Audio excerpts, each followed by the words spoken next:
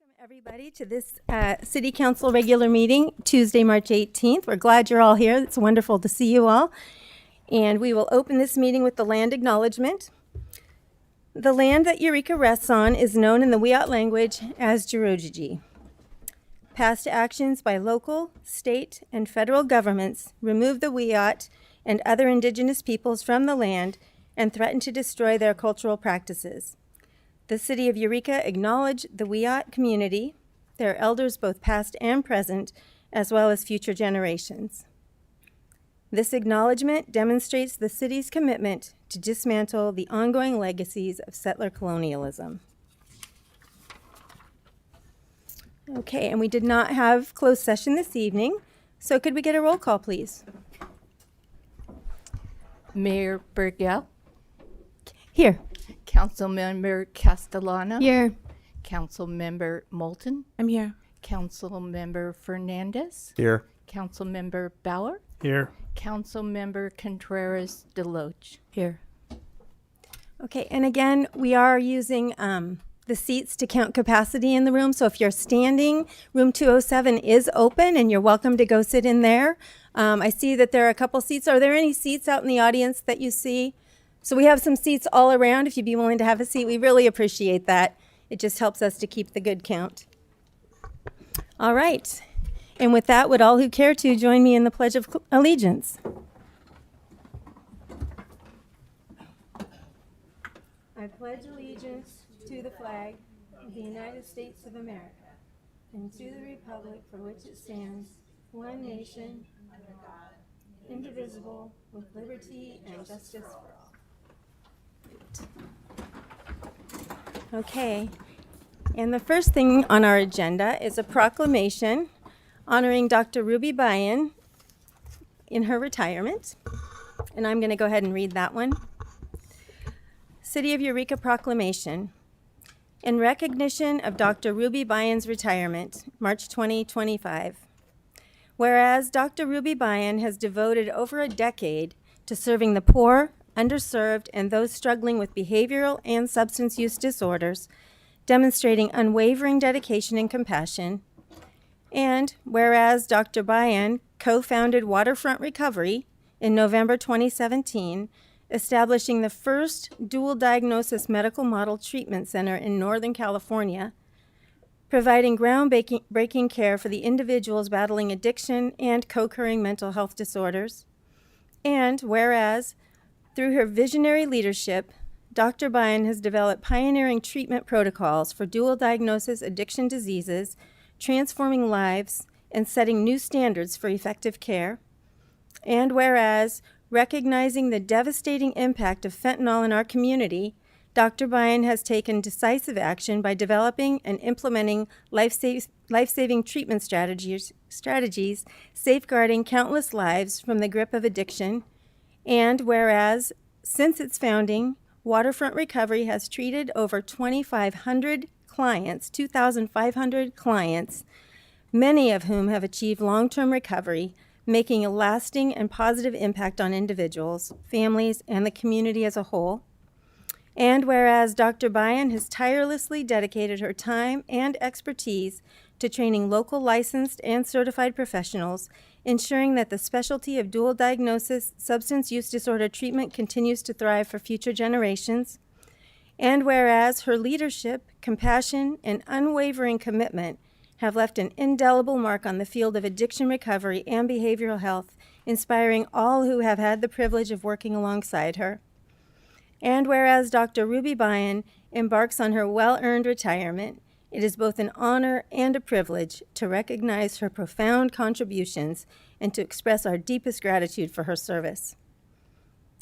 Now, therefore, I, Mayor Kim Burgell, on behalf of the Eureka City Council, issue this proclamation with great admiration and gratitude for Dr. Ruby Banyan's remarkable career and enduring impact, and extend warmest wishes for a fulfilling and joyous retirement.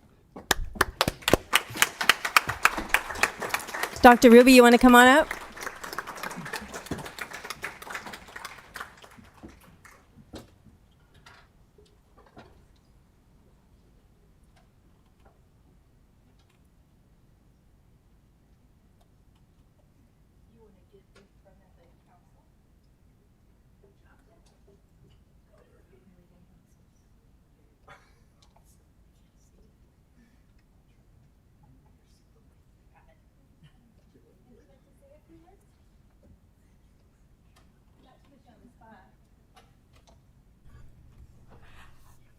I would like to thank the community of Eureka. I came here with a purpose, and that is to take care of the most broken brothers and sisters. Dr. Banyan, would you be willing to speak in the mic so we can record what you're saying? Thank you so much. There we go. My passion is to take care of the most broken brothers and sisters in our community, and who could be more broken than those who have substance use disorder and mental health disorder. These are people who are looked down on and stigmatized.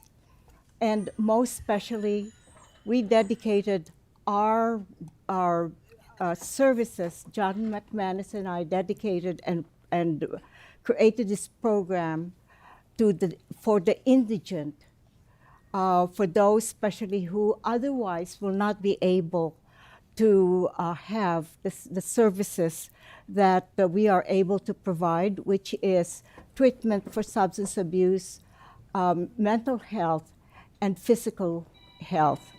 And again, mission is accomplished, and I thank you all, and I'm retiring here in Eureka. Yeah. Thank you. Thank you, Dr. Banyan.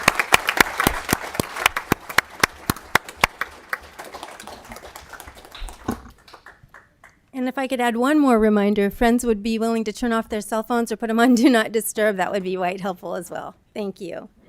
Now watch mine ring, right? And now we were going to talk about the Rhododendron Parade with Old Town Rotary Parade chair people. You want to come on up? Hi. Welcome. Thank you. First, I want to thank the council for co-sponsoring the event, as you always do. We really appreciate it. Old Town Rotary puts on the event now with the help of the council. So I want to just give a rundown on when it is, how to sign up if you want to, where it's at, where it goes if you want to come watch. This is the 58th annual parade. It is going to be Saturday, April 26th. You can sign up online at eurekarodyparade.com. So Eureka and then Rhody, RHODY parade.com. If you go through that, there will be a 3-step process.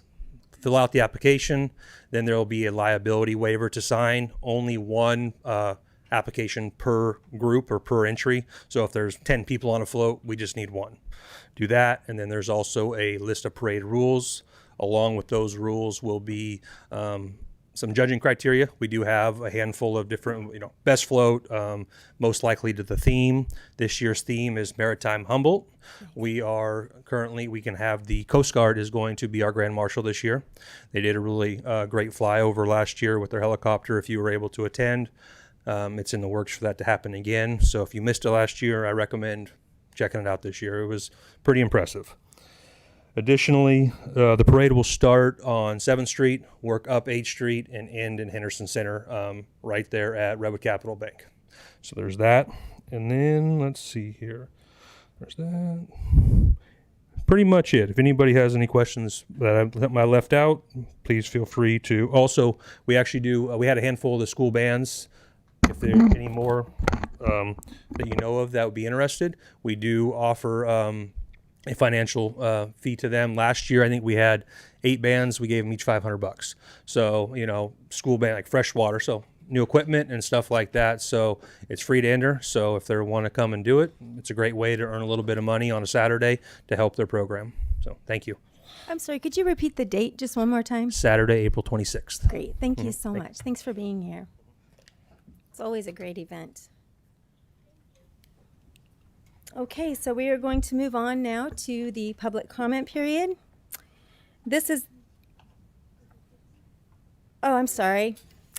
We are going to move on to presentations, the South Gateway Monument sign presentation. And who's that? With Director Asbury.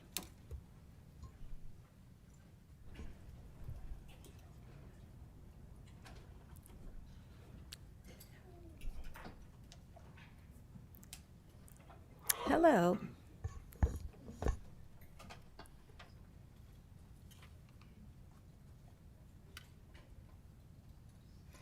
Could you pour me some water?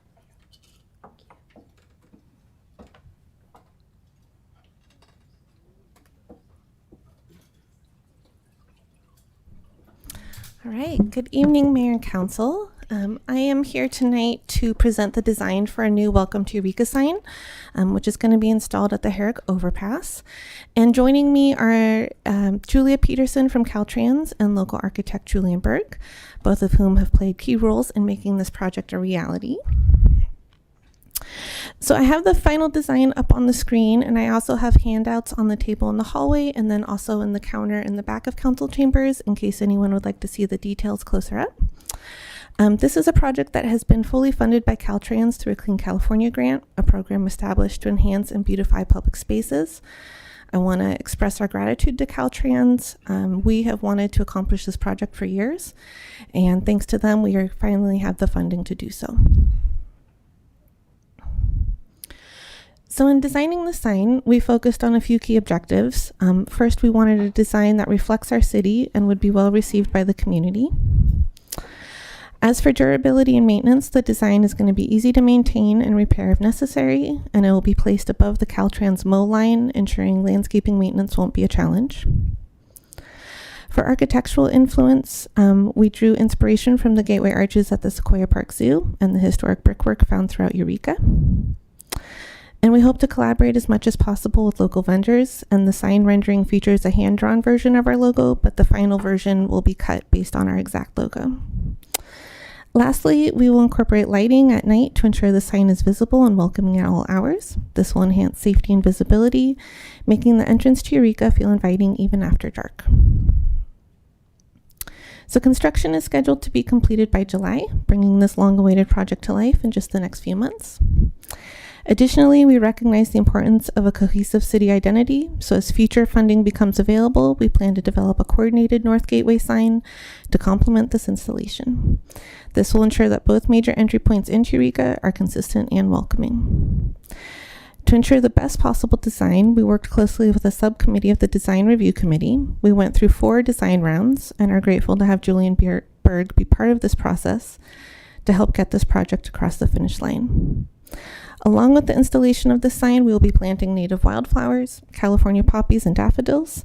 And while our current focus is on the sign itself, we envision future landscaping enhancements as funding allows. So we're excited to move forward with this project and create a welcoming, well-lit entrance to Eureka. I'm going to turn it over to Julia from Caltrans and our architect Julian in case they have anything they would like to share, and we're happy to answer any questions you may have. Welcome, Julia. Thank you, Swan. So I'm Julia Peterson with Caltrans, and this is another partnership project through Clean California with the city of Eureka. So we're really excited to have this big welcoming sign right as people enter Eureka. But it's going to happen fast. Our target here is to be finished by June 30th. Wow, that's So incredible. that's the speed of Clean California. This is one aspect where Caltrans can move quickly. Wonderful. Well, thank you. Do you have any questions? Are there any questions, Councilmember Castellano? This isn't a question, but I do really appreciate the work of you and Caltrans and the Clean California program. It's made a huge difference, from the murals down by the Samoa Bridge there to the, the mural over the overpass. And yeah, so thank you so much for your engagement. And thank you also, Swan, for, helping steward this in our community. It's much appreciated. Thank you, Leslie. I do want to thank Swan and Sarah West, who have just been fabulous to work with, and in doing so have allowed us to do more projects in partnership with the city of Eureka. So thank you. Thank you. Hi. Good evening. Let's see, is this close enough? My name is Julian Berg, and I'm the architect on the project, and I'm really honored to have helped on this, working with Swan and Julia and the team. It has been a long time coming. I was I grew up here and have always wanted to see some sort of an entry to the city. So it's really fantastic that we're making it happen now. And really thought a lot about our history and wanting to incorporate that into the sign so we have something that really creates an identity that is about us and our community. So using local redwood, brick, plaster, and of course the City of Eureka logo built into it, I think it's really going to do that. So thanks everybody for your hard work and looking forward to seeing it become a reality. I have a lot of work to do. All right, Thank you so much. Before you go, were there any further questions from council? Thank you so much. This is really exciting. Much appreciation. All right. With that, we will move on to our public comment period. This is the time for members of the public who wish to be heard on matters that do not appear on the agenda. City Council policy is to limit each speaker to 3 minutes. Such time allotment or portion thereof shall not be transferred to other speakers. The public will be allowed to speak concurrently with the calling of an agenda item following the staff presentation of that item. Pursuant to the Brown Act, the City Council may not take action on an item that does not appear on the agenda. Time allotment for public comment on non-agenda items, which is what we're doing right now, is a maximum of 30 minutes. Shall be allotted to receiving public comments at the initial public comment period. If necessary, an additional period will be allotted to public comments after city manager reports, but only if the first 30-minute public comment period was not sufficient to allow all those who wish to speak in public to do so. And I just do want to remind, we have a big room tonight, and I just do really request that we maintain decorum and that we don't either clap or holler or any of that. We want everybody to feel safe sharing, whether we agree or disagree. So if we could just do this or, give big smiles, whatever, that would be amazing. It just helps the process go by faster, and we want to get through as many people as we can. So is there anyone here for public comment that is not on the agenda? So not the camping ordinance and not the Beta Zoo Trail. Is anybody here that wants to comment on items that are not on those two things? Did you want to come up, friend? Yeah, you're standing. Did you? Yes. You could come up. Thank you. You're welcome. Welcome. Unfortunately, what I wish to speak of is, I believe, of the nature you just spoke of. Oh, okay. Well, then you can come back up during that period. Thank you so much. You're welcome. I'm glad you're here. Come on up. Just to clarify, the criminalization of homelessness is not up to subject to talk about at this particular moment? The camping ordinance is on the agenda, so this is not the time we'll be speaking on that, sure. And when would the time be to talk about Well, that? we're going to get through public comment first, and then there's an agenda over there, and then we have our consent calendar. So we have a few items before we're ready for that particular item. So, Will it be addressed this evening? yes, sir. Thank Yes, you. sir. You betcha. You betcha. So you can just, yeah, thank you. Come on up. I think I might be the only person without an agenda item. Hi, everyone. I'm thrilled to invite you to Illuminate 2025, a special Sunshine Week event on Thursday, March 20th, 2025. That's this Thursday, from 5 to 7:30 p.m. at the historic Eureka Theater. It's a free event. It's open to the whole community. It's hosted by Access Humboldt and co-sponsored by the League of Women Voters. Sunshine Week celebrates transparency and open government, and the event will highlight how independent media keeps our community informed and engaged in civic participation, like we see right here. We'll hear from local media leaders, honor one outstanding journalist with a Ray of Sunshine Award, and enjoy a reception in the theater lobby. This inaugural event includes a paddle race to support the Broadcast Backpacks program, providing portable media toolkits for local libraries. So any Humboldt County resident can learn to create and share important stories in an authentic and meaningful way. These broadcast backpacks will remove barriers to local broadcast journalism and increase representation of our many cultures here in Humboldt. So join us for an evening of conversation, celebration, and action. Let's shine a light on media, democracy, and the next generation of storytellers. There's more information on our website at accesshumboldt.net. See you this Thursday, March 20th at the Eureka Theater. Thank you. So that's it. Thank you. Is there anyone else in the audience that's here to comment that on non-agenda items, so not on the camping ordinance or the other? Come on up. Beta Zoo Trail, that's the other. Welcome.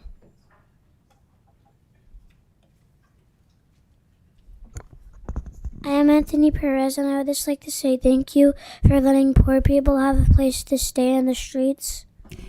Thank you. So cute.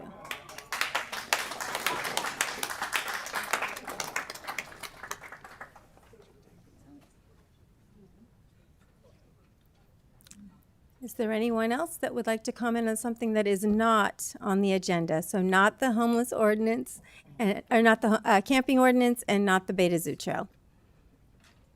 Come on up.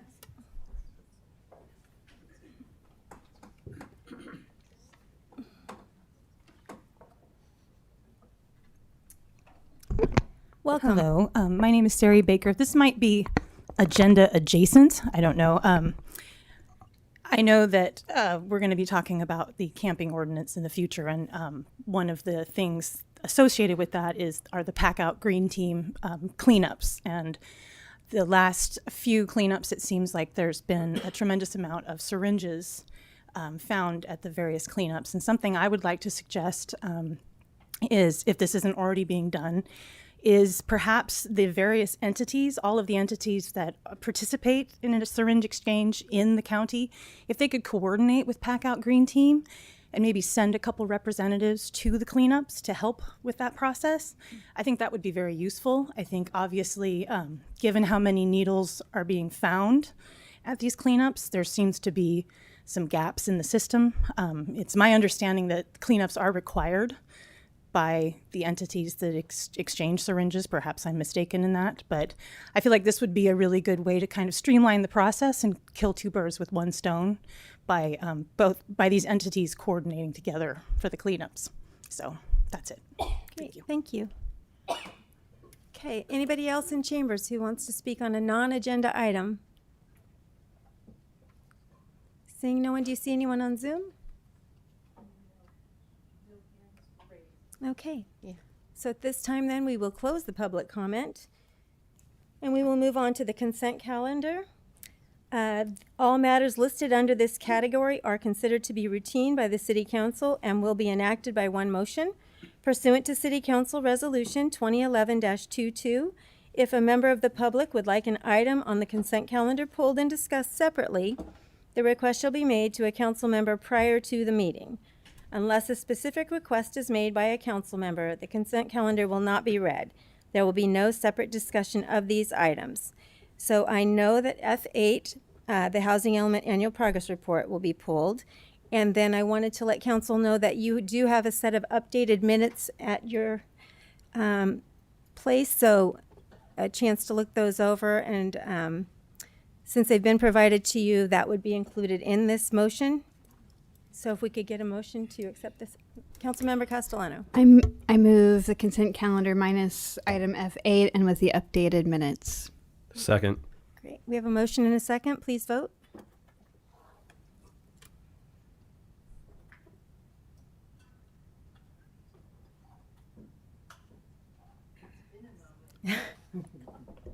Unanimous yes vote, motion carries. Thank you. So that moves us to the Housing Element Annual Progress Report for the year 2024. And welcome.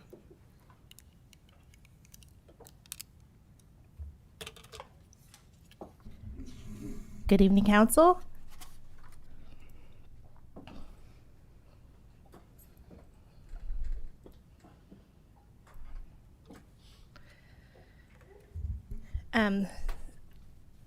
Every year, we're required by the state to submit a Housing Element Annual Progress Report. So this is the progress report for last year, 2024.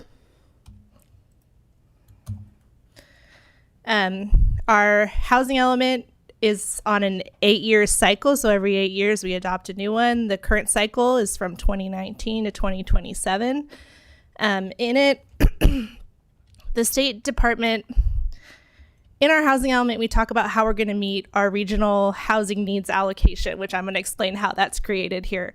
The State Department of Housing and Community Development determines the regional housing needs allocation, or RHNA, for the different regions in the state, partly using numbers from the finance department. Humboldt's RHNA is 3,390 net new housing units for the 2019 through 2027 housing cycle. So that's the goal for Humboldt, given to us by the state. And it's also broken down into very low, low, moderate, and above moderate income levels. Then Humboldt County Association of Governments allocates the RHNA amongst all Humboldt County cities and counties. And Eureka received 952 of the units. Out of all of them, that's 28% of countywide average. I believe it was 50%. It was based on what percentage of the population we have and what percentage of the employees we have for the region. And I think those two things were averaged equally to determine what percent of the RHNA was given to us. And so that, again, is broken down into different affordability levels for different people. And when we report, we're given this Excel spreadsheet by the state, and it asks us to report on a lot of different things. We report on permit applications that we received during that year that were complete, building permits approved, meaning all the different departments and divisions and fire signed off on the building permit, but they hadn't actually paid for it yet. Building permits issued when it gets paid for and we issue the permit and they're able to start building.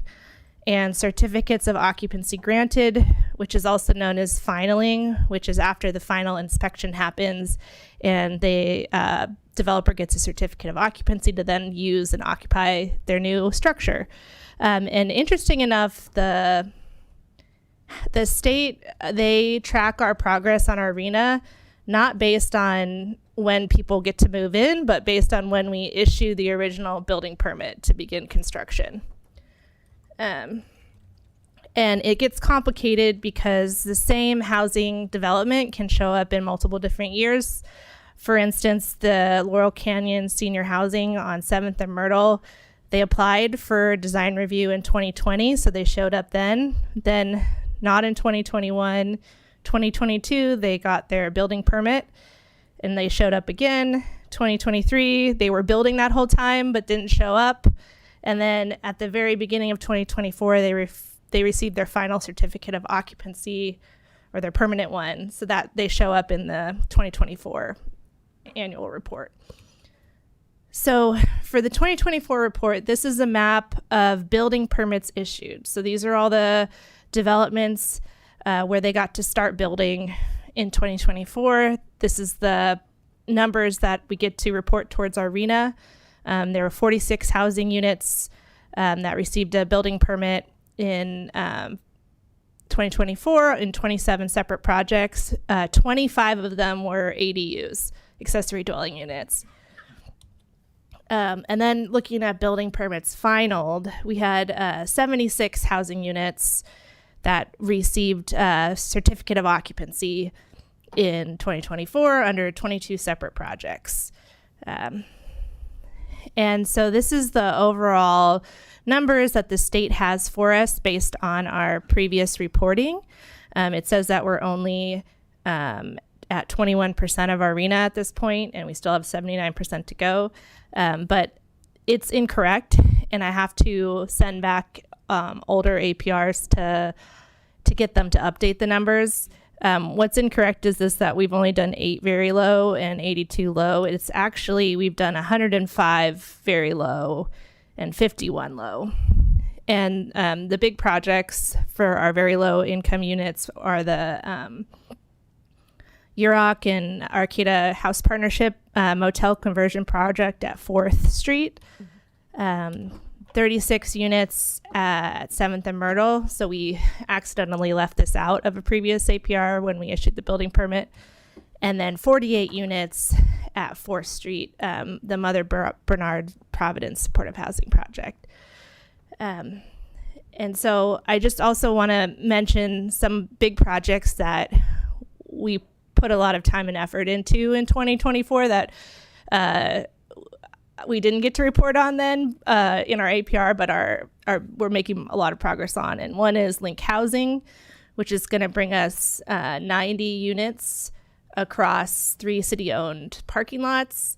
It is fully financed. They've applied for building permits. We're almost to the point where we're done and they're starting construction any day now.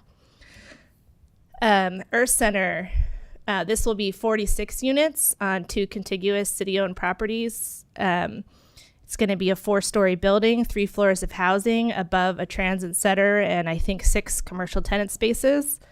They received design review approval in January of 2025, and they're applying for funding in February, or they must have applied for March. Sorry, right now. Yeah, tomorrow. We Tribe, 93 units on 2 scattered city-owned sites, 5th and D, and our parking lot here at 6th and L. They're proposing a mix of very low, and moderate income. They are working on design with their consultant Travois and to apply for tax credits in July of 2025. And we have a community outreach meeting scheduled for next Wednesday, March 26th at 5:30 in City Hall to talk about that project. Sunset Heights. This is going to be 88 units on 2 contiguous city-owned parcels above Broadway between Harris and Henderson. It was the result of a 2022 property swap with the Pearson Company. It's already received $1 million commitment from Redwood Coast Regional Center to house clients there. It received design review approval in December of 2024. And now the developer, Rural Communities Housing Development Corporation, is working with the city and Humboldt Transit Authority on an affordable housing and sustainable communities grant. And we have a community walk for that this Thursday at 12 p.m. And we're meeting at the bus shelter on the corner of Harris and Elizabeth, because the grant is gonna, if we get it, it'll pay for a bunch of public improvements, bike, pedestrian, and transit improvements in addition to the housing. And that's what we're gonna be talking about on our walk. Also, other big projects in the works are the Housing Authority Repositioning Project. They're gonna be redeveloping their aging housing stock, taking 196 existing housing units on 12 separate properties and redeveloping them with 355 units, so a net of 159 units. The Clark and C Street property, they have 12 existing housing units there, and they received design review approval to redevelop with 44 income restricted senior housing units for a net gain of 32 units. Their biggest property is south of Harris. It's called the 25-in-1 Prospect Project. It's got an 8.61 acre footprint. It has 106 existing housing units. They're going to be redeveloping for a total of 256. They're going to be adding 150 new units in 7 phases.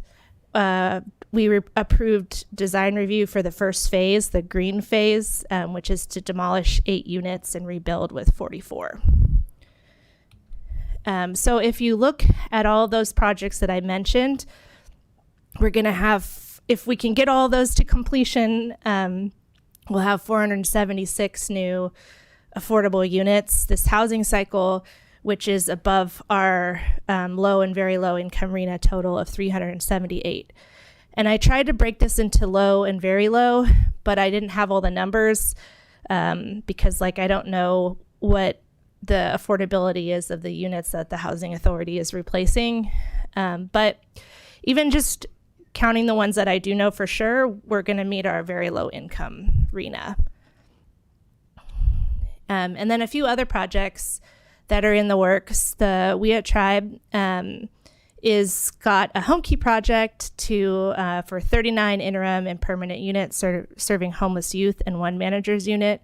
They're working on the building permit for that right now.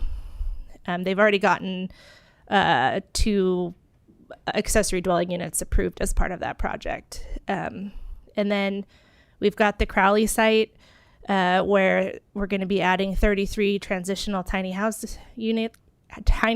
units with shared restrooms, kitchens, and laundry facilities. And the project's going to prioritize individuals living in encampments along Waterfront Trail. We're not going to be able to count this towards our housing element because they're not complete units. They rely on shared restrooms and kitchens. Navigation Center, the county is working on this, and we're hoping to see a building permit any day now. It's going to have it's going to be an emergency shelter with laundries, showers, and kennels. People will be able to be there during the day. And so for more information on, this was all about big affordable housing development projects, but there's also, like you saw, there's a lot of little accessory dwelling units being built, and there's a lot of small subdivisions happening with individual community members. And that's because we've removed a lot of barriers that made housing development difficult. And so if you want to learn more about that, you can search City of Eureka housing information, and we have a bunch of informational material on that. And then if you want to learn more about city housing, affordable housing on city lots, we also have a Talk Eureka website about that. That's it. Thank Does you. anyone have questions for Development Services Director Kenyon? Councilmember Contreras-Deloche? Yeah. First, really quick, Oz, I need your help. Is Derek back there? Yep. Yeah, I had a question for you. I tried to zoom in and it disappeared. Something you just mentioned just now, you said shared units that share kitchens and restrooms that they can't count toward RENA numbers. Does that include, go ahead. I said that wrong. It's because it's transitional housing, so people who stay there are only going to be staying there for up to a year versus permanent housing. So if its intent is for it to be transitional, then it can't count toward it, because it can only count toward it if its intent is for it to be able to be long term. Correct. So transitional housing and emergency shelters don't count towards our RENA. Okay, I just wanted to make sure I understood. Thank you so much. Thank you. Councilmember Castellano. Thank you, and thank you for all of your work to support housing implementation. I was curious, we've all been working on these for some time, and for things like many of these upcoming projects are going after potentially the same pool of funding. How much, or pools of funding, I guess, like how much are they competing against one another or not, was a question, and is there some coordination in terms of which project is applying for which grant? So yes, the last round of tax credits there was competition. Link won that competition. The ones coming up currently for the WIAT, there's a set aside for tax credits that are specific to tribal organizations, and so that won't be competing. I don't believe that Sunset Heights is in a position to apply for the tax credits that Danco's applying for currently. I think the application went out today. So they need to get that gap funding, and so if, let's say, Danco doesn't get this round here, there is a potential for them to compete going forward. But Danco is very confident with the transit center and the other amenities that are associated with that development that they're going to be very competitive. Great, and I know that Humboldt Transit Authority has funding also to help support the transit center. And thanks to Pro Tem McGuire for that. I know he was part of that legislation to created set-asides for specifically tribal funding for housing. I was curious, is there any anticipated impact from federal changes on the availability of the funding mechanisms for housing? Right now, nothing. Danco is moving forward as always. But yeah, Link got some federal funding but we haven't heard of it being taken away. Great. That's good to know. And then last question, I know, it's really exciting to see all the affordable, very affordable, or very low income. Do you, it seems like one of the hardest areas for building housing is actually like market rate housing in terms of, and I know that helps us with recruitment of like doctors, teachers, folks work, what are the efforts being, I know we've permitted some properties that could have that housing, or we've not permitted, but gone through some zoning processes around that. Any potential momentum in that area? So there's a few of them. A year and a half ago, 2 years ago, there was Subdivision 6 in Lombard Hills that we extended an agreement and grandfathered that in, and that is, I believe, 60 single-family homes up in Lombard Hills. That needs to come to completion within 5 years of that date, which is probably 2 years or 3 years from now. There's also property owned by a private property owner that has been in discussion with us about potential condominiums or townhomes in a similar area there as well. And then finally, there's property that is in escrow along the waterfront, and the initial proposal that we've heard from the developers, 63 or 60 or so condominiums in that area, and that's very, very preliminary. Thank you. And I think that the ADUs are a very valid point that Director Kenyon had stated. We just had a meeting with the Humboldt Association of Realtors. They are getting a lot of inquiries about ADUs and how to get there, and because of the zoning changes that council has approved and that development services have implemented, lot lines, subdivisions, those type of things are a lot more easily done now. And so ADUs, I think, are something we're going to be coming back with the financing program for that, so that should help too. Thank you. Any further questions? Councilmember Contreras-Deloge? Sorry, I just thought of this. Have we, and I'm not sure if this is a question for you or city manager, who it's for, but, so much of this was already planned and in the works when I was elected 2 years ago. And of course, the community frustration is that even though we have all of this planned, is that we still don't actually, a lot of the homes are just still not built, which it's still great that we have this plan, but it doesn't do anything to alleviate the housing shortage at the moment. My question is, have we been tracking delays in those timelines? Like, for example, and this I know doesn't count toward the housing, but for instance, it's been a year or so since we talked about, the transitional housing, that the doors were supposed to be open. And even just at the meeting in January, it was for sure by the end of January, and we're in March, we still don't. And so I'm wondering, have you guys been tracking the delays and what those delays and why the delays were, so that we could, as a council, have an idea of what's happening? And just cause I, spend 2 years into just me. So yeah, that's my question. So they're all very unique, and 2 years in development time really isn't that long.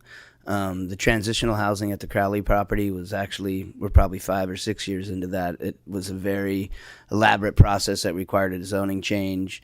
There was an intent to use certain structures for the facility. Those got burnt, so we had to go out and get grant funding. I would say the biggest barrier for this is the funding associated with it. The Sunset Heights development is a perfect example. They went after tax credits the previous round. They did not have gap funding as a part of that. But I think that through the RFP processes that we've gone through, we've selected very knowledgeable developers in this field. Danco's done a great job. For example, Danco's project on 7th and Myrtle, they applied for tax credits 5, 6, 7 times, I believe, and we kept extending that. Finally, they got to the point where they were competitive and they were able to get it. But related to these projects here, the affordable projects are typically related to availability of funding. And I would say, compared to other communities, we've done very well. The $50 million that Link got from the A6 grant was a huge award for a rural area. And I think we have a template to move forward. All of the developers we have a lot of experience in making these developments happen. They do take time, though. Thank you. I really appreciate that explanation. What I was wondering, and it wasn't really what I was asking, but actually I really appreciate that too. And I think that was really good for everybody in the public to get to hear that explanation. I think my question just wasn't clear. I was curious about let's just take one and say, this one was planned for, this period of time, but instead of this process taking 2 months, it took 4, or this ended up being delayed by 6. I'm kind of curious about the individual timelines of housing and kind of what the causes for delays have been, just because so much of it still hasn't come to fruition. Mostly the timeline specifically, not so much the cause, but how each of them have been extended out and for how long. So I will say it once again is really unique.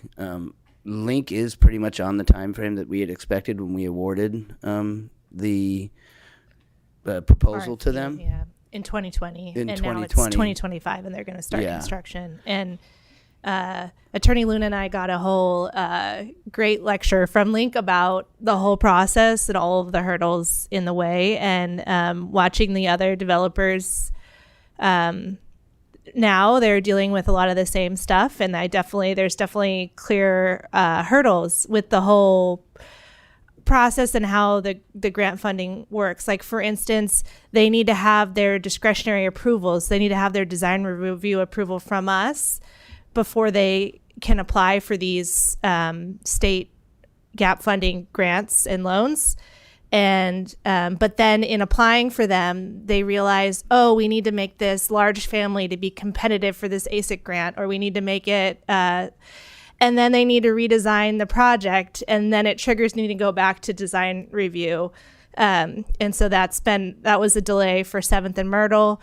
It's going to be a delay for Sunset Heights. It was a delay for Link Housing.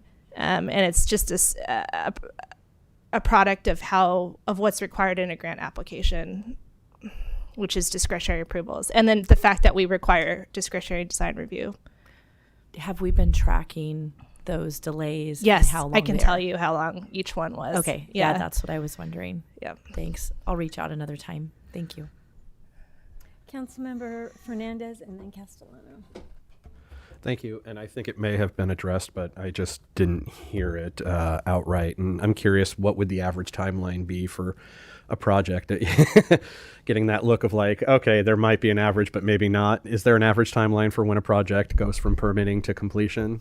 Do we have that? These affordable housing projects, it's the financing that's key. It's when are they able to get their financing? And so Link has 6 different funding sources, that took them 5 years to compile to then be competitive for tax credits. So it seems simple on its face, but it might take multiple years, and once 3 again, or more. It varies significantly. Okay.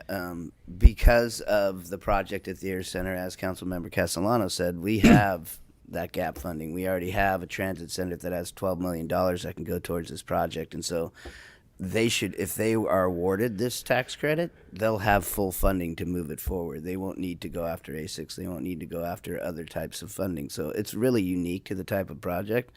I will say for other projects that are not affordable, it's a pretty clear and set process, as long as, once again, those developers have the money to make it happen. Okay. And then going back to the Crowley property for a moment, I know when we talked about this some time ago, I have notes here. It's a housing first, at least in mine, correct? Yes, it'll be low barrier housing first, and more of that will be covered as a part of the ordinance as well when we get to that. Okay. And so when we're talking about housing first, how many other projects do we have that are in similar line or similar thought? So how many units, if you can give me that? And that'll come up. I don't have the exact numbers, and so all of those numbers will be provided at the camping. He has specific numbers related to that. And can you give me a definition of what we mean by low barrier? It varies. Typically, the lowest barrier is basically that you're not, like we do for the warming centers, and some of our other shelters are basically that you're not a harm to others and you're not a harm to yourself. Okay. And that's allows for couples, it allows for pets, those type of things. Okay. Thank you. Councilmember Castellano? And I just wanted to add, some of our very low income units are actually extremely low income. So they're like 0 to 30% AMI, which just means like you have very low income or no income. Thank you. Thanks. I believe you implied this, but I just thought I'd parse it out with a question. Do you think that changing the design review process or kind of discretionary approvals would expedite and also through that make some of these endeavors more affordable? Yes. Thanks. Thought that's what you were saying, but just thought I would spell it out. Yeah, and to other council members, for sure, I'm excited that if we see some of these break ground in my entire term on council. So, yeah, and it's definitely,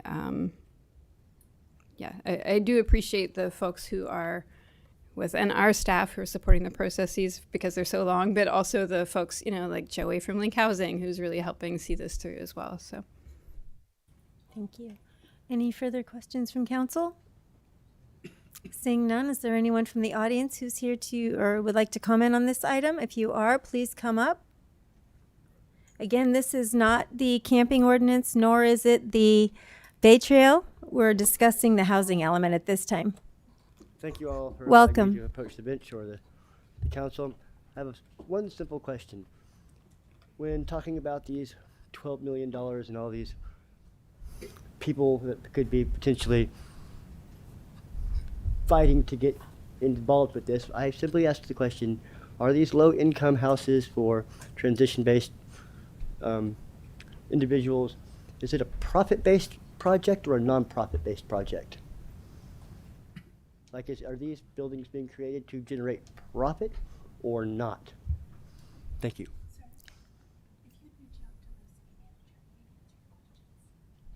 Can the question be answered here now? Thank you. Thank you. Profit it is.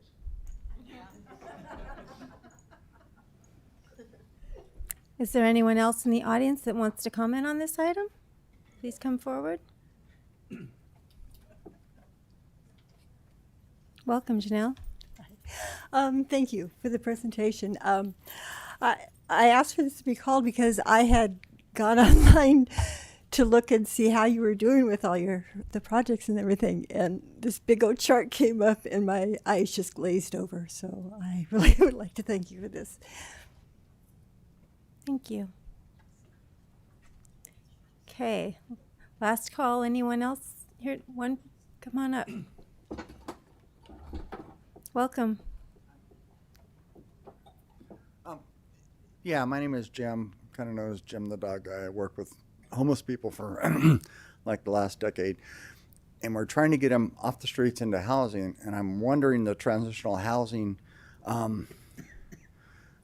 how can the homeless go about getting into that transitional housing? I've seen a lot of them step into like the Grove and into Red Roof Inn, and that is just curious to how easy it will be for them to get into that transitional housing. Mm-hmm. That's just what I Thank want to you. know. Thank you, Jim. Okay. Seeing no one else in the audience that wants to comment, come on up. Oh, he was getting up for him. No, this gal here. Welcome. Hi, my name's Amelia. I just wanted to say my dad does the same thing, like with the housing, the transitional, like the little, it's called a pod village. He does it in Vermont with some people, and they have like a village for homeless people, like in Burlington. That's it. Great. Well, thank you for being here, and thank you for that information.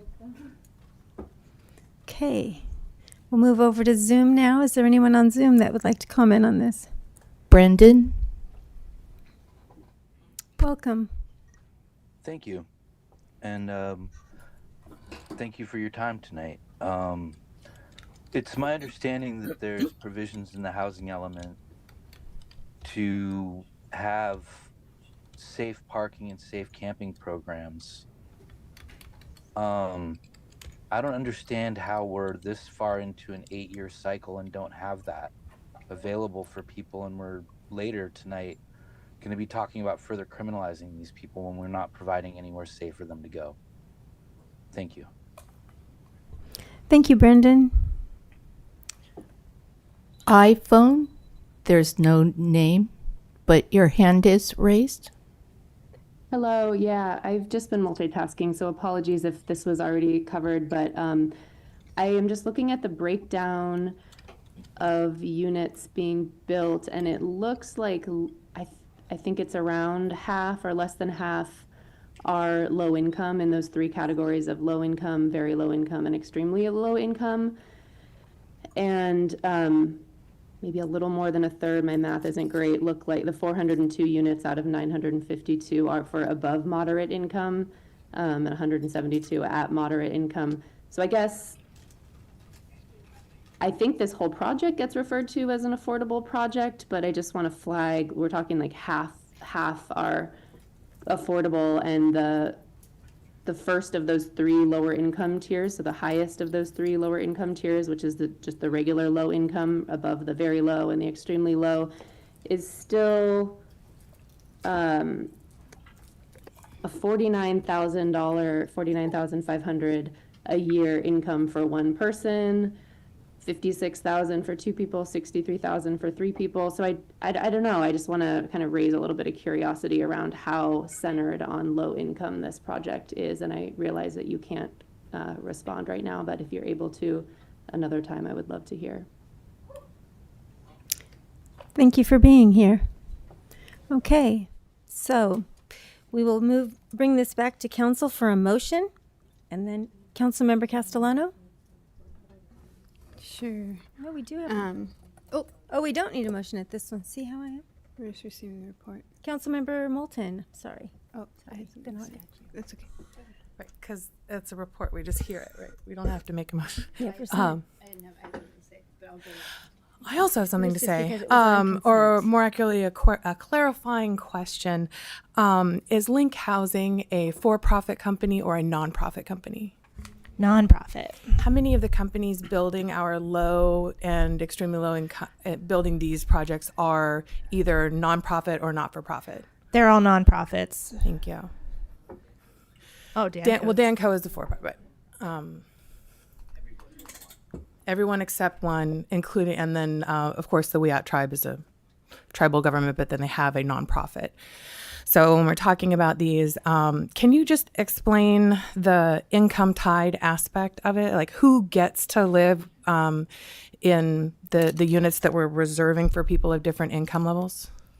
Yeah, so they're deed restricted, affordable, and so they have to be rented at a price that's affordable to, depending on if they're earmarked for very low or low. And affordable means not spending more than 30% of your income on rent and utilities. So if someone falls into that extremely low income category where they literally have zero income, then what would their rent be? Zero. Yeah. Okay. And if somebody's on SSI and their income is $900 a month, then their income couldn't go over 300. A lot of these projects too, the 7th and Myrtle is the senior very low.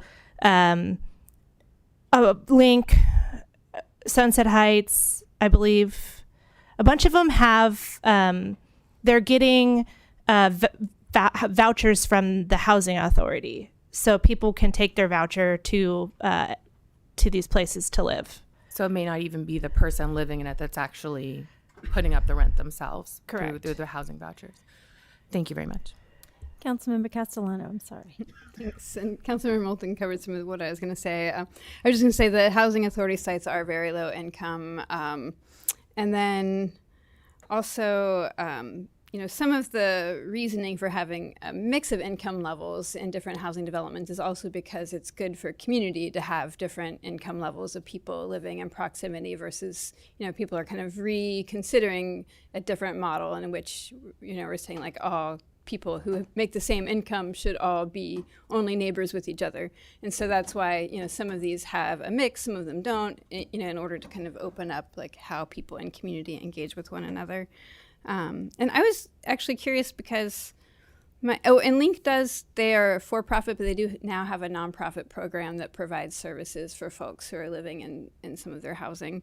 But to Mr. Colleen's question there, I was curious about, I didn't realize that the housing element covered, it doesn't, okay. I didn't think it did, but I just wanted to make sure it doesn't cover like transitional and it had an implementation measure about adopting a homeless action plan, which we then did, which So now that was, I needs to guess- be updated. Great. Okay. That's what I was thinking, but but I do appreciate the bringing that forward as a consideration. Great. Any other questions or comments? Okay, seeing none, we'll move forward to our next item, which is ordinances and resolutions. Bill number 1040 CS, Unlawful Camping, Sitting, Lying Ordinance with City Manager Slattery. Thank you, Mayor, and good evening, Mayor and Council. Derek, if you could help with the presentation, I'd appreciate it. Should be minimized to the right. There you go. Perfect. Thank you. So, like the mayor said, we're going to be going over the proposed update to the sitting, lying, camping ordinance. I want to first go over how we're going to go through this. I'm going to provide a background of how we got here. After that, Special Project Manager Davis will talk about resources and services and give an update in that arena. And then we'll have our Managing Mental Health Clinician, Rosen, come and talk about the diversion program, the Law Enforcement Assisted Diversion Program. And I'll give a brief overview of the ordinance. So as far as background's concerned, in June of 2024, there was a Supreme Court ruling that overturned a previous ruling, and the Supreme Court, by 6-3 decision, held that the enforcement of generally applicable laws regulating camping on public property does not constitute cruel and unusual punishment. When that ruling came down, the city attorney felt it was a good opportunity to review not only our camping ordinance, but relative ordinances to that. City Attorney Luna reviewed those ordinances, and in December of 2024, in reviewing those ordinances prior to that, realized that they were very confusing, very lengthy, not only hard for enforcement, but also for community members to understand. And so made the proposal of combining the sitting, lying on sidewalks ordinance with the camping ordinance. And we held council briefings in December of 2024 to discuss that, the ordinances and what the plan would be to move forward. Then in January 14th of 2025, we had a special council meeting to discuss the proposal for combining the ordinances and elevating the elevating the violation to a misdemeanor. At that meeting, council directed staff to bring back an ordinance that both combined those ordinances as well as upgraded the violation to a misdemeanor. So that's what's got us here today. And so now we'll have Special Project Manager Davis discuss resources and services. Thank you. Good evening, Mayor and Council. I just want to do a very, very brief overview of the Homeless Action Plan update that we gave back in January. And these are just the goals. And the number one goal, and it's the number one goal for a reason, is increase the availability of affordable housing for community members experiencing homelessness. This is the key. This is how we move towards ending homelessness, is having adequate housing, especially low-income and very low-income housing. And as Director Kenyon overviewed earlier, the city is making significant strides towards that goal. We're also, some of the other goals include, and these goals aren't just goals, these are goals that we work towards every single day. increasing engagement with individuals experiencing homelessness. We have an outreach team that we've recently expanded, and we go to where folks are. We meet them where they are, whether it's down at service hubs, encampments, or just anywhere in town and throughout the county. We have a new resource center that we launched, and it's being attended. It could be, we'll get to that later, but yeah, we're just offering services and conducting outreach on several different levels at several different angles. Increasing community education, engagement, and resource awareness. That's something also that's we're working towards every day. Expanding Uplift Eureka's rapid rehousing program. Recently, we have received and secured some grant funding to continue this program. And with our rapid rehousing program, it isn't, there's over 200 individuals that we've been able to secure rapid rehousing for, folks that were experiencing homelessness, Category 1, through the HUD definition. And it's not just housing these folks and moving on. It's meeting with each one of these folks, searching for housing that's appropriate for them, securing that housing, helping them move in, providing essential household items, helping them understand the leases, signing those leases, and staying housed, providing ongoing supportive services to each and every person in our housing program. Currently, I think we have 16 households that we're working with, actively working with in our rapid rehousing program, and we are going to launch, I believe, soon, I think later this month, beginning a second concurrent rapid rehousing program. We have implemented a homelessness prevention program back in November and December, where we prevented 16 households that were at imminent risk of experiencing homelessness. And every single one of those households is still currently housed. We have secured additional funding for this program, significantly more than the first round, and we plan on implementing this program very soon. I would say beginning of April.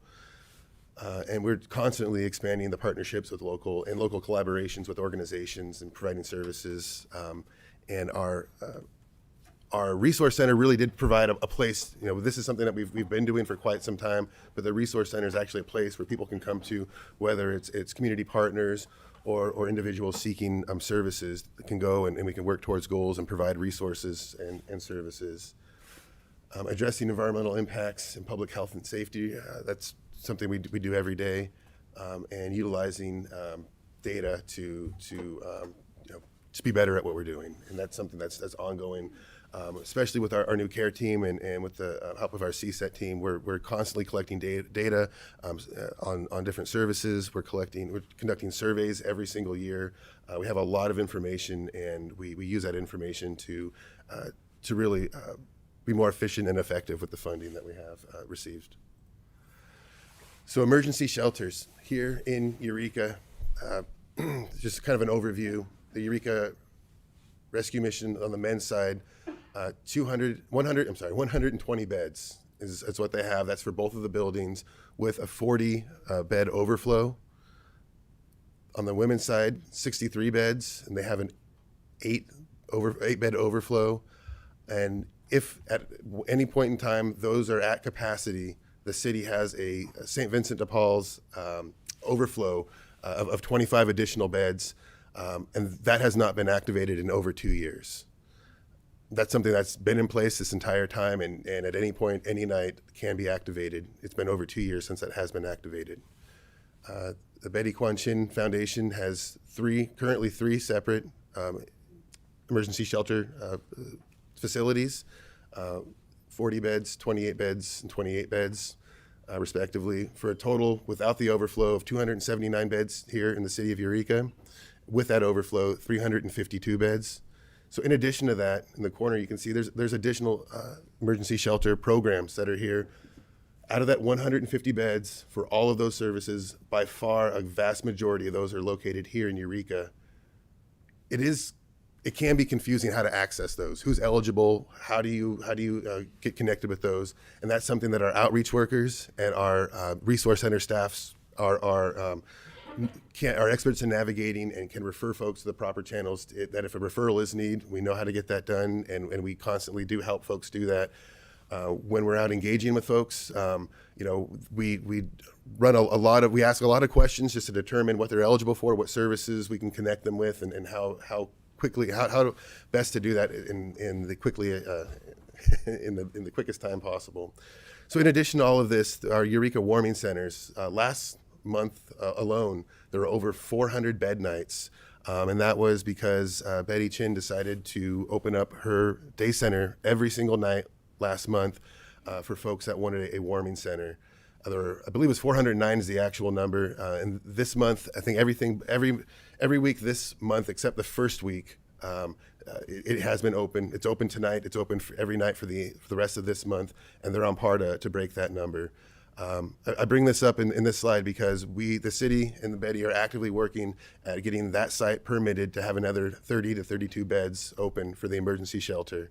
We're also working with Betty and her foundation on a separate site here in Eureka that would add another 40 beds, and this is extremely low barrier beds. This is for folks that are out. The site would be on 2nd and A Street, and it's for the folks that are residing in that area. And it's extremely low barrier, and that will be the place where those folks could go and stay. So this is in a snapshot the emergency shelters that's available here in Eureka. There are other shelter services. This doesn't talk about anything going on in Arcata or anywhere else throughout the county. This is strictly emergency shelter beds available in Eureka. There's other housing models too, other housing programs. This is more of, this isn't just Eureka numbers, this is for the county, but this goes through the coordinated entry system, so the referral is the same pipeline to refer to these programs. So currently, for permanent supportive housing, there are 13 active programs, 436 beds. In rapid rehousing, there are 10 active programs throughout the county. There's currently 293 beds.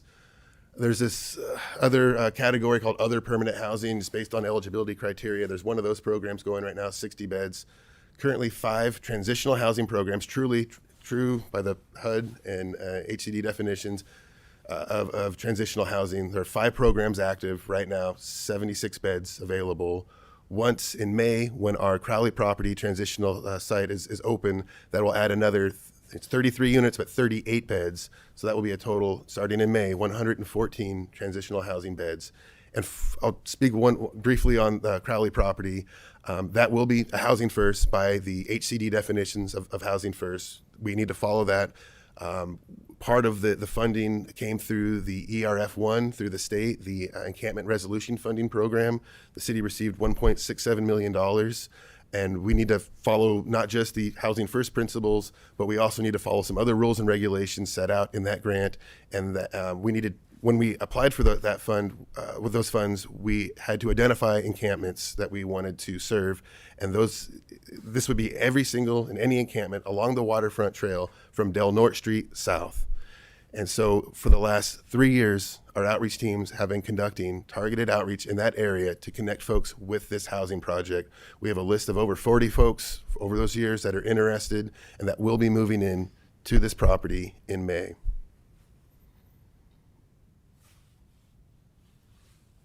There's additional resources, and I'll just mention also to get in touch with some of these, to apply for some of these housing projects, it can be confusing. And with these additional housing resources, the Housing Authority here in Eureka has 195, the last presentation had said 196 units here in Eureka, and they are going to be significantly increasing that.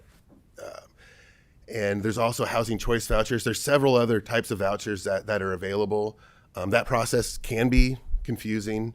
That process, the applications are anywhere between 30 to 40 to 60 pages long. And if you miss one signature or one initial on one page, you get sent back and have to kind of go through and not start the entire process over, but there's delays. And so this is one of the things that our outreach team does and our resource center does is walk folks through this process. Folks that are willing to receive these services and want to engage, we walk them through every step of the way and can connect them with these services and resources. Some other models that are ran local, there's home share programs. CalAIM is a real big one. That's a very new program that several of our community partners are utilizing. And this is a program that can help pay deposits, can eventually pay rent, and provide a lot of other services. There's several local organizations that are actively using CalAIM for prevention and for housing funds. And then affordable housing. So this is specifically for the deed restricted affordable housing units. And these numbers are for the county. There's 1,892 units. And that's ran by several different property management companies. This is just a few of them. In addition, there are several more affordable housing units that aren't deed restricted, and I think when you add them all up, it's well over 2,200. But each one of these landlords, each one of these property managements have a different system, a different application process, and it looks a little bit different for each one of these. Our outreach workers and our resource center folks and our housing coordinators have, over the years, really, figured out a way to do this really effectively and very efficiently. And this is a service that we are very happy to help and offer to our community members. The 200 plus individuals that we house through the Rapid Rehousing Program is one thing, and that's great. But in addition to that, I mean, we've lost track of how many folks for either one step or another through these processes we've helped either secure identification documents for the application process, or driven them to these interviews with the landlords or with the project management companies. It can be confusing, but like I said, we have experts that do this every single day, or Monday through Friday, and this is something that one of our services that we offer both in our resource center and out in the field through our outreach team. And I just want to take this opportunity to just reiterate that we do have this community resource center that is open. Right now, the hours are still Monday through Friday, 10 to 2. We will be expanding those to 10 to 4 very soon. And anyone and everyone is welcome. And we also have our outreach team that has a mobile office. We go to where folks are. We set up, we can load computers, printers, scanners out and go to where folks are and do the work that really needs to be done.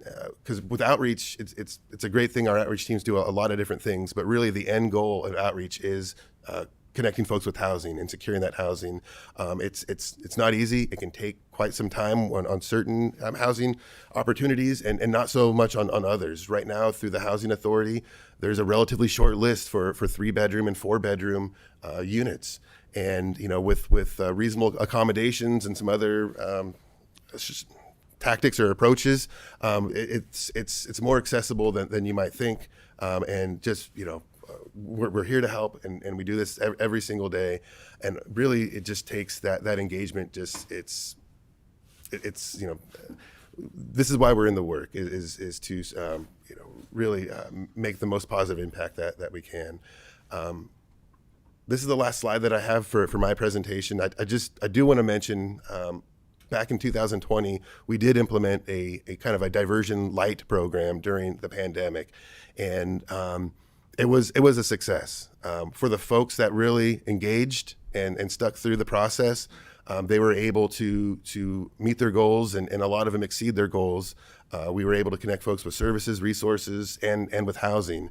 And through that diversion program, we were able to connect and work with folks that maybe our outreach workers knew of them and worked with them in the past, but didn't have that connection, that they weren't willing to engage. But through that diversion program, the light diversion program back in 2020, we learned a lot of lessons, and I think we are ready to re-implement that.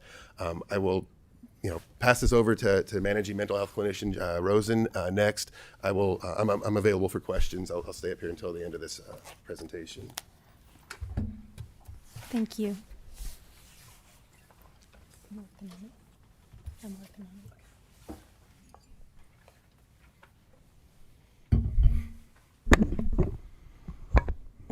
Good evening, Mayor and Council. So tonight I will be presenting on the refinements that we've made to the LEAD program. Special Project Manager Davis alluded to kind of the launch of the lighter version of this in 2020. And since we've been looking at revamping this program, we've kind of gotten to work at looking at how we can kind of expand, how we can make it more thorough, and how we can build in some patients' rights and protections, so that the folks who are coming into this program are supported throughout as well as protected throughout.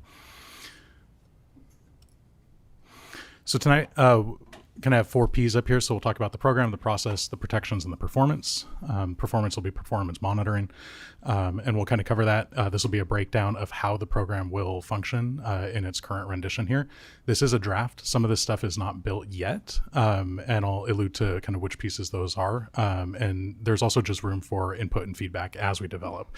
Similar to many of our other programs, this will be a living program and something that as we gather data, as we do the work, we'll be able to look back on it and then pivot as needed.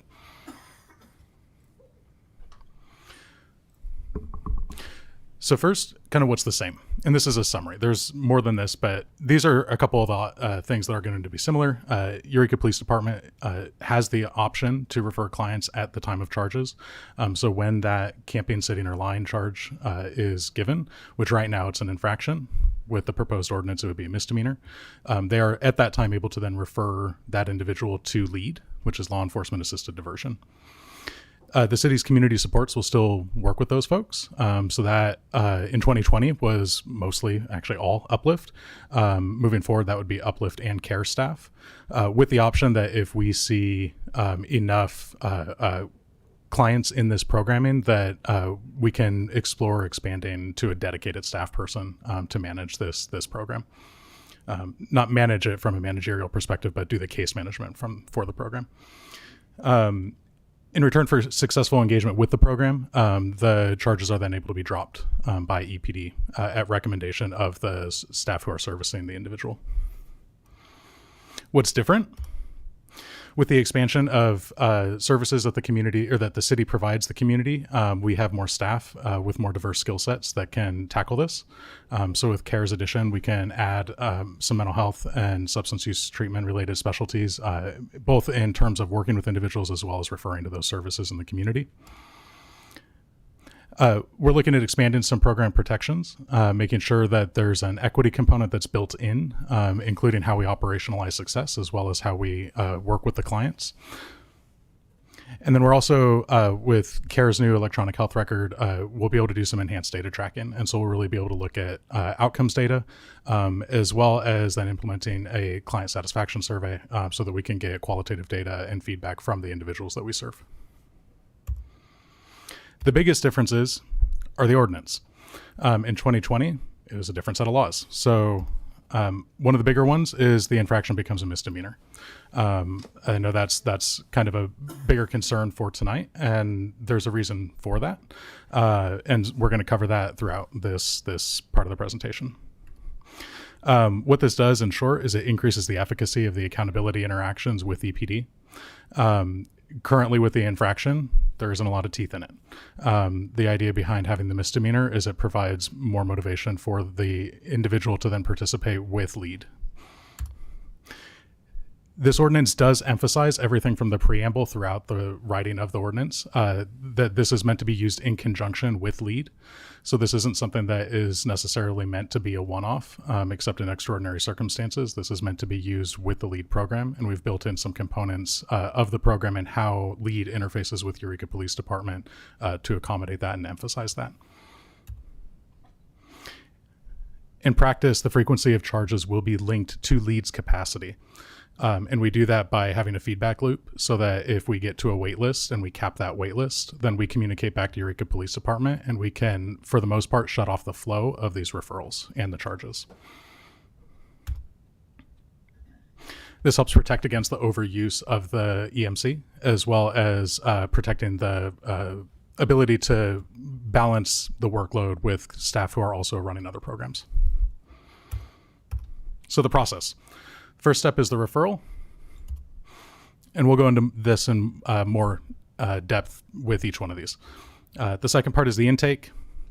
We then have the plan development phase where we work with the client to develop the plan. We then talk about engagement and getting the client engaged in the community with the services that they desire, connecting them to those services, and then graduation. And so if we take a deeper dive, we'll start with referral. Upon agreement to participate in the LEAD program, which will be at that time of charges, the client is provided with a card that connects them to our programming. This can be done either by dedicated drop-ins at the resource center, We'll have staff and times available for that, depending on how the Resource Center's times expand. But we do have a plan for drop-ins. This is particularly effective for someone who maybe doesn't have a phone and can't call to schedule or coordinate that appointment. We will also have a contact line, though, where someone can give us a call and we can schedule an appointment outside of those drop-in hours. We want to do our best to cater to the individuals so that we can get them that support and reduce barriers to it. A separate referral notice at that time will then be sent to lead staff. So this would be by Eureka Police Department. When they complete that referral, they would then send it to staff, and then we would know to be looking out for someone to be coming our way. Moving on to intake. When the client arrives at the lead intake appointment, that'll again either be at the Resource Center, or we can go out into the field and meet them there if we can schedule that. Either the Resource Center staff or the lead staff will go through the intake packet. That'll include treatment consent, that'll include notice of privacy practices, releases of information, and also a needs assessment, really looking at what is that person needing in terms of their circumstances and how we can get that to them. And we're going to be developing a form that looks at milestone points that I'll cover in a little bit here.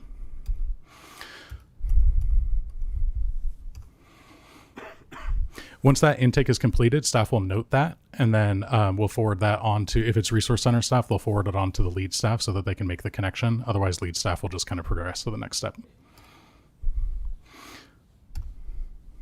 So plan development. Lead staff will meet with the client and develop a plan. Again, if the Resource Center staff does the initial intake, then they'll pass it off and there will be a separate appointment for this. If it's lead staff, then they may combine those the intake with this component of it. This will include identifying specific resources that individual needs, identification of potential barriers for those resources, setting those long-term goals, and then the short-term goals to reach the long-term goals, as well as identifying what the graduation trigger will be. And then identifying post-graduation needs and plans so that we can support that individual past the time that they actually are working with us in lead. This could include handing them off to another service. This could include them working with care in our prevention-based services or uplift in their complete service array. But our goal is to work with individuals past just the time that they're referred to lead, even after graduation. Moving on to engagement.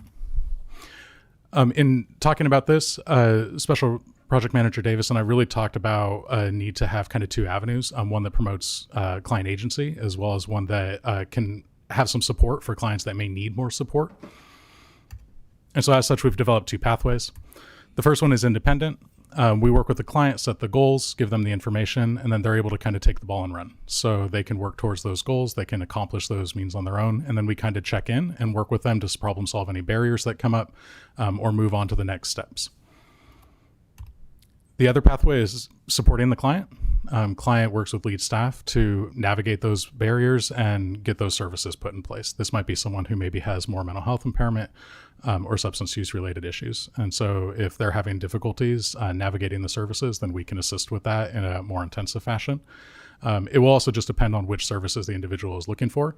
There are some services that even myself, I would need assistance in navigating. And so sometimes the system isn't kind in that way. And our case management staff and Uplift's street outreach staff especially have really become experts in navigating those systems and getting things done well.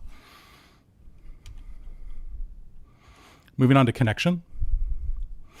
Once we've identified what that plan is and we've identified those resources, then we work on connecting the client to those resources.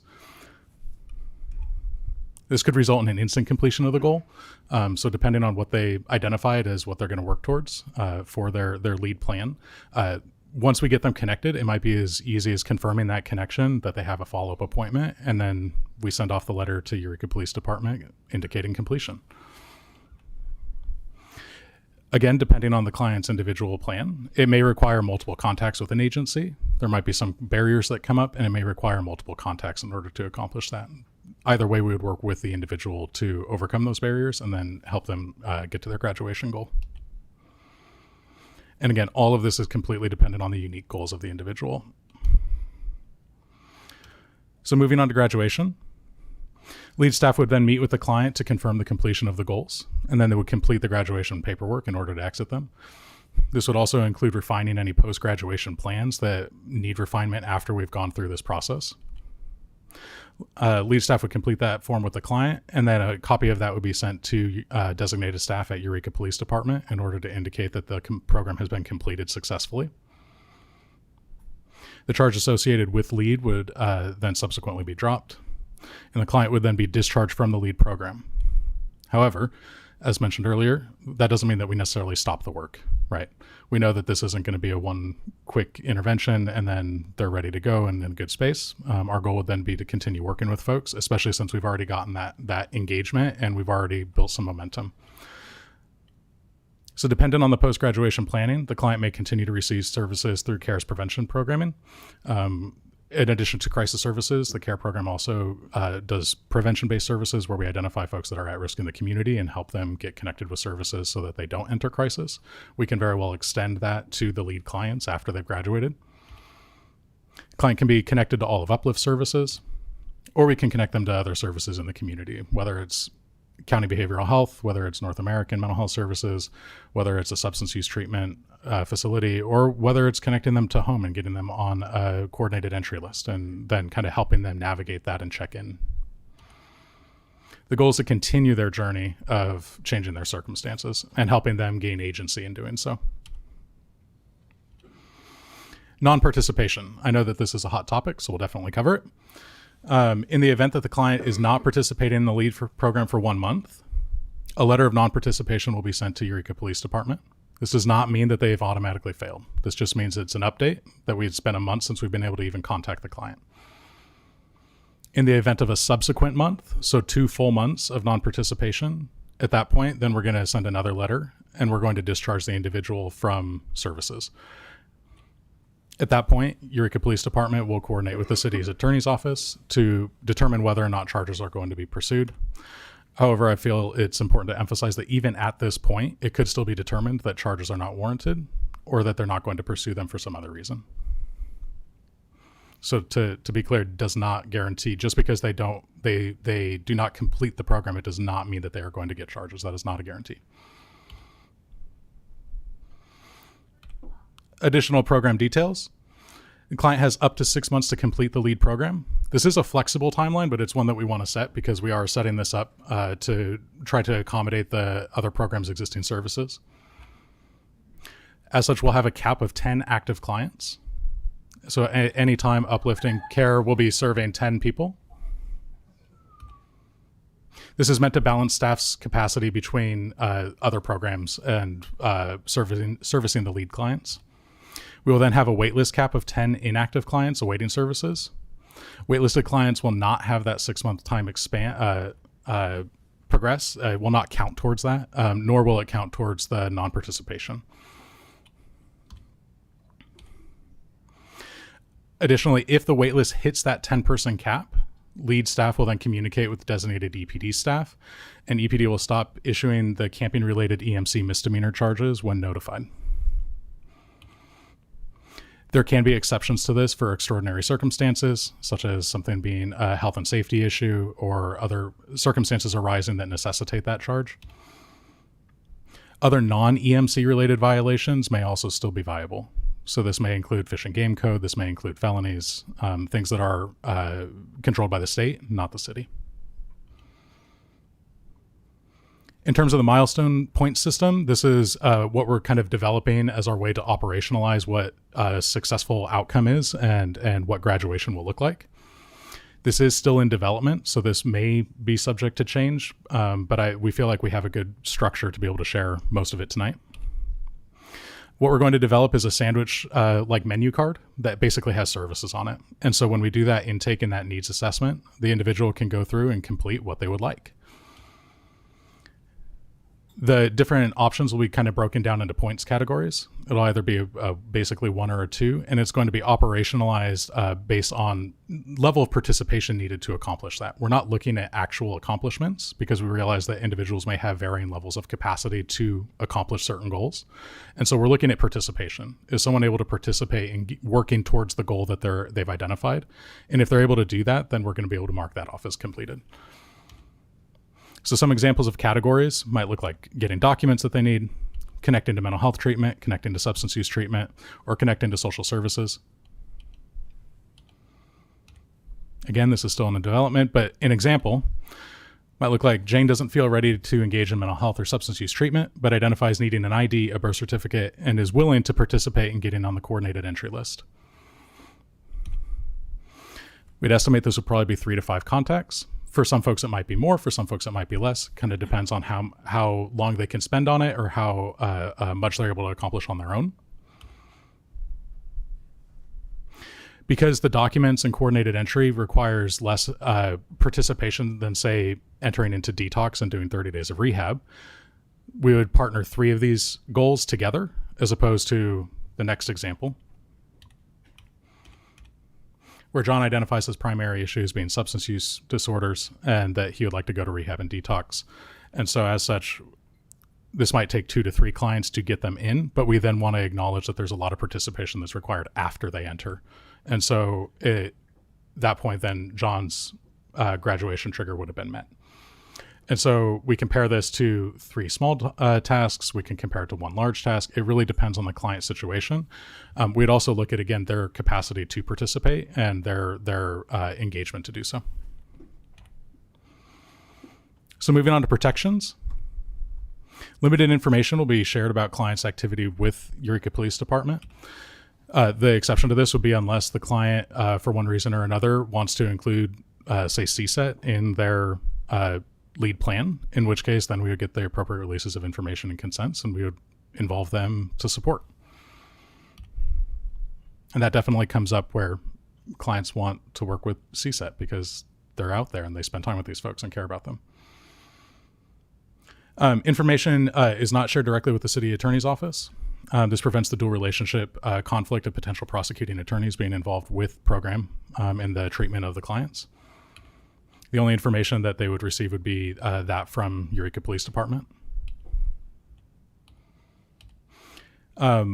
One of the protections that we implemented that I'm very passionate about is something called treatment parity. And I threw a definition up there. This refers to the state of having equality in healthcare services. So someone who has mental health issues getting the same level of emergency services as someone who has physical health issues. That would be treatment parity.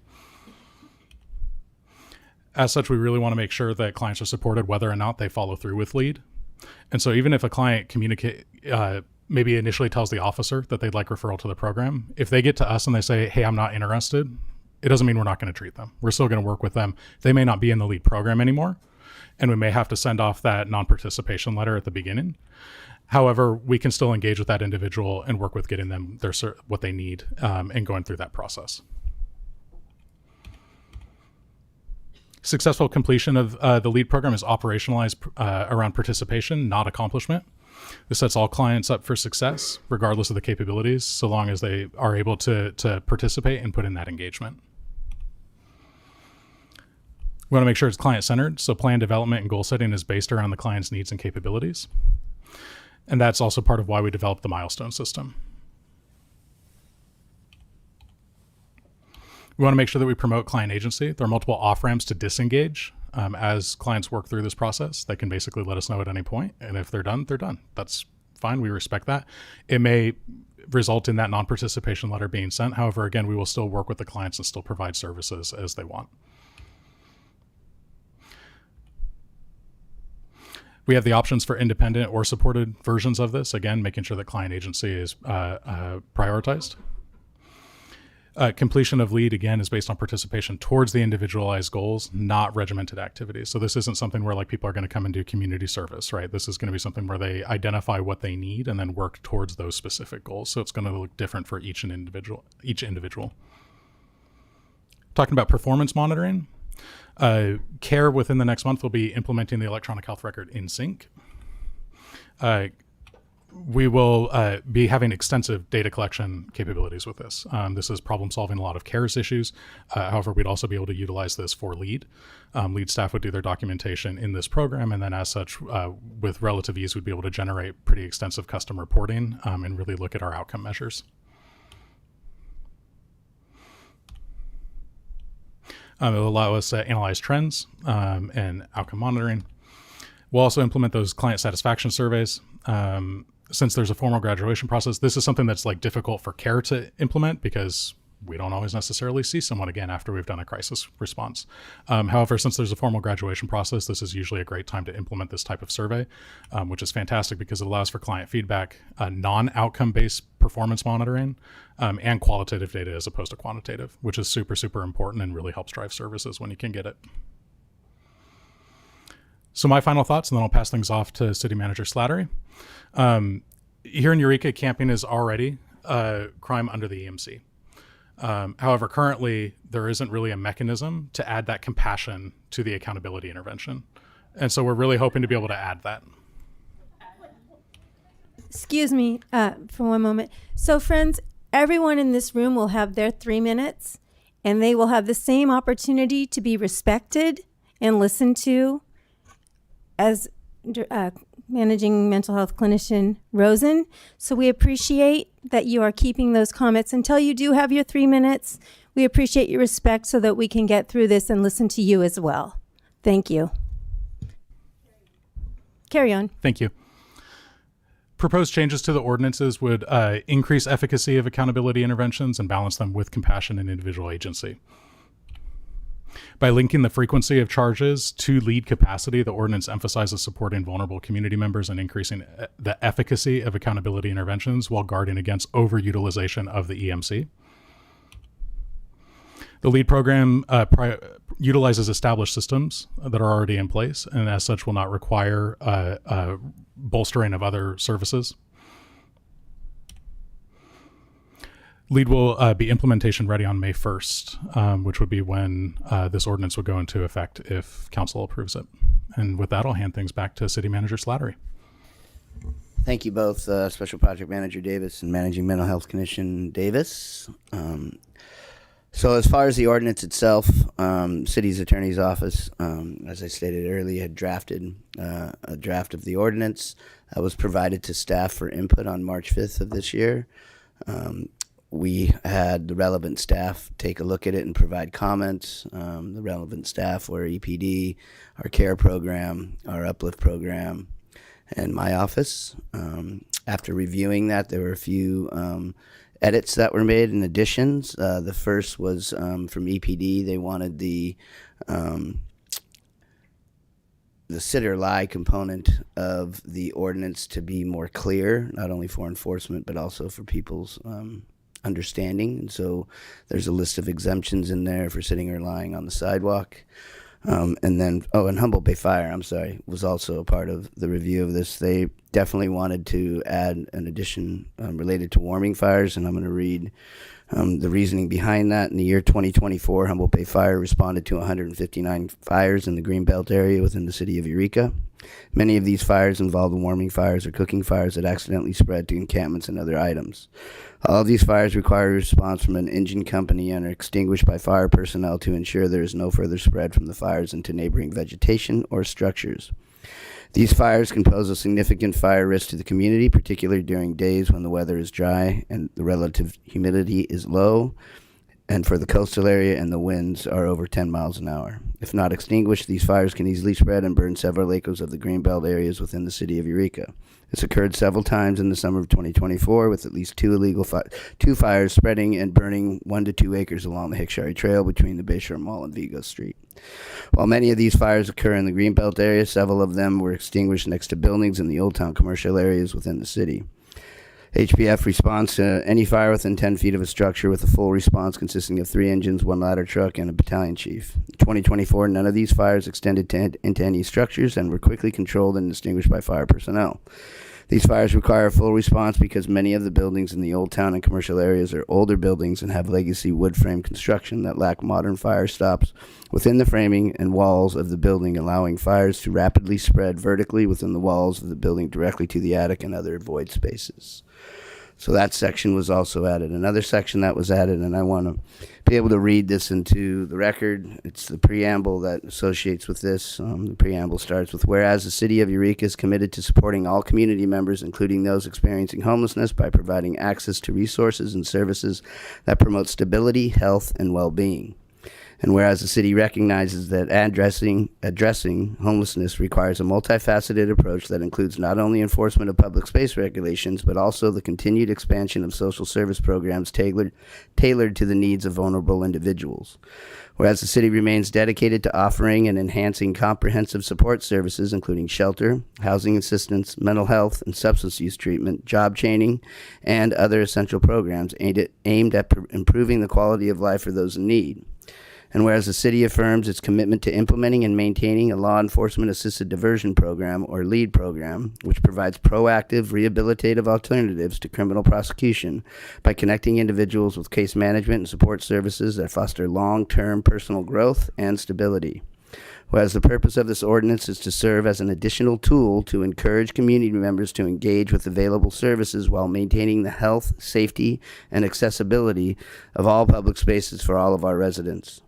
And whereas the city of Eureka remains steadfast in its mission to balance compassionate outreach efforts with responsible public space management, ensuring a safe and inclusive community for all. So I hope that it is clear that to our entire community that the city of Eureka is 100% committed to balancing accountability with compassionate support for individuals experiencing homelessness. The proposed ordinance adjustments aim to provide more effective tools to address homelessness, enhancing the city's ability to offer support services. This recommendation comes from the endorsement of your professional staff with decades of experience in the field of progressive police practices, social service programming, and mental health. All of these professionals are intimately familiar with our unhoused community members and interact with them daily, 7 days a week. So with that, staff is available for any questions. Who wants to go first? Councilmember Moulton. Thank you. And thank you so much for your presentation. That was very informative, covered a lot of ground. I have quite a list of questions, but I'm going to start with some things that came up during your presentation. We talk about these different steps, the different ways that people can get help from the city of Eureka to get their documents, to get into services, to get into housing. Can anyone experiencing homelessness participate in these programs? I can certainly let Special Project Manager Davis answer for Uplift, but as far as care goes, anyone who reaches out, we're in a unique situation where we have to prioritize our crisis responses. And something that I have not had the opportunity to present on yet is that 4 weeks ago now, we recently launched full alternative response, where care is officially responding in place of a police officer to select 911 calls. And as such, we've been incredibly inundated with calls for service. So our capacity has become more limited. However, we do our best to, with the services that we have available, meet anybody who's requesting any sort of services and at least get them connected to someone. Even if that's just giving Uplift social service team a call and connecting them over there so that they can get their needs met and get access to what they're looking for. So there's a triage, but it's still open. Absolutely. So someone doesn't have to be engaged with law enforcement or participating in a LEAD program or have a ticket, which would be what the ordinance says at this time. They don't have to have any of that in order to access these services? Correct. Is someone who, you mentioned that the LEAD program would have a capacity of 10 folks going through those steps. Does the number of people engaging in programs outside of the LEAD program affect that capacity? It certainly does. In talking with staff, both my staff and then working with Jeff, who's communicated with his, we've kind of been able to analyze what we can do with existing staffing versus what we also expect to actually get referral-wise. I don't really anticipate we will get enough referrals to fill the wait list. At least not immediately. However, we have that and we're going to monitor it so that if we do, we can then kind of gauge that data and what our demand is, and then we can explore a dedicated position. A dedicated position could easily handle 20 to 30 active clients at a time. But with current staffing and our current programming, we're feeling like 10 and 10 is what we can offer at this time. Again, then also linking the capacity to the frequency that this tool is used. I was remiss, and we had discussion prior to this meeting to discuss basically what you're referring to. And the intent would be to come back to council with reports on the data that was provided by managing mental health clinician Rosen. So we see this, not only the program itself being very dynamic, but potentially the ordinance as well. But we would come back and have, at a minimum, annual reports back to council about the status of the LEAD program and associated programs. Thank you. I was just curious about the capacity altogether. It's good to put limits on things when you have only so many people. It leads me to, I think, the really big question here, which is why do we need... Staff brought this request to us, and we had a special meeting, and I know we talked about this then, but just to get it into the conversation right now, why do you feel it's necessary that we have a misdemeanor level when right now what we have is a ticket? You know, somebody gets, there's still an infraction for these sorts of things. You can still get engaged with services with or without that infraction. Why do you feel that we need to have a misdemeanor level added to or in place of that? Excellent question. Happy to jump back into that. So the way that things work currently are kind of three major branches in this area are CSEC, the Community Safety Engagement Team, which is part of Eureka Police Department, the CARE program, and Uplift. We're all serving a ton of folks. We engage with folks and we do our best to work with them. However, each of those programs hits barriers with certain clients for various reasons. And those clients are not interested in participating for one reason or another.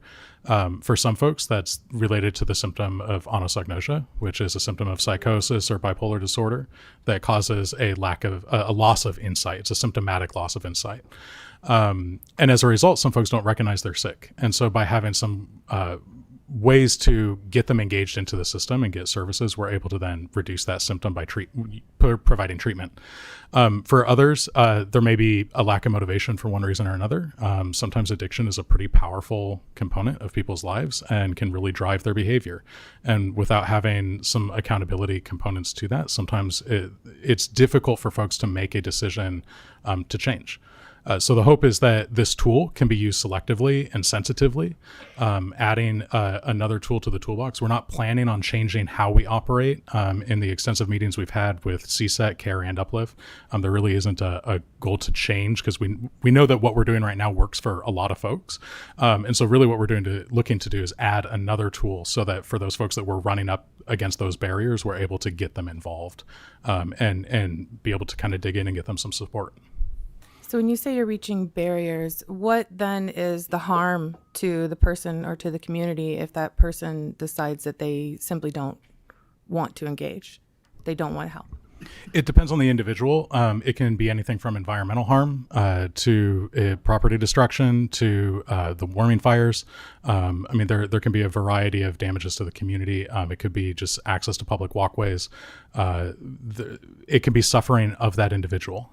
That's usually my first and foremost thing that I'm concerned about is, here's someone who is living in less than ideal circumstances, and that's an understatement, and they're suffering and they need support. And for one reason or another, they're having difficulties accessing it. And so we would want to find ways that we can then get that individual that support. Thank you for mentioning that about suffering. As I wrestle with this question, I keep asking myself if it is right to allow someone to suffer, to know that they are not asking for help because they can't, and to just watch them walk around on Broadway until their clothes disintegrate.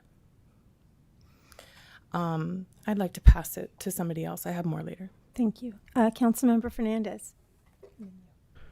Thank you. So we've had a lot of information in the last 40 minutes or so.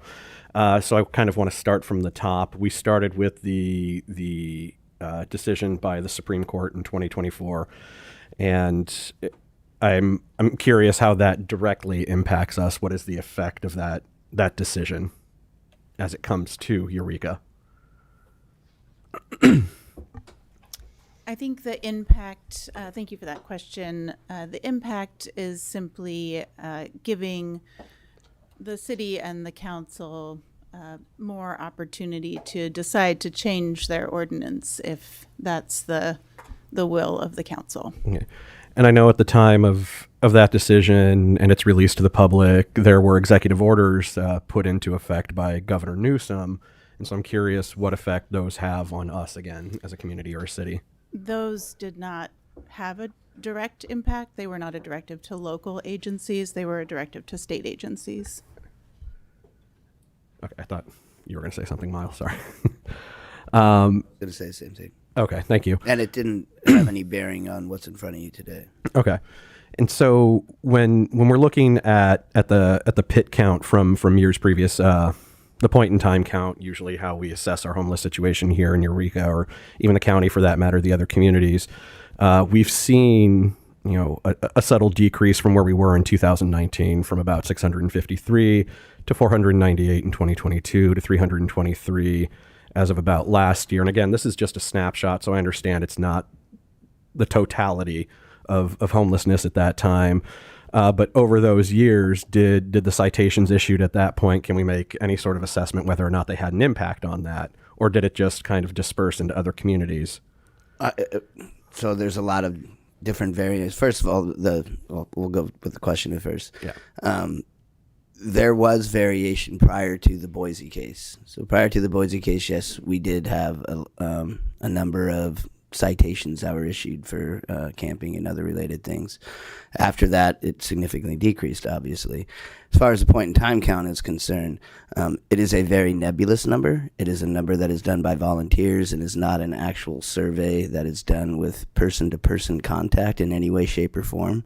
As a matter of fact, if you look at the guidelines for most counties and how that's done, it's based on vacancy of vehicles or tents or size of tents. It's not a one-on-one. What we've done in order to get a more accurate information of those that are truly unsheltered and not just based on the McKinney-Vento Act is do a survey with all of our staff, meeting people where they're at, and we do that biannually. EPD performs that with the support of our social services staff at CAPE and CARE, and those numbers have been revolving somewhere around the 200s.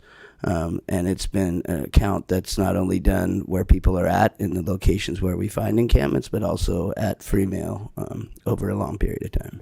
And for clarity, can you tell me a bit more about the McKinney-Vento Act?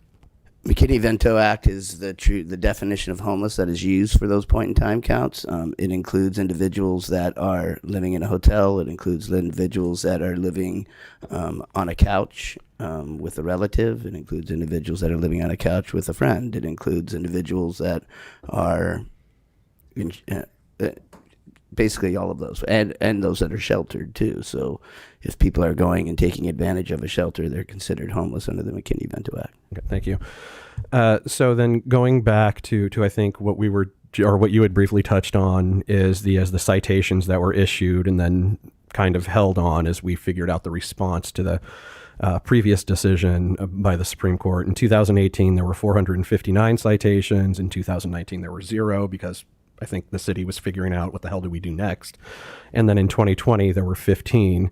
And so was the issue of camping resolved at that point? That's a bit facetious, but it's still a question. What do you mean? I can answer that. Okay. I mean, to the best I can answer that. I wasn't here in 2020, but I think that the immediate response to Boise was that many agencies were figuring out what they could do under that decision. And by 2020, there was a greater understanding of what that decision meant. It didn't mean that you could never issue any citation again. That wasn't the ruling. And so there was what I imagine a slight uptick in that 2020 year because of that. Although I will say that I don't think that any of those citations, I'm sorry, I don't know the answer to that question. I know that since I have been here, we haven't actually prosecuted any citations. So some of them get written, but none of them have been prosecuted. Okay. And I know, I'm sorry, I forget your title, Mr. Rosen. It's okay. Managing clinician is fine. Thank you. Why you touched on points about environmental safety, personal safety, public safety in those capacities. And so why not just enforce the portions of the ordinance or the existing laws around warming fires in public, any of those type of environmental laws that you'd also pointed to, saying that are already at the state level, or even Department of Fish and Game, I believe it was, or California Wildlife. Yeah. So a couple reasons. The first is all of those don't allow the city to have some control over the progression of those charges. By building something into the Eureka Municipal Code, we're able to have some control over when that gets sent into the court system. And as such, then we can implement a pre-booking diversion program, which provides a little more agility and finesse to diversion. Other diversion programs require folks to go through the judicial system, and they end up having to get assigned a public defender and end up in the courtroom, and then a judge has to determine that that individual can go to diversion, which is a very labor-intensive process, requires time incarcerated oftentimes, and it's not always guaranteed that they then get that diversion. By creating a municipal code that has the misdemeanor level that provides the appropriate level of enforcement capacity for Eureka Police Department to then also be able to allow us to have, while also being able to allow us to have control over the flow of charges so that we can implement the LEAD program. And Chief Stevens may have more to say on that. I'm not as familiar on the law enforcement end of it for other benefits. Okay. Chief, did you want to add anything?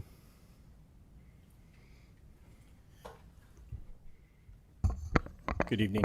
Yeah, I would agree with Mr. Rosen in that we issue fish and game violations now. We utilize the penal code to address public safety issues now, but again, a fish and game violation is a felony, and we have no control over the outcome of that. So if they fail to show up for court, if they sit in jail, if people fail to pay their fines, they continue to get warrants based on those crimes. And that's a cycle that we're trying to get out of with some of these individuals that are suffering, is we don't want them in that cycle. How can we provide the services, use this tool to provide them the services will keep them out of that cycle of the court system, because that's just a rotating door that's going to continue until at some point they either spend time in jail because the judge says you've had too many failures to appear and you're going to sit out your charge now for the next 5 months in jail or whatever.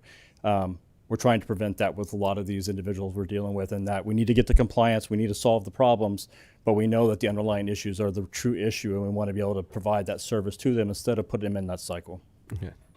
Thank you for that. And I'm curious here too, because when we talked about Excuse me. Yeah. So one more question, and then we're going to have other people, Yeah. because we'll come back to everybody, Right. but everybody needs an opportunity. Okay. Thank you.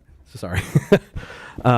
There was a question earlier about, there was a statement earlier about motivation. And so, we've talked about this previously among staff and even here among council during the, January 14th meeting. And so when we talk about this motivation, this carrot and stick, the stick then seems to be incarceration. Is that correct? There is some accountability, yes, on the other end, whether it's incarceration, it's a fine, or utilizing the services that we have and becoming responsible for meeting those milestones and getting to graduation. Okay. And then this is just the last part of it. with that incarceration, with the misdemeanor, there are certain levels, because California, says that we can provide up to a year, up to $1,000 in terms of a fine, in terms of jail time. So is that saying that we have to provide a year and that we have to fine $1,000, or we can lower those thresholds?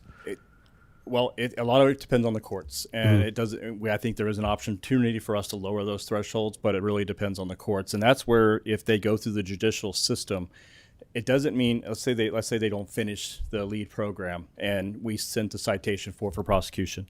When we get in front of a judge and the public defender, it doesn't mean that this whole process is over and it's automatically, if they get found guilty, going to spend a year in jail or a fine of that level. There are options at that point as well, whether it be stay away orders, whether it be probation, whether it be court order treatment, or the city attorney works with the public defender and comes up with an outcome that better fits the person that's facing the accountability. So just because LEAD doesn't work for them, it doesn't mean the process is over to try to find some suitable outcome for them that's not jail time, that's not a heavy fine that we know they're not going to be able to pay. So there are things post-LEAD, post that citation, post getting it to the court system, that allows for us to still to work with the court system, which we do on a regular basis already with many of the clients that we do work with that do find themselves in some type of criminal issue, to help resolve that issue and get them to the appropriate services. Thank you. Thank you. We can come back. Councilmember Castellano. Thanks. And I understand all the. I have many questions too, and we'll only ask some of them. Let's see. Are all of the supportive housing sites full? I guess is for project manager. At this point, I believe those are full. There is a wait list though, and the sooner you get on that wait list, and as soon, the more wait list that you sign on, the sooner that you get on this wait list, the sooner your opportunity is going to come up. Yeah. So they may be full right now, but we've gotten folks on those lists who turn around and get housed. Do you know about how long that takes? I think it would vary from different site. Yeah. And those would definitely be things that the LEAD program would work to get people connected to on those wait lists. That would definitely be a priority. Thank you. And then the number of detox facility or mental health facility spaces and types available.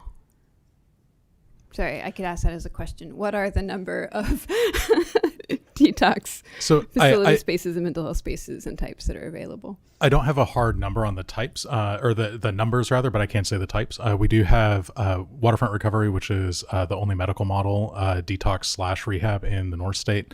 We also then have two other social models of rehabilitation for substance use treatment, and that is Crossroads as well as Humboldt Recovery Center. There's also abilities to, if those are full, for if the individual is a Medi-Cal recipient, Humboldt County is a partnered county with I think 7 other counties.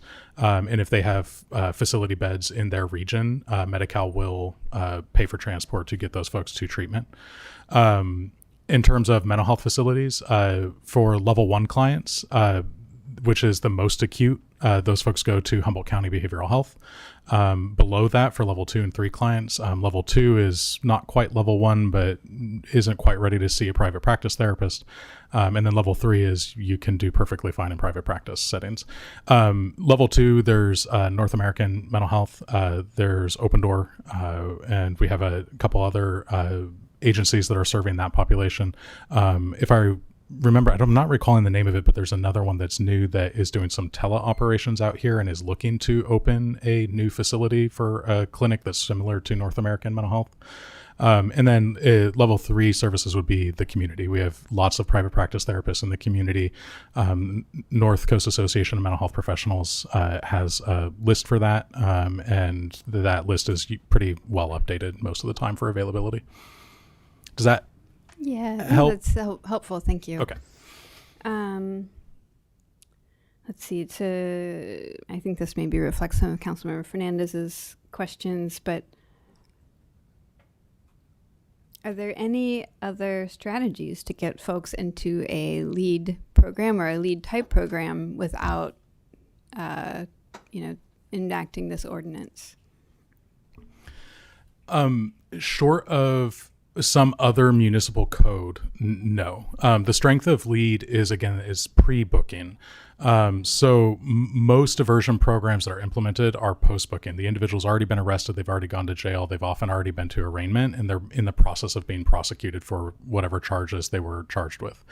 At that point, a judge then has to work with the public defender and the DA to make the determination that that individual will be referred to diversion. It's a long process, and it's one that can be difficult for the individual.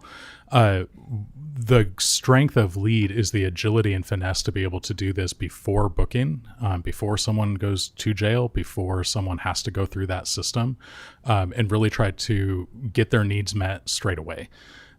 Without having control over the flow of charges. And City Attorney Luna can correct me here if I'm wrong, but my understanding is there would not be another way to implement this sort of programming due to not, unless we were to interface with the DA on some grand level with the county, but I don't know of another way that we could implement this on our own. That was another question I had is, whether communication with the DA has happened in terms of, let's say, you chose already existing topics such as, drug possession or fires or something like that, and said like, hey, we want to work with you to implement this program. Has that conversation happened? I have had conversations with the district attorney's office in the past about whether or not they would be able to work with the city attorney's office to be the prosecutor for these types of crimes. And the answer has been that they have, a very full calendar of their own, and they weren't able at the time that I spoke to them to, step in that way. I haven't spoken to them directly about the LEAD program in the last, couple of months, but it's possible that Mr. Rosen has. Okay. So I haven't spoken to the DA. In talking with my counterparts over at Humboldt County Behavioral Health, I know that their hands are full with the implementation of Care Court, as well as Prop 36, as well as the upcoming changes to SB 43. I don't anticipate opportunities for collaboration on that end, not because of a lack of willingness, because I think they simply have too many other forensic realm implementations that they're looking to implement right now, whereas we have an opportunity to be able to do this independently on a smaller scale that's a little more agile. Okay. Couple more questions. I'll pass it if that's okay. Thanks. Let's see. This relates a little to the idea of opportunities in terms of the funding for this. Is the funding is this anticipated to be funded through encampment resolution funding? That the state, or how is this anticipated to be funded? It's already, so as Managing Clinician Rosen had spoken about, this is going to fit into our current staffing level at the level that it's out right now. If it ends up going forward. So in other words, the permanent supportive housing is funded through majority it's curriculum of care and other grant fundings and those type of things, but the staffing levels and those type of things will be incorporated. The program will be folded into what we currently do. A lot of the case management for other things they're already doing, but at this level it would be folded into what we're currently doing. And those supportive services that would be a part of the LEAD program, whether it be housing assistance or getting people documents or all of those things, are things that they already do, and adding it at this level would not require any more staff. Now, as Managing Clinician Rosen had said, if there is a need, which we don't see based on our discussions with EPD and other staff of expanding that, we may come back and look for some sort of case manager to track the success and track the case management of the program. Okay. And then last question for now, anticipated litigation. I know that, though this is a field, an area in which there has been much, litigation, and the field continues to change. If we implement this, would we be anticipating litigation? I know there's that's speculative, but also there is maybe activity I'm understanding that's happening within the 9th district currently around this. There has been a recent case decision in the last couple of months against the city of Vallejo for implementation of their no camping ordinance. So I think that, litigation as we roll this new program out is certainly something that we, I can't say that there's no risk in implementing this. However, I think the ordinance as written, the risk, in adopting it here today, again, I can't say no risk. We know why we're here. This has been, as you said, pretty rife with litigation. So I don't want to paint a rosy picture for the council, but I think that introduction today is a legal option for the council. That's all I can say for now. From the mental health perspective, as far as building the program goes, we've taken some precautions in terms of, again, making sure that there's client agency, that there's parity of care, and really tried to mitigate some of that. One, because it's the right thing to do for the client services, but also because those are things that do occasionally receive litigation in the medical end of the field. And so we are trying to minimize that on the LEAD end of things. Thank you.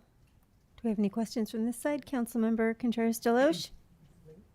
Councilmember Bauer. Yeah, thank you. I want to just thank A2 and Uplift and Care and CSET. You guys do a lot, and I know it's a struggle with what we're trying to do here, right? Trying to figure out another solution to people that are struggling, that may not want help, may not know they really need help. And I respect the heck out of you and all the staff that work on this. And I think the question I really have, because you brought up the diversion issue, right? And we still have diversion court, right, in Humboldt County? Correct, yes. So we're still people that, whether we think it's right or wrong, people that are charged with drug offenses, they're offered an opportunity to do diversion. So that still exists. So it's nothing new that we're proposing to do. Correct. The new component of this is doing it pre-booking as opposed to post-booking, so that we can minimize the hoops that an individual has to jump through in order to get their services, as well as lessen the impact on the judicial system, which, again, with the rollout of Care Court and Prop 36, there's numerous mental health implications on the judicial system already, and so we do want to be sensitive to that. Well, I appreciate that. And then kind of a lead into that. How many cities do we know? I mean, this is fairly new. Supreme Court decision was not that long ago. How many cities in California do we see trying to tackle this issue? And maybe the more important question is, in a similar way that we are. So there is a larger model. So our program is LEAD, which is law enforcement assisted diversion. The other model that I've looked into that has a lot of promise and that shows some really good results has been piloted by Seattle, San Francisco, and LA. And that's law enforcement alternative diversion. That program operates very much the same way. We are not implementing to fidelity with that model simply because the cities that have implemented that model are millions of people, and we just don't have the scale to need that level of implementation. So we've made some adjustments for rural implementation of that, but it's very much a similar model. It's pre-booking, it's law enforcement referred, and it's connections directly to support staff so that those individuals can then get connected to the supports in the community. And the pilots that those cities have ran had fantastic outcomes where there was a decrease in recidivism. Folks who participated had decreases in the rates of infractions, misdemeanors, and felonies in the year post-enrollment. Thank you. Councilmember Contreras-Deloche. So earlier we went through some slides, and there was a list of all of the various shelters and shelter spaces. Are you of the opinion that there's adequate shelter space for all of the men, women, and children currently in the city that are homeless? I mean, we saw the numbers that yes, there are some barriers in place. I mean, there are folks. I think one of the barriers is dogs, right? There's right now, I mean, tonight, if you wanted to go to Betty's warming center, you could go there with one or two dogs. Yes. Betty's is temporary, correct? Correct. It's a warming center. It is now, but we are working to making that a permanent shelter. Mm-hmm. Okay. Any other barriers besides dogs? That are out there. Yeah. I mean, property is one. Partners is another. Could you explain what you mean by property? Property, there are some, there's limited capacity what you can bring into an emergency shelter. There's you pretty much can only bring in what you have on your back, and in some cases a little bit more. And I think some folks would choose to not enter those facilities because there's not adequate space for their personal property. Because leaving their personal property would mean that they probably wouldn't have it the next morning when they needed to leave the shelter, correct? I mean, I think each situation is unique. I think, perhaps other folks could watch it for them. I don't, each situation is unique, but I could see that scenario occur. Yes. Okay. But in your experienced opinion, there is adequate shelter space, but there are reasons why people cannot access that shelter space. Any reasons they can't access it outside of their control of possessions, pets, etc.? Sobriety. is a big one. Being able to go into a shelter, a lot of spaces require someone to be sober in that moment or to have been sober for some time. And that's usually because of behavioral components. That person needs to be safe themselves. They need to not be in a state where they're at risk for overdose. That individual also needs to be able to be safe with other people. And so there are some requirements where if someone is actively intoxicated, that person is not able to get a shelter space. And we know that's another barrier. If you had to guess or estimate generally, what percentage of the population at any given time do you think is using substances? Across the population, I wouldn't be able to tell you. What I can say is from our survey that the city of Eureka conducts, we know that about 70% of individuals surveyed self-report a substance use disorder in the last year. And so if we use that account for likely underreporting, because if you're talking to professionals, not everyone's going to feel willing or safe to report that in that moment. There's a decent likelihood it's 70 to 80%. Okay. And then I had another question. You said, I'm curious, speaking about, LEAD and the plans around this, how many people do you think that this, or, what percentage of the population that we're looking at would this potentially apply to that would be benefited by this? Gauging a percentage may be hard. What I can say is I don't anticipate a ton of referrals. It's not common that between CSET, Uplift, and CARE, one of our teams is not able to get some sort of traction in supporting somebody. We don't anticipate this to be used frequently. We anticipate this to be used sensitively, and really in a situation where it's not the first time or even the fifth time that someone's being contacted, but it's like the 15th or 20th time someone's being contacted, and we've tried to get them services. Each of the programs have cycled through and attempted to engage that individual. And at that point, if there's still a lack of traction and that person's not willing to participate and their behavior continues to require an accountability intervention, at that point, then that charge might be levied. I guess I'm wondering, and I'm not sure this is a question for, is that if there's an expectation that this isn't going to be utilized very often with very many people, I'm wondering, for those who are speaking in its favor, how much of a measurable benefit then are we expecting to see for those that are concerned about the environment and sidewalks, communities, businesses. I'm just thinking, if the numbers are small, if it's only 10 and then 10 have to be on a wait list, then how is there going to be a measurable benefit for those who are looking to see a difference? So if we do some quick math, so 10 active, 10 inactive on the wait list, that's 20 capacity at any given time. I would anticipate the average turnover rate will be 2 to 3 months worth of participation. There might be some that are more, there might be some that are less.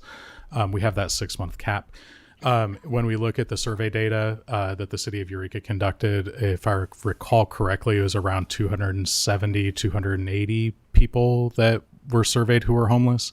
We're looking at close to a 10% coverage rate just at the 10 and 10. 20 people of 260 or 270 or 280.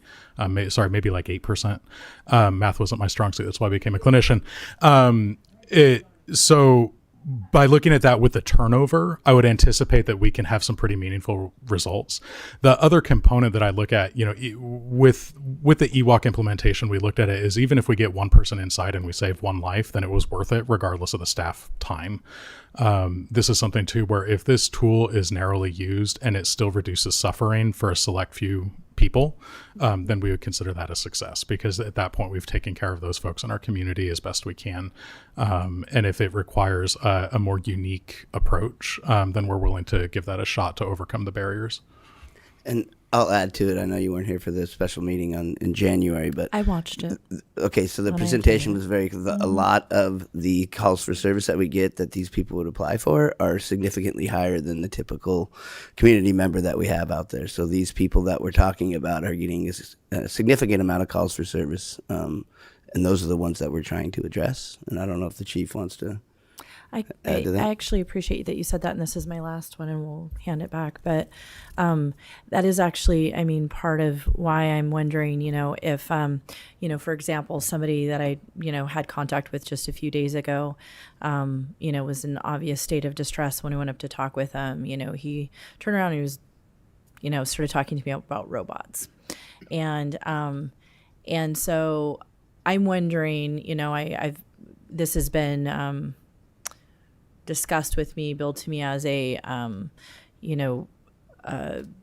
benefit to the most difficult or the most challenging cases. And I'm wondering in a situation like that, how that would be beneficial. I don't think that person is going to, first of all, understand a citation or a potential misdemeanor. I don't think that that's going to deter someone in that situation. And I'm kind of wondering with a few of these things, receiving mail or, this is a variety of things that I'm kind of wondering how that is supposed to work, because it seems like if this is for the most challenging, then inherent in that would be the assumption that this is going to be more difficult for that population then as well, and less perhaps likely to succeed with them because they're already experiencing so many different levels of crisis. Yeah. So it'll depend on the unique client, right? The individual. Someone who's distressed and experiencing delusions and is distressed around those delusions, that sounds like that would be a more appropriate call for the care team than lead, because I would agree in that moment, they may not be able to understand the impact or the results. For someone that has more chronic issues that is maybe more capable of understanding the process in that moment, but we're still having barriers for one reason or another, that would be where this could be really beneficial, because we can get them the services that they're needing. Whether that's social, whether that's mental health, whether that's substance use related, and in a way where we can be sensitive to the barriers that need to be overcome by implementing this gently. So my hope would be that we can have some pretty meaningful impact with those folks. And again, the impact, before my answer was just focusing on the human, right? The suffering and that individual and their situation. That's also not including the calls for service. That's not including the environmental impacts. That's not including the time that's saved for the fire department not responding to warming fires. There's benefits to the system, very similar to how care benefits the entire system beyond just what we see with Eureka Police Department and their calls for service. We help folks stay out of the ER, which helps the ER benefit, which then keeps SV less populated, which means the county sends less people out of county, which is more expensive than treating them in county, which saves taxpayer dollars, right? So, there's by doing upstream interventions like this, we're able to save a lot of downstream effort. So beyond the human suffering component, there's those pieces as well. Thank you. Okay, Councilmember Castellano. Thanks. Just a couple of follow-up questions. Are you anticipating, or are we anticipating sending people out of the county through this program?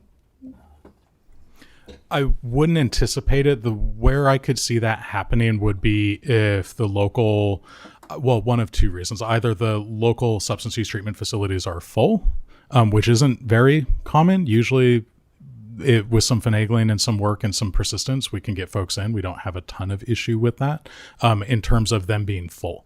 The other reason could be someone doesn't want to access the local facilities, or they've already accessed them once and don't want to return. In which case, when we do that call to Medi-Cal and they make the referral out of county, then in that situation, it may happen. The other way that folks get sent out of county for treatment is usually when they're placed on a 5150, which again would not relate to the lead population. That would relate more to care. If SV is full, then the ER may find a bed outside of the county and send that individual for inpatient psychiatric treatment elsewhere. Great. And the other question maybe is more broader. What have been the strategies that you've seen work best in terms of like supporting people in, choosing to find new ways of living that aren't on the streets of Eureka? Persistence, which can be difficult for agencies that have to rely on like medical necessity for billing. Sometimes clients, working with them long term, it can be 2 steps forward, 1 step back the entire journey. And that persistence is key. Having patience with them, not getting disappointed in a setback, and continuing to then lean into that individual and engage with them again is incredibly important. Certain situations sometimes arise where they then get more motivation. We've seen this happen where maybe they were hospitalized, or a medical event comes up, or they were arrested, and now they have probation that's requiring them to get treatment. We know that sometimes when their situation is changed for them, outside of anything that we're doing, then there's a new or a renewed motivation. Staying in the same place is comfortable, right? I mean, all of us have that to some degree. If I'm comfortable with what I know, I may not want to change unhealthy habits. And that goes for a lot of folks. And so sometimes by having some sort of external motivation, that can be helpful. But I would say the number one thing is persistence and working with those individuals. Councilmember Fernandez? Thank you. This might be for city manager, but it might also be for the chief. Do we have any sort of safe parking, safe camping policy in place whatsoever? We don't need a policy. The zoning for emergency shelters allow for that in certain zoning districts, so we don't need a specific policy like the county. It was never needed. As soon as we declared our emergency shelter crisis, it's available, and that can be a discussion that can have with the subcommittee you are part of. And that includes parking, safe parking? Correct. Okay, and so do we have any designated areas for that? Currently, no. Okay. And then for the sake of this ordinance, are people living in vehicles considered camping? It depends on where they're at. Well, so we don't have designated areas, but it's going to depend on where they are. So can you tell me what areas those would be that they would not be allowed to be in their vehicle sleeping overnight or during the day? Obviously on a sidewalk. Yeah, that seems obvious. In a park. And other public spaces. Yeah. Parks, public spaces, so a park. So if they're parked in Old Town or they're parked next to Carson Park and they're sleeping, then it would be allowed. I think that the definition you're looking for is in the ordinance itself, and I would rely on that. There's a definition of what constitutes camping. Right. And it says, it has the wherewithal to say not limited to this as well, but that's why I'm asking, because if not along the green or in a green belt or near the wetlands, then where? And so if it's not allowed in a vehicle either, so are we also allowing then the officers to make the judgment that, okay, they can sleep in their vehicle here, but they can't sleep in their vehicle there?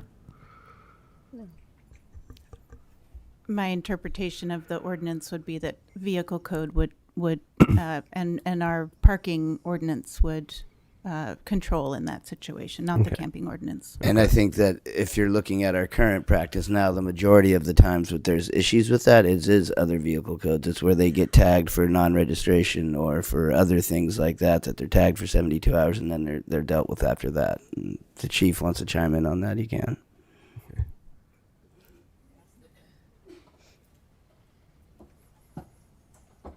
So yeah, that is correct. Most of the vehicles and motorhomes we deal with are those that are not registered. They're not in possession of the people that they were last registered to. And there's probably some other type of environmental issue with them, whether they're leaking fluids, they meet a vehicle code violation for missing parts, or they're leaking raw sewage onto the street. Most of them don't run. They're being pulled around the city at different places by someone. So we have issues with that. And then they create an issue as far as public nuisances and public safety when they're parked in areas too long that are open to the public to use, such as areas under the bridge at Samoa Bridge, around the dog park, other areas like that. They tend to attract more people. And then we create a public safety issue with those trying to use those public spaces for what they're meant for. Okay. And any approved safe parking, would we have those same required? So they would have to demonstrate ownership. They would have to be registered. Okay. And then in the spirit of, sorry to jump in the spirit of kind of the practice for the ordinance as well, someone who is participating in services often is given some allowances to that, right? So if someone's already engaged with care or engaged with Uplift, or engaged with CSET, then we are trying to work with them, and then we can have some discretion over what happens with that individual. So that's already being done. So if someone is actively engaged, then it may not rise to that issue. However, if it's someone who, for whatever reason, is needing lead referrals, then at that point it may be more advantageous to use this ordinance as opposed to things that are in vehicle code that aren't necessarily in our control. And it comes back to that idea that if we want to do pre-booking diversion, we need to have control over the flow of the charges. Okay, well, I didn't have this question on there, but now you've provoked the idea that, okay, if someone's going through this lead or going through diversion or pre-booking diversion, then then the idea is that if, you know, it's already been stated that there are difficulties in obtaining housing. So if somewhere in this 6-month period they have to remain camping or they have to remain living in their vehicle, you know, it might be 1 month, it might be 5 months. Is that a potential then? And we're saying that we're not going to arrest you in this time frame as long as you're committed to this program. Well, so we can't say that we're not going to arrest them in this time, right? I mean, if they have other charges or if there are other circumstances or other behaviors that arise, then, I mean, those are also going to be very valid. What we can say is that if that person is participating, and again, we're operationalizing this around participation, not so much milestone or achievement. So if someone is able to get onto the coordinated entry list, and then we're able to work with them and we're able to get some of those other barriers out of the way so that when something becomes available, they can access it, that in and of itself might be considered a successful completion of lead. Okay.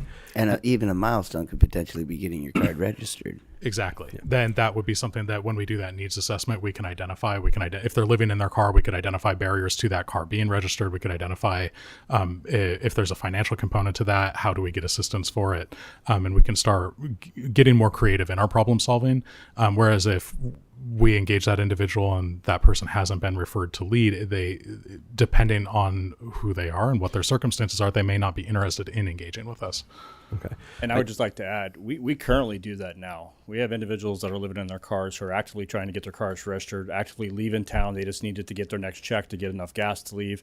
We have camps in our green belts that are clean, that bag their trash, give it to us. They're out of view. They don't bother nobody. They're not complaint based, but they're working with Uplift or working with Larry and the others trying to get into housing, and we support them in that process. And we don't prioritize them over those that are creating the public nuisance, the public safety issues, and the other complaints that we're getting. We try to support them in that process, make sure they're getting what they need already.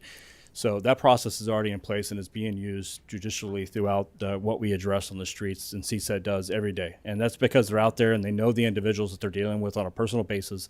They know the resources and the teams they work with, so they know that the information they're getting back from them is true, that they are in the process. And the outreach is just so incredible what they do. It really is. It's just not enough time in the world to explain all the stuff that happens out on the street. Okay. And you've kind of highlighted my next question, so thank you for staying at the podium and reading my mind. What is the assessment then for determining who gets arrested, who's subjected then not to citation but to this arrest? Then would it be potentially? Yeah. So most of the municipal codes will be dealt with probably as a citation if they are a misdemeanor, because that way we can deal with through the city attorney holding on to the citation. There are individuals in this community that are out there committing crimes. There's a criminal element to the homeless community that are transient on transient crimes or victimizing one another. They absolutely will not take any services from any of the resources you've heard about tonight. That are just a criminal element. And to address some of these public safety issues that we have on the trail where there's some problems in some other areas, there could be times when an individual is just straight arrested for the misdemeanor crime to allow us to address that safety issue and have a quicker resolution to what we are facing, what the complaint's facing. And so that could happen. Yes, it could. But it's going to be somebody, again, that has been reached out to multiple times, resources have been offered to, or they're attached to some type of criminal behavior that we suspect they've been involved in, much like finding a lot of the stolen property in camps and things like that. We may not be able to tie them to stealing the property, but if we could utilize the municipal code to resolve that issue in the location they're in, recover the property, and then clean that area up, then that would be a benefit for the community. Okay. And so I understand that our officers are trained in crisis intervention, and I think more so for CSET. can you tell me if there are any elements there in the training then for trauma-informed care? How do they offer these services if they're needing to make this arrest? So many of Eureka Police Department officers, as well as other personnel within EPD, all attend the crisis intervention training, which is put on 2 times a year here in Humboldt County. It's a 40-hour training. It does cover trauma-informed engagements. It covers de-escalation. It discusses extensive mental health and substance use-related issues. It also covers super important things like officer wellness and burnout. I can't say to the exact statistic, but I know that most of the department goes through that, and I believe Commander LaFrance let me know that we have 9 signed up for our training in April. Okay. And Commander LaFrance and I are on that steering committee and help engage that, and also then help with the curriculum for what's taught. And response, up until now, before we had the full alternative response, some of those times they would have mental health professionals with them when they made that response. Now we're up to the speed where we can actually dispatch solely mental health folks to that, as opposed to having any EPD presence. How about one more and then we'll get to Okay, thank you. What's the current, and you may have touched on it, but what's the current timeline for getting from, let's say, the Greenbelt from a tent to housing? How long to get into public housing or affordable housing? What would be the timeline? It very much depends on the individual. The measure that's used for that assessment for coordinated entry is called the VI SPDAT, and it looks at it. I have issues about how it was created, but getting out of the statistics realm, it's used as a vulnerability index. And so someone participates in an assessment from an individual qualified to do that, whether it's 211, whether it's uplift staff, whether it's the county. And then they're given a vulnerability index based off of that assessment. And then the coordinated entry list ranks those individuals with the highest VI SPDAT scores to then prioritize them into housing. So, did I get that right? Yeah. Yeah, Davis, you want to? And yeah, I mean, folks are eligible for different programs and services. I mean, if someone's a U.S. military veteran, they're going to be eligible for other programs that other folks aren't. Seniors, there's subpopulations that have, I think, that are eligible for more programs than others. So I think that would, I couldn't give you a number on one person. It depends on the unique situation and which programs that they might be eligible for. Thank you. Councilmember Moulton. Thank you. And I just want to say that I can see everyone melting. I appreciate that this conversation is taking a while. Us asking questions is maybe going to answer some of the questions that you'd like to ask. So I really appreciate everybody's patience with this. This is an important issue, and it's good to be able to explore it from all avenues so we can make an informed decision.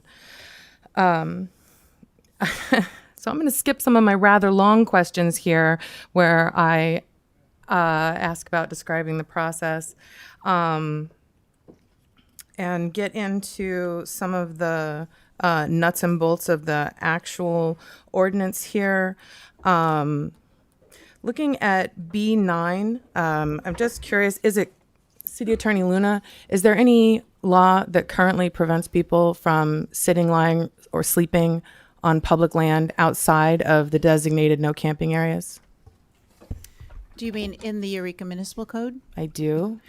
Yes, there's an existing sitting and lying ordinance that would be repealed if you pass this. If you look at the first page. My understanding of that ordinance is that the camping component of it only applied to certain areas of the city. It's one of the reasons that we were given that this came back, that was too confusing, that there was different areas. Sorry, yeah, there's currently 2 different ordinances. I hope I'm answering your question. Just keep asking them if I'm not. Okay. There's 2 different ordinances right now. One is a camping ordinance. One is a sitting and lying ordinance. What this does is repeal both of those in total and replace them with this one ordinance. As far as the sitting and lying ordinance, its current version draws out specific maps in the community where sitting and lying is not allowed and allows it in other places. Does that answer your question? That does, Yeah. because this ordinance doesn't have those geographical restrictions. It would restrict sitting, lying, sleeping, and camping on all public lands. including undeveloped land, things that don't have buildings on it, stuff like that. That's correct. This does not carve out places where it is and isn't allowed in the city. On item C1, there's a number missing. Is that because we need to set that? So, I apologize. Let me get to it. overnight camping, talks about camping on private property with the owner's consent. Overnight camping is limited to not more than blank consecutive nights. Is that a number we need to come up with, or is that an oversight to leave that out? It's an oversight. I apologize. Thank you. And you're welcome to come up with it. Okay. Item C5, I think one of the public health concerns here, obviously, is people who don't have anywhere to go to the restroom, going to the restroom where it is not healthy to do so. City Manager Slattery, could you talk about the public facilities for people to do their basic bodily functions? So, for obviously our parks, there's restrooms at all of our parks except for Ross Park, and they are open from 8 to 4 daily. Then the along the waterfront, we have 5. We have Truesdale, we have the boat launch, we have the other boat launch, we have Old Town. So there's 4 along the waterfront. Those are also open 8 to 4. During the summertime, we extend those hours at Sequoia Park and Old Town, basically from dawn to dusk. So from sundown to sunup, there's not a public restroom facility available? Not owned by the city. By the city of Eureka. Yeah. Of course, there are others if someone will allow you to use their facilities. Okay. Item D1 talks about if somebody is detained, that they would be responsible for potentially a $1,000 violation.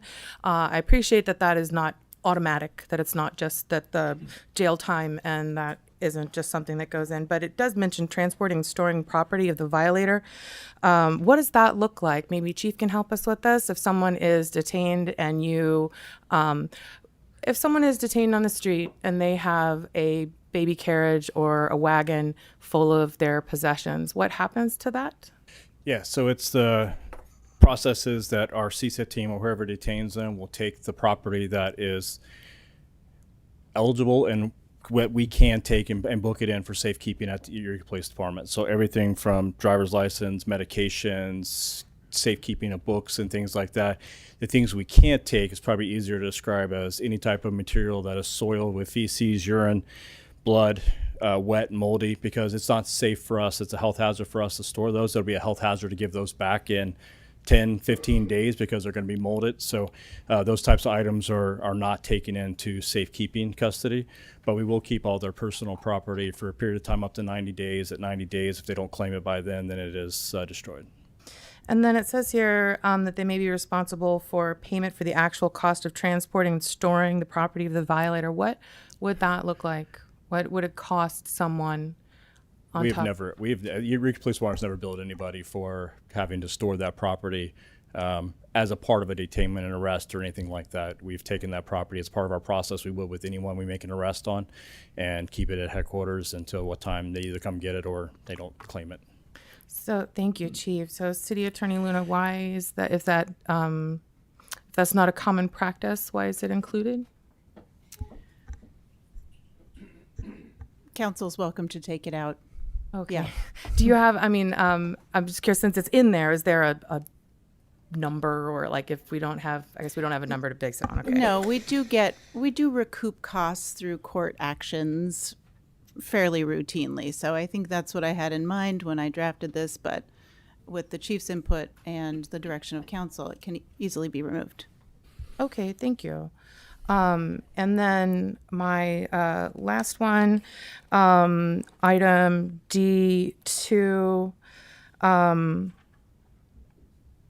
No, you know what? I think you answered this. My concern was that if somebody needed to be taken to a facility, that there weren't enough facilities to take them to. But I think you've addressed the capacity and the overflow and how that would actually work. So we're not going to ask somebody to go into a facility and then blame them when there's nowhere for them to go. We'll do our best to get them into something. Am I understanding that correctly?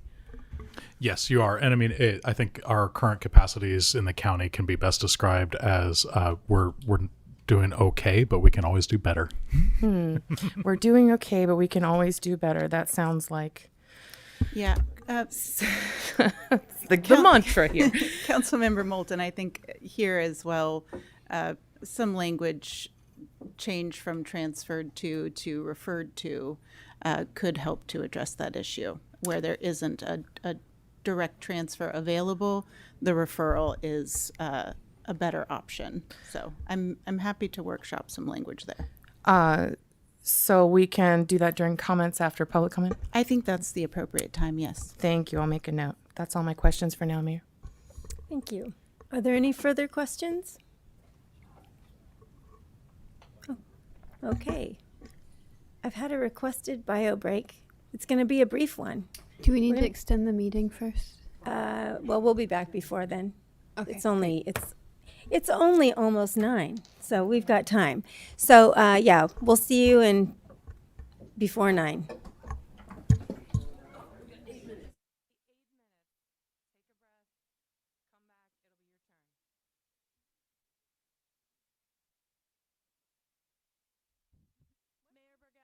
I'd like to move that we extend the meeting to 10:30. 11. I'd like to move that we extend the meeting to 11 p.m. and don't go that late. Great. I'll second. Yeah. Great. So we have a motion and a second for extending the meeting to 11 p.m. Please vote.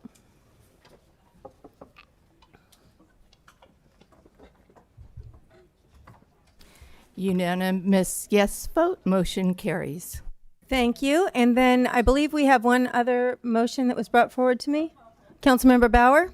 Yeah, just and I apologize for those that are here for, sorry. Let me turn that on. Thank you.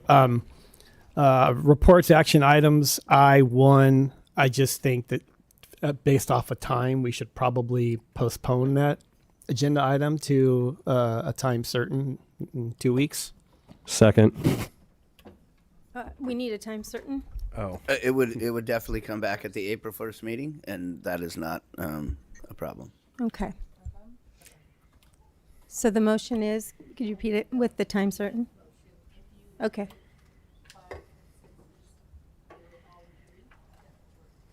Yeah. Wonderful.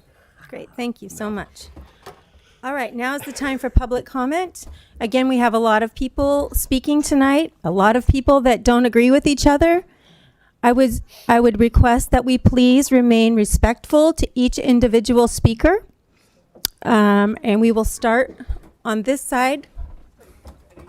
Huh? Oh, we'll start with Betty, actually. Come on up, Betty. Welcome. Okay. Hello, everybody. I'm Betty Chen, and this is the second time since I helped the homeless people for 43 years. I feel like today I had to come here sharing my experience with the homelessness. Years ago, when I still feed the people in the parking lot that time, I had a young woman so out of control with the mental health and drug abuse. The mom called me every day from the Bay Area saying, see my daughter, is she okay? And this and like that. The little girl on the phone say, Betty, can you find my mom? And at that woman, I see her, I feed her every single day. Really out there, I don't know why I do that. I still thinking about it. One day I take a video on her. Her body, when she on drug, her body turned like a rubber band. The face, the eye all turn around. So next time when I see her, I say, you know what? I love you so much. I want you to see your own self. And I saw her video. And then probably a week later, and she come to tell me, Betty, I'm going to turn myself in. I am warned. She went to jail, and she finished her jail time, finished the programming, and I had no contact with her for years. Until later, the mom and the dad called me. She wanted humble. She earned a BA from a social work. And then I had no contact with her at all until a couple of weeks ago, and her supervisor called me. She gonna share her story or whatever, her experience, the journey. Want to fly me out and give me a ticket to be there. I said no. You still go for your journey. I done mine. I am really care for the people on the street. Today is over 1,000 people stay in my winter shelter. And time to time, why I keep doing that? I had so many people suffer from dementia, suffer mental health. They are 70s, 80s, and 90s. And then one day I take the one guy out. It's a matter of fact referral from Jacob's team, and I cannot let him go out the street, and he poop and pee every single day. I had to clean him up. So finally, after 1 week, after I done that, I called Tyler yesterday. I said I don't know how much I can wash the clean up for him, because I cannot let my staff to do it. And Tyler come again today with the social worker to do the intake for him. We work really side by side with Uplift and Jacob. He inspired me so much. I tell you why. During the winter shelter. Oh, your 3 minutes are up, Betty, but thank you so much for your Darn comments. it. I appreciate you. Bye, everybody. Let's go on the other side. This young one here. Welcome. Hi, I'm Kylie Finch, 3rd Ward. I came straight here from work like I'm sure a lot of you did. But I'm really sad to be back so soon. All over the country right now, people are being told that their mere existence is a crime, that simply being who they are and where they are is illegal. Rules and regulations that once relied on enforcement discretion have run up against a group of leaders who have no concept of what discretion means. And so it's really disappointing to me when leaders I'd expect to most have my back on this, our locally elected council members, our mayor, the city manager hired to run our town, we give the appearance of support for an ordinance that makes just being in public a crime, subject to the discretion or lack thereof of the arresting officer. We all know Eureka already has laws on the books that prohibit sitting or sleeping on the streets or sidewalks in front of local businesses and prohibiting camping except in designated areas. The ordinance before council today expands on these existing rules so drastically that we had to write an exemption for children to have summer campouts in their own backyards, or that would have been illegal too. Yet despite the exceptions, there's still too much that they miss. The plain language of the bill before us today would make it a crime for kids to sit on the ground while playing in the park. Spreading out a picnic blanket and sitting down to lunch would be a crime twice over, once for the blanket and once for the sitting. So please, can Attorney Luna tell me, if I were to have a picnic at Carson Park, would my 2 one-year sentences for merely existing in a public space run sequentially or concurrently? I stand before you as a person with a less than visible disability. I made it here without my cane this time, but you know, what happens to me when my good day turns into a bad day and I can't make it any further? Is that a crime? Should I remain shut in my home for fear of being harassed by the police if I sit down? The law accepts users for wheelchairs and walkers, but what about me? What about an autistic child who's overwhelmed by their experience and needs a timeout? What about a parent or a senior who's tired and needs to rest? The level of enforcement discretion built into this ordinance is bad rulemaking, and it's an invitation to discrimination. Because as proposed, all it takes is one cop who doesn't think you belong in his town for your picnic to become a crime. I can believe that Chief Stevens and everyone involved here today is perfectly well-meaning, and it may not happen today or tomorrow or next year. But once this rule is passed, it's only a matter of time until it does, and no one in Eureka will be safer for this ordinance. Thank you. Thanks for being here. I'm going to respectfully ask you to not clap after people. It takes time. We're already at 9:09, so I appreciate the respect that we give each other. And with that, we're going to carry on. Good evening, Mayor, Council. My name is Brian Hall Sr., and I serve as the Executive Director of the Eureka Rescue Mission. I'm here tonight to speak in support of the proposed ordinance regarding sidewalk camping and loitering in the city of Eureka. When I got arrested, it was rough. This is really soft, and it can probably be adjusted over time, I'm sure. For many years, at the Rescue Mission, our organization has stood as a beacon of hope for individuals experiencing homelessness, addiction, and hopelessness. We've witnessed firsthand the transformation that's possible when people are given the chance to change. But what we're seeing now outside our doors on 2nd and 3rd and A streets is a tragedy. Trash piling up, scattered needles, open drug use, and increasing violence.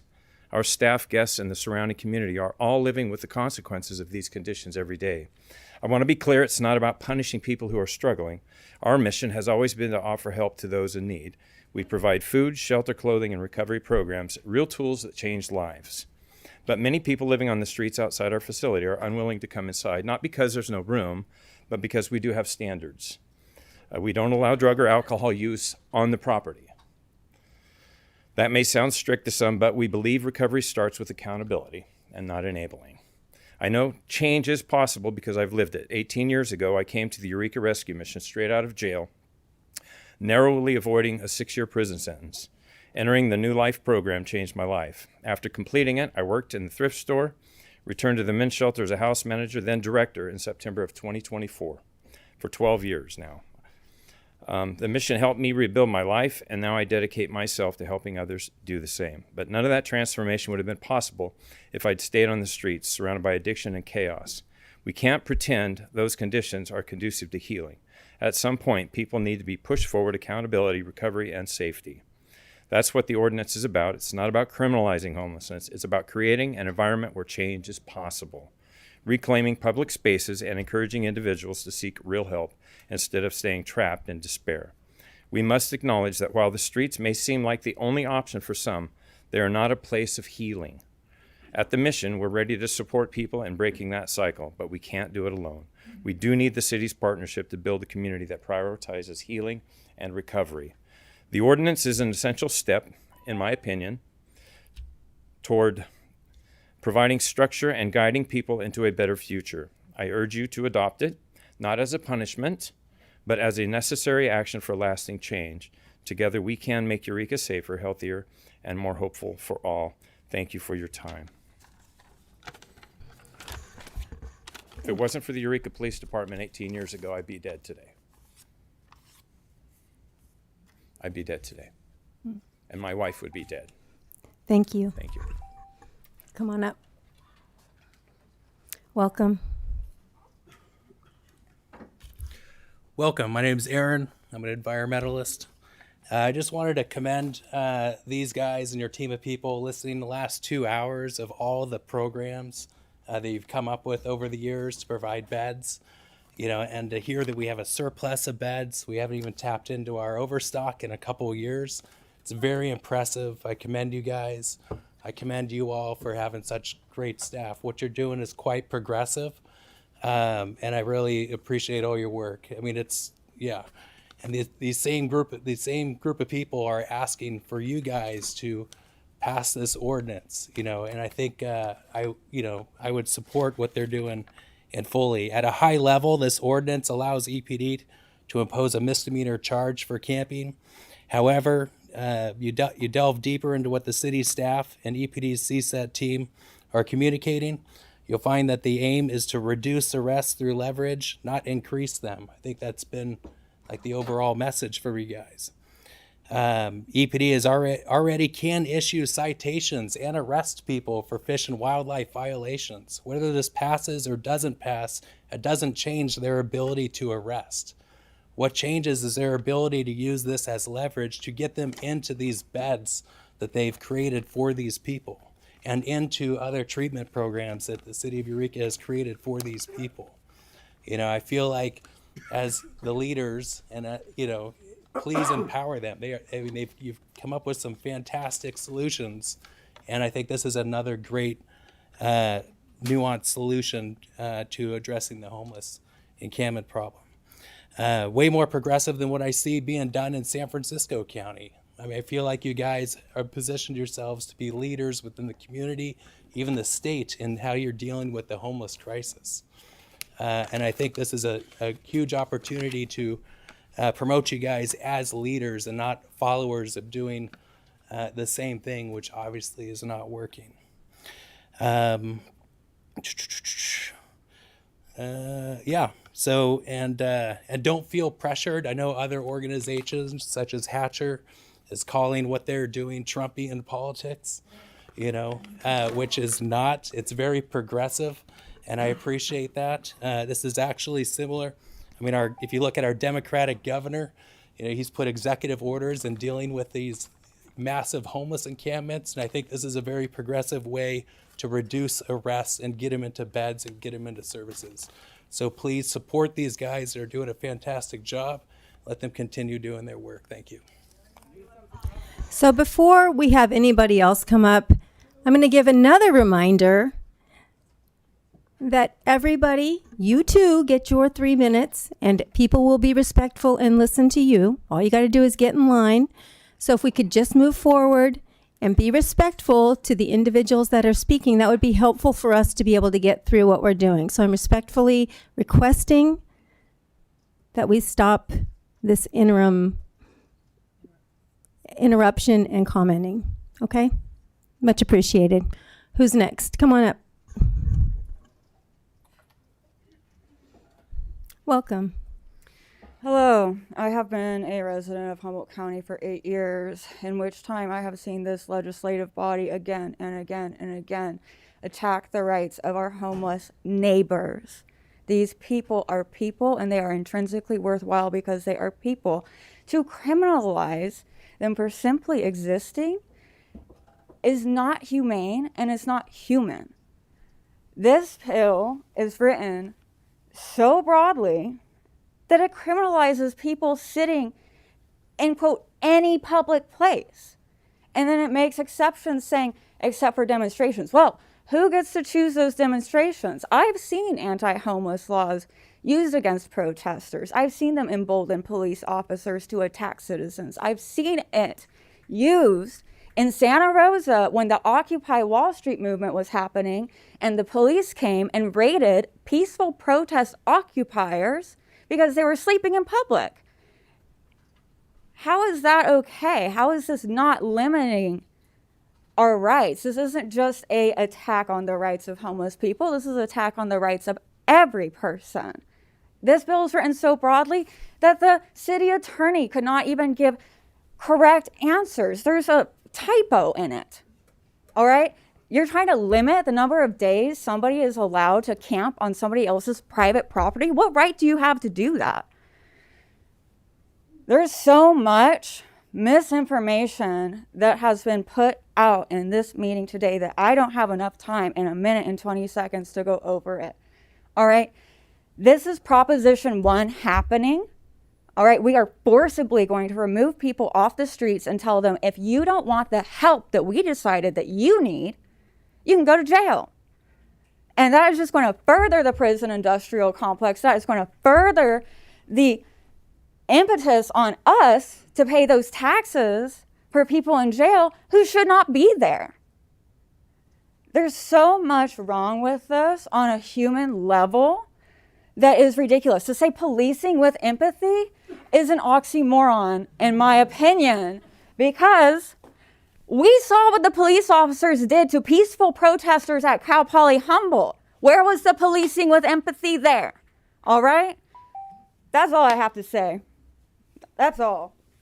Thank you. No fascists. No fascists in this freaking county. Thank you. Come on up. Welcome. Thanks. I got in line early because it's getting to be my bedtime. But I'm Leah Nagy. I'm glad you guys are all here, and I'm glad I'm here. I represent families. I've worked as a family liaison here in Humboldt County for over 25 years, ever since my youngest son became mentally ill. And I'm telling you, the pain with families is intense because our loved ones, they don't think they're sick. They don't think they need help. They become homeless, They are sleeping in the rain. They won't accept services of any kind. And we as family members just pray that something will happen. And you know what happened to my grandson with schizophrenia? Jail. It got so bad that he committed a crime and ended up in jail. There was no intervention. There was no help before he got incarcerated. So this LEAD program and early intervention, early prevention to keep people from getting into the court system, and maybe you'll get a diversion at the end of it, maybe not. But I really support you guys in the city of Eureka. You are amazing. I work with families all over the United States, and they'll call me and say, "Oh my God, my kid is homeless in Eureka." I said, "Guess what? Humboldt County has some of the best programs for homeless people in the whole United States." I went to a crisis intervention international training in Denver, and I said to these different states, "Do you have CSET? Do you have a care team? Do you have this?" "No, we don't know what you're talking about." I said, "Do you guys have a family advocate, a family liaison?" "No."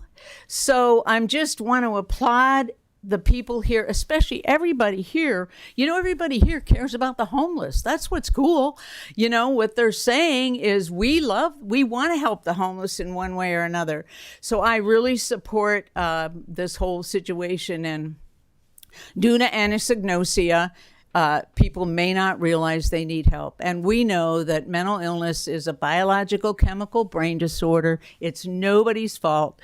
Substance abuse is a disease of addiction, and it can be nobody's fault. And so people are in denial a lot of times. Hey, that was good. I was ready to kind of end anyway. So thanks, guys. I'm going to head out just because I got to do my hot tub and go to bed. But you guys do self-care too. Bye. Thank you. Come on up. Welcome. Hi, my name's Mike Price. I grew up in Eureka. I moved back here to raise my family, and I'm here because I care about this city. And I'm speaking in support of the ordinance. I think that we need both a stick and a carrot approach, and right now we don't have enough stick, and this ordinance would provide a stick. You know, in my work, I travel all around the world. Just in the last month and a half, I've been to Korea, Singapore, Australia, New Zealand. I travel extensively. And when you get that outside perspective, you see that there's something wrong here. What we see here on our streets is not normal, and it's not okay. And I think we need to bring a little bit of that perspective from what's working internationally to Eureka. And one thing you'll see across the board is that what's not tolerated is open air drug camps like we have right now in our homeless camps.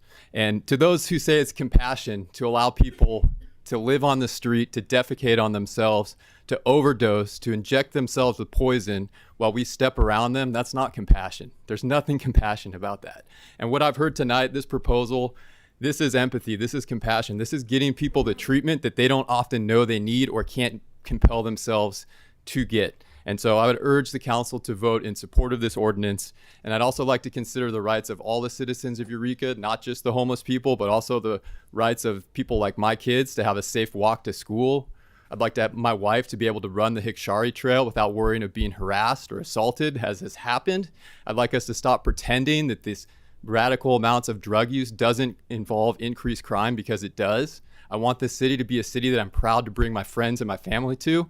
I grew up here. I love this city. And right now, it is an embarrassment what we have right now. So I urge you guys to support the ordinance. I thank you guys for the time and the thought and the care that you put into it. And with that, we have a lot of people to get to. So thank you very much. Thank you. Come on up. Welcome to you. Hi, my name is Ted Halstead. I'm kind of at the bottom of the food chain. I'm what they call a volunteer. I help with Pack Out Green Team.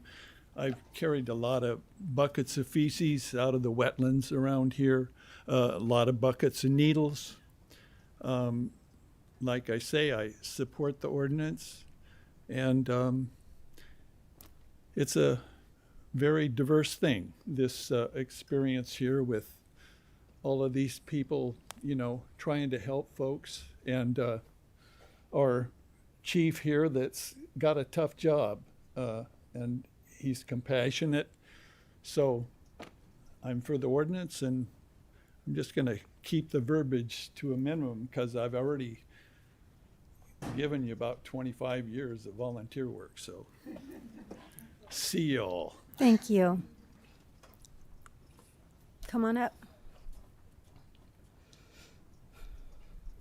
Hello. Hello, Greg Pearson. Thank you, Council and Mayor. We deal with the homeless situation a lot as a business person, and for decades we've had a lot of compassion for the homeless folks. It could be any of us. Any point in time, we could have some financial crisis, mental health crisis, whatever. We could be homeless, and so having these facilities, these programs are critical. Betty Chin. I mean, it's a wonderful backstop, but it isn't a balanced situation that we have in this city. The business owners are bearing the burden of this. I personally, our own businesses, I've had my employees assaulted 3 times, with one with a gun, one with a knife, and one with a pipe. I've had a building burned down. That was several years ago, but that was from a homeless person. I've had fires lit up against the walls of our building. I had to change the siding to something that wouldn't burn. I'm fortunate after those 3 different times, different places, that we didn't have a fire. I've had numerous windows broken, and we spend over $100,000 a year in Eureka for security. And that's a waste of money that could be going to something so much more productive for our community. So yes, we need compassion. We need a solution for the homeless situation, but we also have to balance it. And I do think this program that you guys are implementing needs support. I think it's an excellent idea. I think it needs to be more than 10 because you've got more than 10 out there. But it's a start, And if it looks effective, you probably will get business folks willing to help support that. Because we need a solution. And right now we don't have a balanced approach in this city. I've had people not comment cards from rentals, vacation rentals, and they'll say, great view of the bay, great facility, I won't be back. Homeless, I've had cards vandalized. So anyway, we have work to do. We can do better than what we're doing now. And I appreciate you guys having the guts, and you guys all having the guts to try something. And I agree. I think we need a little bit more carrot. We need a little bit more attention to the citizens in this community. You can't even go to a bus stop and get out of the rain because it's a homeless shelter, okay? And that's not what the taxpayers deserve. So thank you for this, and I encourage passing of this ordinance. Thank you. Thank you. Come on up. Hi, my name is Pam Halstead, and like my husband Ted, who just spoke, I'm also a volunteer and have been so for a very long time here in Eureka. And I really am impressed with all that you do, and I very much support this ordinance. I think it's super important for us for so many reasons, and we really haven't mentioned the environment, but when we volunteer, we're out there all the time, and like Ted said, there's so much stuff out there that doesn't belong.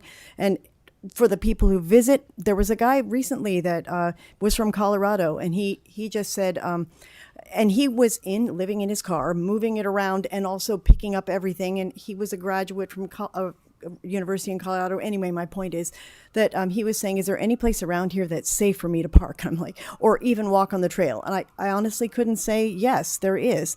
I feel like we need to move towards a safe environment. And it seems like we're already spending, we're in a good position for making this a better place. So I encourage you all to support the ordinance. Thank you.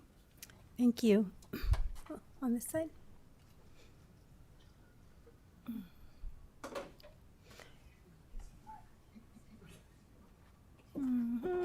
Welcome. Good evening.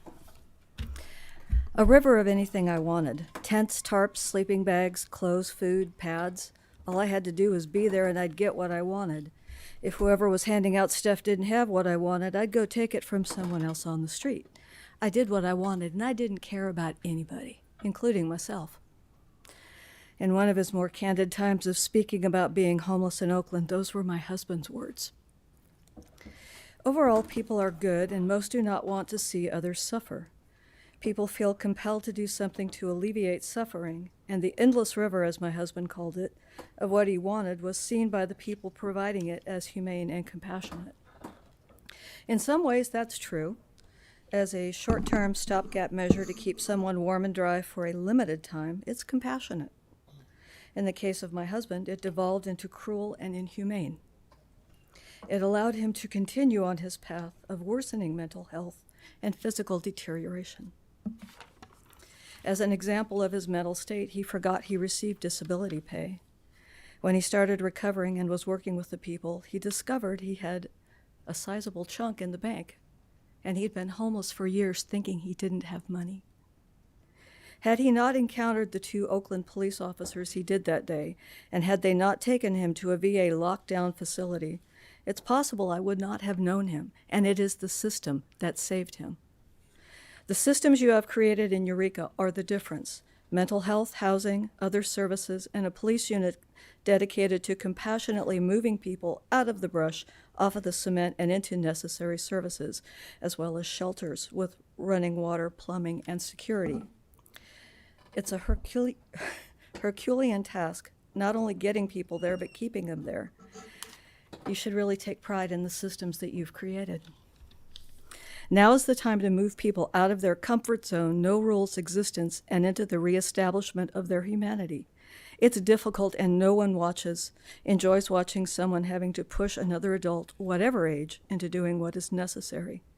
Many people here against the ordinance feel pushing people to better their living situation is cruel in and of itself. To improve and prolong the lives of the homeless, however, it is essential. I implore you to vote in favor of this ordinance. Passing this ordinance will make a lasting positive impact on the quality of life of an untold number of unhoused people and all of the citizens now and into the future. Thank you for the work you do. Thank you. We'll take this. Did we just take this side? We did. Oh, we're on this side now. Come on up. Thanks for waiting. Thank you for having me. My name is Lance. You all probably don't know me, but I've experienced things the way that I've experienced them, and I was lucky enough to be told about this city council meeting tonight, so I thought I would join you all. So I cut this down because I cut this down. But Your Honor, member of the council's distinguished guests and concerned citizens, we are not witnessing a failure to address homelessness. We are witnessing a system that profits from it. The funding meant to provide aid has instead become a multi-million-dollar competitive market where organizations, agencies, and private interest groups prioritize financial gain over real solutions. Black Law's dictionary defines fraud as a knowing misinterpretation of material fact intended to cause harm. If millions are allocated for relief, yet the crisis persists, where is the accountability? This is not an issue of lacking resources. It's an issue of misappropriation and exploitation. Homelessness exists along an economy where housing costs soar, wages are stagnant, and developers, landlords, and corporations report record profits. The reality is clear. Poverty itself has become an industry. Those in power profit more from the problem than from its resolution. While policies like this one focus not on accountability, but punishing the individuals caught in the system. And let's not overlook the irony here. Every official in this room is currently being paid to discuss the criminalization of poverty. If there is funding to penalize those homeless, then there is funding to prevent homelessness altogether. So I close with this. Are laws violated? Are funds misused? Is the system being exploited? The crime is not homelessness. The crime is profiting from it. That's right. Thank you. All right. Next one. Come on up. This side, Pat.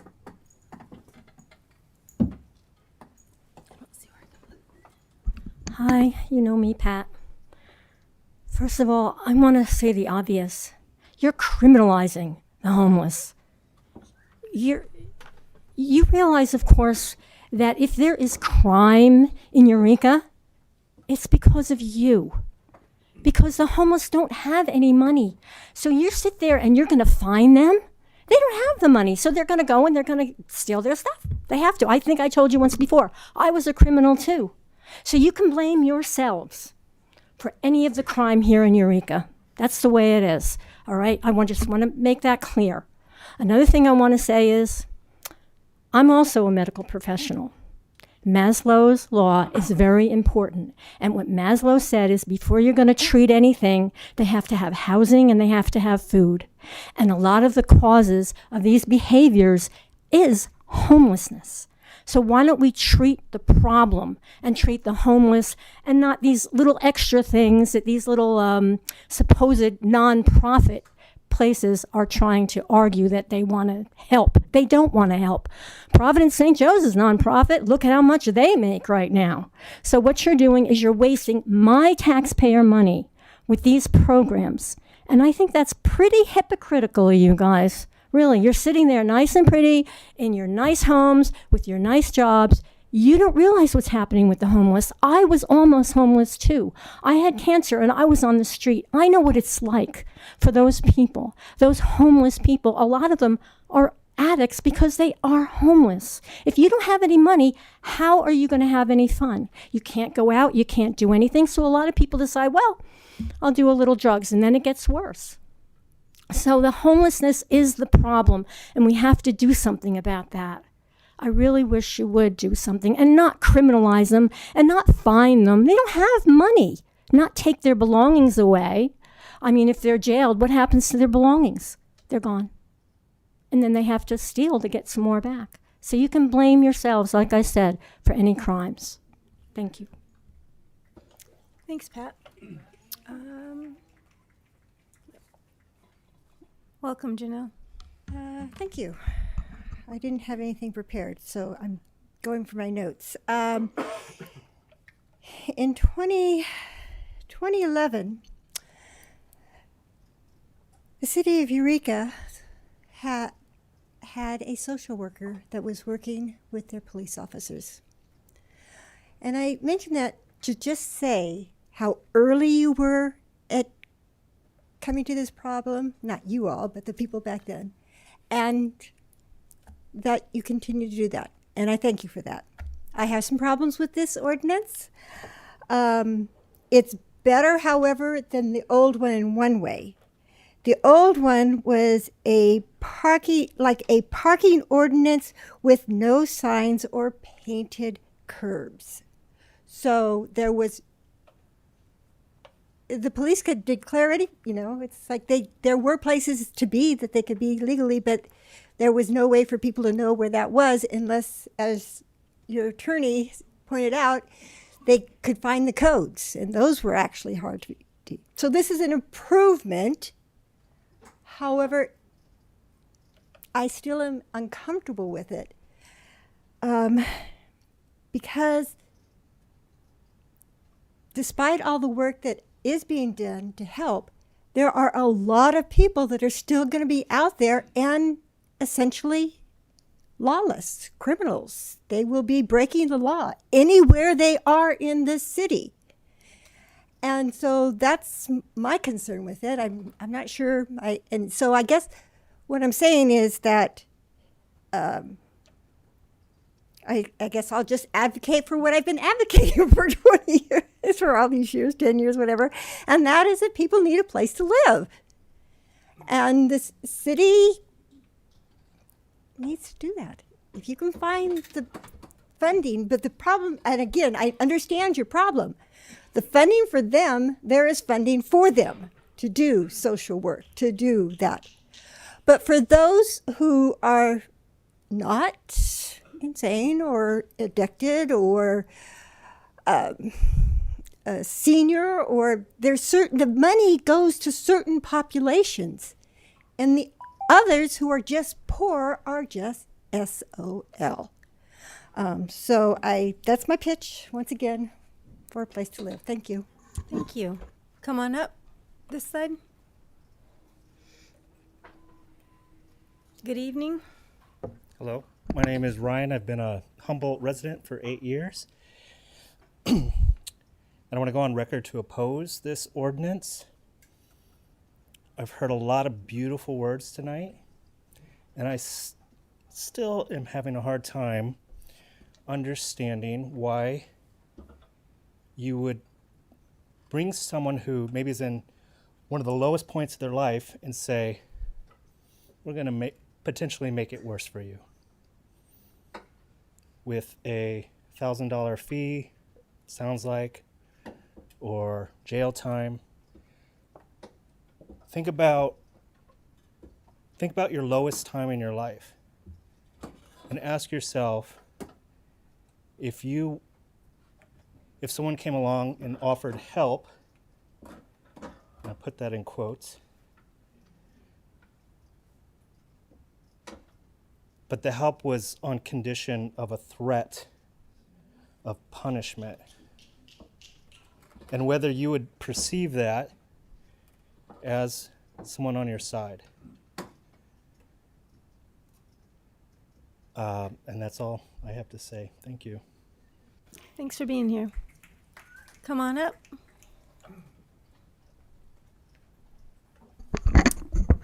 Hi, my name is Mark Maurer. I'm on the Humboldt Trails Council, and I volunteer on the trails a few times a week. And I am speaking in favor of the ordinance. I really appreciate the presentations that you guys have done, both at this meeting and at the January meeting, which was even more extensive, and all the great questions that the council has asked, hard questions that obviously you guys are not. I appreciate the people who are speaking against this ordinance as well. The idea of criminalizing homelessness is abhorrent, but it doesn't seem like that's what this is. It does not seem like that is what the intention of this ordinance will do. I'll be brief as far as the things that I see on the trails. The amount of damage that's being done on the trails is it's real. The amount of damage done to wilderness and shrinking wilderness is real. The encampment fires, the large sprawling encampments, particularly at Hickshari, mountains of trash, human waste, needles, aggressive dogs kept in inhumane conditions. It's to the point where Eureka residents do not want to use the trails to which they are entitled. The natural resources of this county are amazing and are a destination for people from around the world. But you've heard other people say that they've talked to those people, and if they've come frequently, they're not going to come back because of what they've seen here. The natural resources of this county are a treasure, and the volunteers, some of whom here spoke tonight, work really hard to try to keep those things looking great. But a lot of it is just tents and cleaning up tents and mountains of trash, coming back 7 days later and seeing the same thing. And it's very discouraging. I hope that this ordinance will give you guys extra tools to address these issues. Thank you. Thank you. Come on up.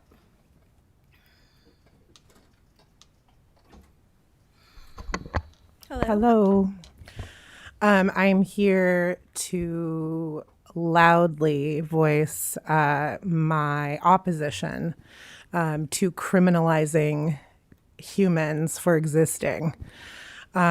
Just because something is now legal to do, just because a federal court judge has decided that we can criminalize unhoused people, doesn't mean it's the right thing to do, right?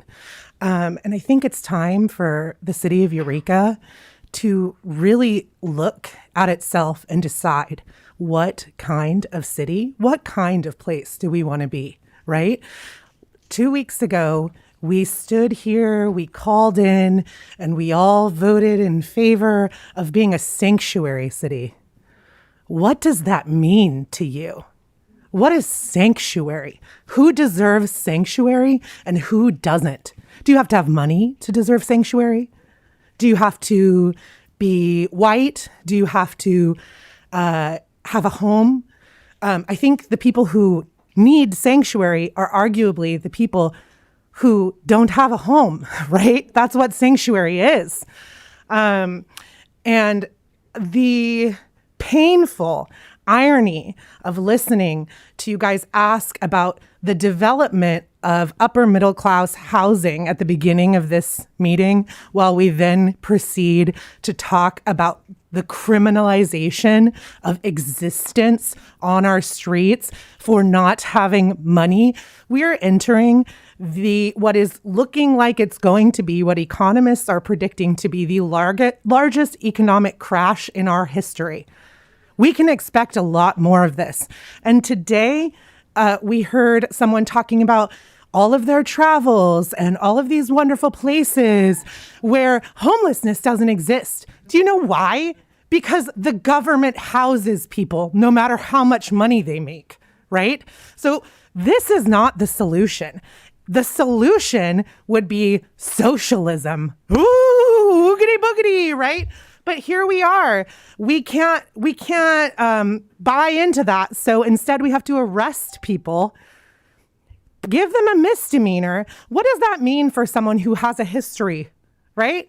And maybe they're not committing a crime right now, but they've already committed crimes in their past. How is a misdemeanor for sitting on the sidewalk going to affect them long term? Are we just co-signing on the continued slave labor that we voted to uphold in the state of California? Let's just funnel these people into legal slavery. Yeah. Thanks for being here. Over here.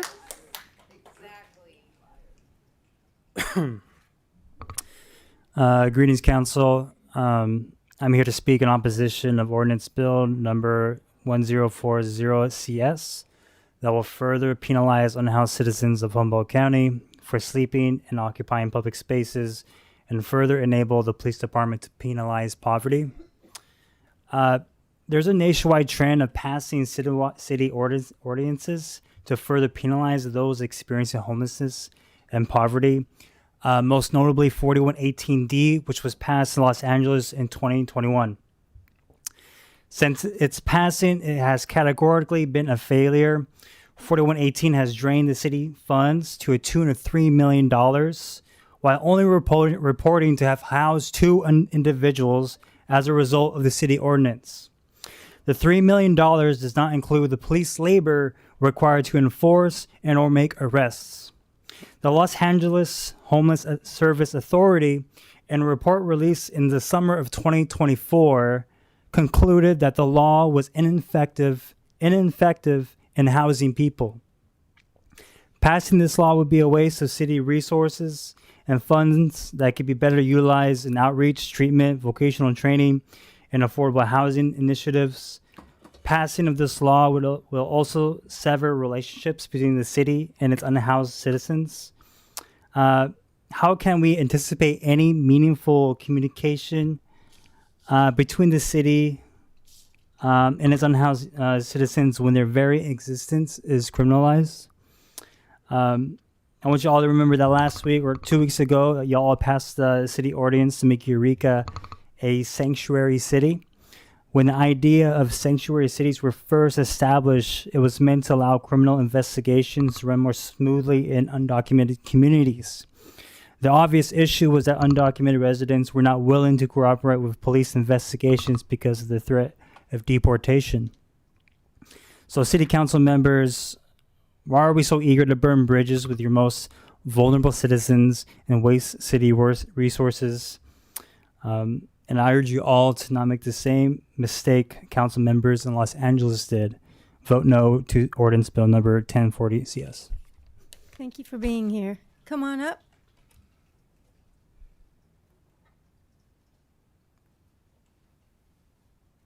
Welcome. Thank you. I'm happy to have the right still to speak. And I want to say that I wholly oppose this ordinance. And the question that's just huge in my mind, did anyone ask the homeless population, our brothers and sisters, what they needed and what they wanted? Were they any part at all of the conversation? Or did the system just say, this is what we need to do next to get them off the streets? I'm not feeling a really caring place about our homeless brothers and sisters. I am feeling like you don't want to see it, so you want to put it somewhere. And using the police who kill people to do that for you, to start it, and then throughout your program, they're involved. I heard it in the presentations. Then we send the letters to the police department, the letters and the letters on all the stages. This is very, very bothersome. You'd call them criminals before you put the extra hit on them to do misdemeanors. They're not criminals. They're fucking survivors. They are out there doing what they have to do to survive from a system that put them there. I don't know what else to say. Don't vote on this. It will hurt you later. Thanks for being here. Come on up. Hello, Council. My name's Dennis Houghton. So I'm here advocating in support of this ordinance, and this is some of the things that have drawn me to this opinion. Past 28 years, I've been cleaning up homeless camps. I worked 23 years for City of Arcata as a maintenance worker. We cleaned up the Arcata Forest, the Arcata Marsh, green space throughout town. Past 6 years, I've been contracting with the County of Humboldt, McKay Trail Development, and we've had some homeless issues out there. I also have worked as a coordinator, volunteer trail coordinator for the northern part of the Bay Trail. It goes around Tidd Street down to the boat ramp. We've dealt with that every month, and we go in and clean out, and it comes back. Through this experience, I've had the opportunity to work with law enforcement or just been around as they do their job with Arcata PD, with Eureka PD, and Humboldt County Sheriff's Office. And what I've always observed is what I would consider extreme professionalism. And I also feel that, I watch them work with a lot of restraint and a lot of patience and just putting it out there, And I really applaud some of the work, the presentation I heard tonight. I think that, it has work like anything. So also, I have a son with who suffers from mental illness, and we have him living at our house. He's 25. He's dealt with schizophreniform. He's dealt with psychosis, paranoia, and he doesn't realize always, he's in a good state at the moment. He doesn't realize that he does need help. And I just want to kind of finish up with a couple things working in the last 2 weeks. So the housed community, the unhoused community, like the housed community, is made up of a diverse group of people. Not everybody's the same. You can't typecast them. So I have good neighbors, and I have some bad neighbors, I guess you could say. But I'll give you 3 examples. In the past 2 weeks, I'm aware of about 5 camps going on in the McKay Forest right now. And there's one married couple, or I assume they're married, I don't know. But really nice people, clean. You don't even see them. I talked to the guy, they walk back and forth to Murphy's Market out in Cutting. So, so what? There was another guy, there was a young kid that, turns out he was a needle user. We had to clean up this camp, and I had the Court and Community School out there last week. Literally, we had 30 needles we had to pick up. But it was cool because that married couple kind of helped kind of pre-clean, and stuff. So that was pretty neat. We also had an issue, I'm going to run out of time here, but a gentleman that truly, at the bottom of Redwood Acres, that truly needed help. And he is finally, they finally brought him in so that he I'm could. sorry your 3 minutes All are right. up, but thank you for being here. On this side, come on up.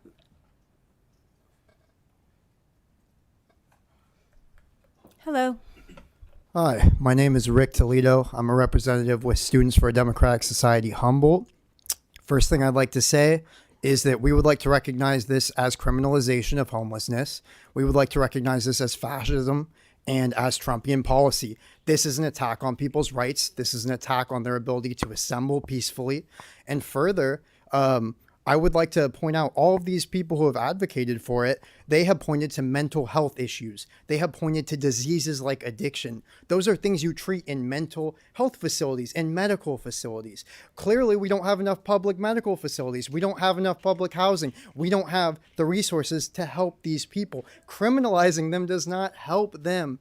I was a criminal at one point in my life. I spent time in jail for problems that I faced because of poverty. You know what happened? Institutionalized racism, people grouped up into gangs. That's what happens. Parole to monitor the people who have been grouped into those gangs, to keep them in a revolving door because they profiteer off you in there. Because I had to do slave labor in there just so that I wouldn't have to be a part of institutional racism. It was the only cell block where I didn't have to be subjected to that, to have to harm someone else of another race because I was existing in jail. That's what they do to people in there. And that is what you would be putting people into. And sure, you may have a couple cases here where people came out and they were able to improve their lives, but they are a minority. They are a minority. You will be subjecting people to worse harm with this. It is wrong. And I would urge you to vote against this. And as far as litigation goes, there were concerns about that. My organization will combat this. We will help to find litigation against this. We will not let you do this because this, again, is a fascist policy. And if you do this, you are agreeing to fascism. You are signing on with Donald Trump and his policy of bigotry and abuse. And we will not stand for it. And there are many people here who will oppose you. I believe that the majority of the houseless population is in opposition to this. And the way that we help people is not to criminalize them. Further, within the presentation that I watched, there was two options that were provided, and the primary one seemed to be the independent option, where you merely tell them, oh, there's this and that program. You have the police telling them you have these programs and you better do this or else you're going to get this misdemeanor. That sounds like parole to me. That sounds like probation. That does not sound like a solution. That is not going to help people, period. And I would just like to say that that kind of a policy where you're putting police in charge of people with mental health disorders. Have you seen the statistics of violence? They are skewed very badly towards people with mental health disorders. They get murdered by the police regularly, and you're going to entrust them with this program. That is obscene. That is ridiculous. You're going to hurt people. Please do not do that. I am begging you. Do not do that. Do not make us fight you. Thanks for being here. Come on up. Hi, my name's Carissa. I live in Arcata. When I first moved here about 2 years ago, one of the first people I met was a woman named Nancy. She was sheltering outside of Arcata City Hall. Her dog, Bear, and my dog played on the steps leading up to the building while she organized her things. I asked if she had a warmer place to go as nightfall approached, and she reassured me that she was going to move before the sun went down. She froze to death right where I met her just 2 weeks later. And I want City Council, these cops, and the DA to know that Nancy died because there are not enough accessible shelters up here. There's not enough housing. There's not enough warming centers. There were no life-affirming resources for her to access as she attempted to survive the brutal elements up here. And I want to take a pause just to honor her memory.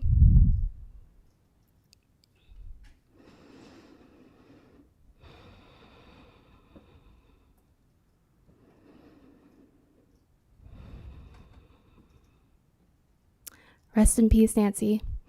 This ordinance isn't about public safety. It's about disappearing unhoused people, like in 1933, Nazi Germany targeted unsheltered people first. But even before that happened, there were politicians and other elected officials attempting to push policies that mirror this ordinance. There was a culture of stigmatizing the unhoused, the poor, the disabled, and once authoritarian officials took power, they were able to capitalize off of these prejudices. Do not lay the groundwork for authoritarianism. Invest in housing, mental health services that prioritize the dignity and autonomy of human beings, not what this ordinance is proposing, more punishment and paternalism. This ordinance is death. Death. Death to our community's rights, death to our unsheltered neighbors, and death to our humanity. Do not pass this ordinance. Thank you. Let's see, come on up. No, you're this side now, right? Come on up. Hello. Hi. I'm here to oppose the so-called homeless ordinance. Does the council remember the name Dottie Russell? 2 years and 2 weeks ago, Dottie Russell's nephew died at a bus stop in Old Town, frozen to death with a pile of cigarette butts at his feet. The next night, a meeting was convened to address the public's concerns that bitter winter. All the public's questions were answered that evening, except Dottie's. How could this happen? Dottie's nephew was told to travel to Eureka from Soham because the services in town were better. He followed all the steps that he was supposed to. He followed all the instructions he was given. Adult Protective Services had been called. Health and Human Services had been called. RCAA was trying to reach out. How could this happen? In 2005, local government resolved to end homelessness in 10 years. It has been 20 and people are still dying every year. Year after year, the police continue to tear apart what shelter and community the houseless may scrape together. How can the city evict these people without giving them anywhere to go? How can the city criminalize houselessness when a person can freeze to death before receiving any assistance? Every person living is entitled to all the necessities of life. Human needs are human rights. Housing is a human right. Criminalization is not a solution. Stop the sweeps, house the unhoused unconditionally, and answer Dottie's question. How could this happen? How could this happen? How could this happen? I cede the rest of my time in memory of her nephew.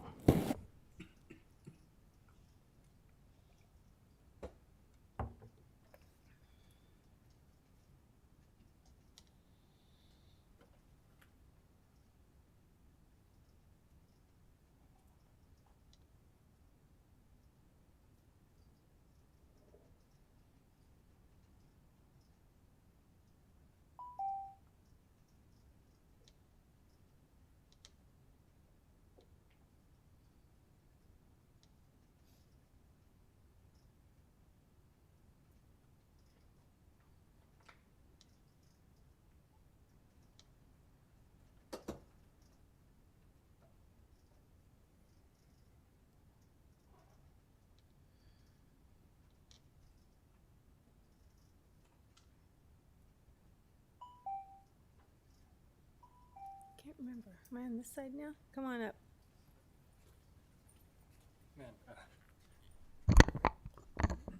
I don't know how to follow that up. That was, yeah. Yeah, basically I'm out here to oppose this proposal that the City of Arcata has, the City of Eureka has shown. This is, I would say, a pretty pathetic Band-Aid of trying to fix the homeless crisis that is in Eureka. Yeah, I don't have that much to say. Everyone did a pretty good job before me. So yeah, I hope you guys oppose this, and thank you for your time. Come on up. This side over here.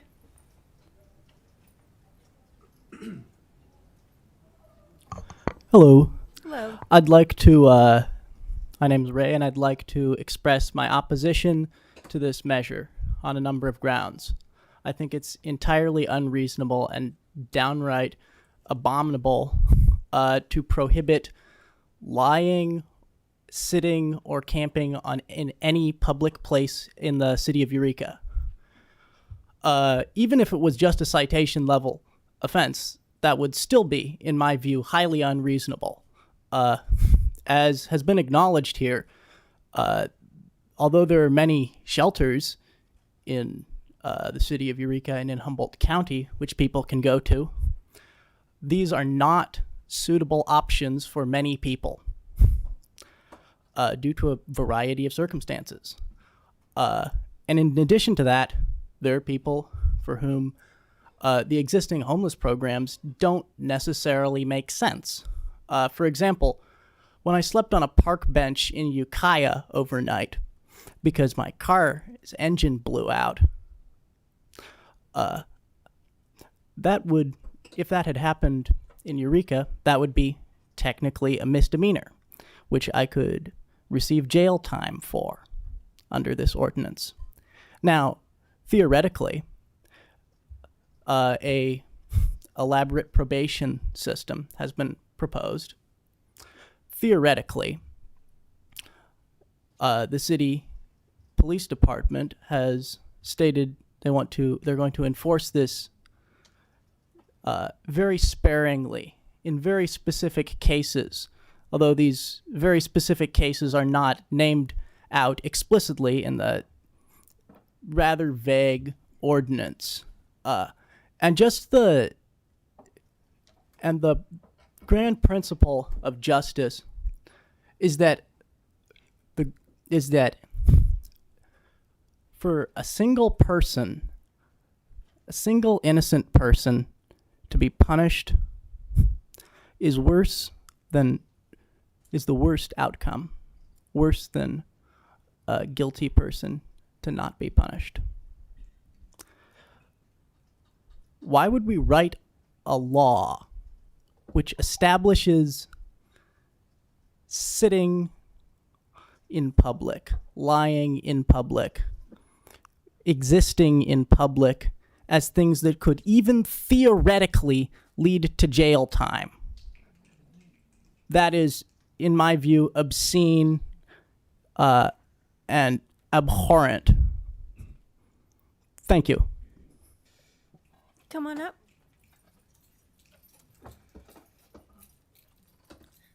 Good evening. My name's Sarah Tebow. I'm wearing a number of hats speaking to you this evening as a resident of Eureka with a young child who I'm teaching empathy towards our unhoused community members versus fear, as someone with lived experience of homelessness a number of years as a teenager on the streets, and as someone who has been housed since, as someone who has been a clinical social worker for 14 years and a service provider, initially outreach and case management with unhoused people and in supportive housing for a total of 24 years.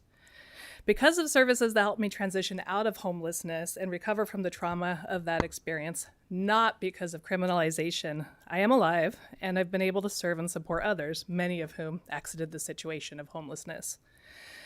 I've also experienced the trauma of the criminalization of homelessness and protest myself and with community members, and the way that legal charges have the potential to create a lifelong barrier to employment and housing.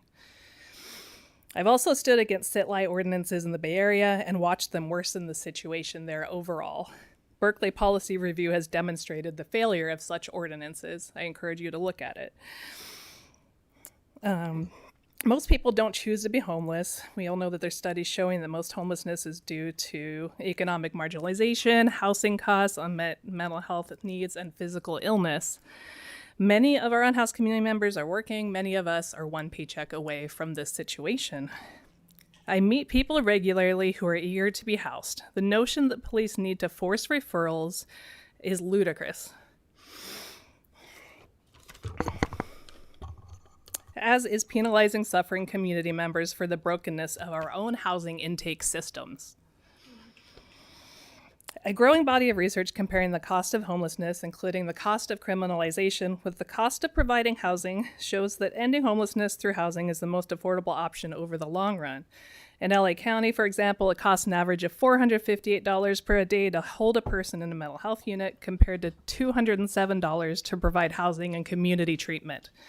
In New York, it costs $1.4 billion to incarcerate 2,500 unhoused people, while it would cost just $108 million to provide them with supportive housing. Listening to speakers discuss useful solutions tonight to homelessness, developing affordable housing, rapid rehousing, etc., I was struck by all the funding struggles and needs. Why channel these desperately needed funds into creating or making survival a crime, and furthering barriers to housing? These laws waste precious and limited community resources by temporarily cycling homeless people through the costly criminal justice system to no effect at great expense. There are so many better, more effective options than this harmful ordinance. You. Let's see, come on up. Nezzy?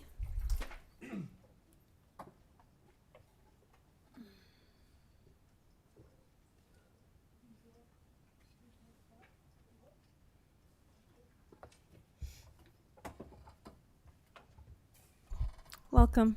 Thank you. Good evening. I sent the council and the clerk this letter earlier. It's being passed out now. And some of you may have had a chance to read it, some not. I had a chance to look at it again. I fixed up my errors from my slammed thumb in the car door, but it's okay. I'm here, I wrote the email because I want to register my disdain for the proposed ordinance. It further criminalizes our unhoused members of the community, and they don't have any place to go. It's vague, and it does not address the essential discrimination inherent in the order. There's a lot of things that have been said tonight about all that. I don't need to go over it again, but one of the things I do want to say is what you heard tonight in the presentation about LEAD and what's going to happen is a dream. It's not real. It's things that they've talked about they would like to do. It's goals, not that have been implemented. This is going to be the experiment to implement that. We know how well housing works. We know that there are some really important things that we could do. And as far as resources and mobilizing the community, I've watched a lot. I've been here for the last 10 years with the declaration of the shelter crisis and all the things that came before that. And the discussion we had at the Wharfinger about how there were no social services, and now look at what you've got. It's a really big leap. But what we don't have is a continuum of support and shelter and housing for people who really, really need it.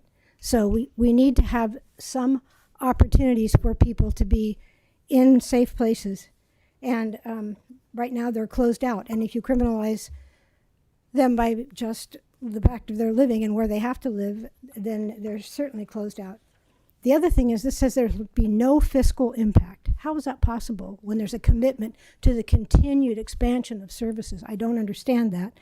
And the city says it's remaining dedicated to offering and enhancing comprehensive support services, including housing, shelter, assistance, mental health, and substance use treatment. Well, that's phenomenal. But where are those resources? We're imagining that they're going to be there. And we have programs that people don't subscribe to a lot because the police are focused in the center of all of them. And that's a really hard thing. And this ordinance can be meted out differentially. That's a really big thing to be careful of. I'm just going to ask you to please reject the proposed ordinance because we're not ready to handle what is to come if this becomes law and it's inhumane. So please put your future efforts into approaches for working with our unhoused community members and the larger community to provide at least one or two or more areas within the city where our houseless community members can have a place to rest, prepare food, eat, well, wash, use restroom facilities, and Thank access you. to 3 waste minutes disposal. are up. Thank you. Come on up. Hi, I would just like to echo all of the great speaking I've heard tonight against this ordinance, and I would just like to propose that we adopt the first part where we just get rid of all of them and not take on the second half where we adopt a new ordinance in place of them. That's just my suggestion. Thank you. Come on up. Hello. Hello, my name is Blake Batchelor. I'm a resident of Eureka. I enjoyed our little presentation today. It was very aspirational. I wrote this in response to it in the same manner. Whereas this is simply an invitation for this community to express ourselves with more teeth, you may come to the decision that you should go forward with this ordinance. Perhaps you've forgotten the window into the EPD's mindset through text leaks in 2021. Perhaps you believe the small firings the department has now earned the right to add criminality to this power dynamic. This may be due to the just world theory, a NIMBY mindset, or perhaps you see poverty as a moral failing. You may think that a possible year in prison, a $1,000 fine, and a misdemeanor on your record will help the 1/3 of Californians in poverty, all of whom understand the very real possibility of experiencing houselessness. If you should choose to make it impossible for the houseless to sleep, and by extension exist in the public sphere, I and others in this community may go about ensuring you cannot feel peace or decorum in the same public sphere. We may not, I may not. Even if you do so choose to show all of us your moral failings, there may be not shouts, there may be no shaming to you when you decide to take friends and family out to dinner. I may not even shame and interrupt you at lunch meetings in public. This offers the chance to experience uncomfort and the possibility to grow as you navigate the public sphere. Perhaps you'll graduate into people with a higher degree of compassion. As a community, we remain committed to holding our public officials to moral accountability. Thank you.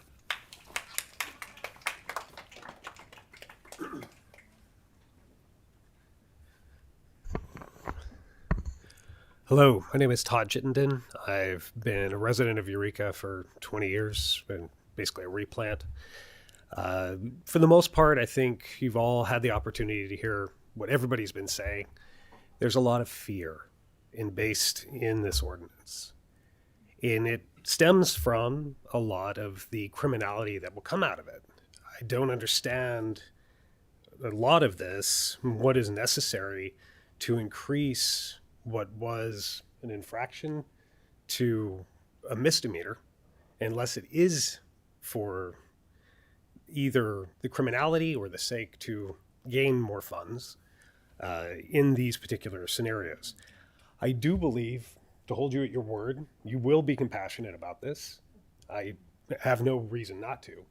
I'm very fortunate. I don't have to live paycheck to paycheck at this point in time. But I do want to stress at this point in time, because it can happen to any of us. Your opportunities that you wish to supply are gifts, and if they can be taken in the right light. But again, the fear, and even I feel in my position that it is almost forced.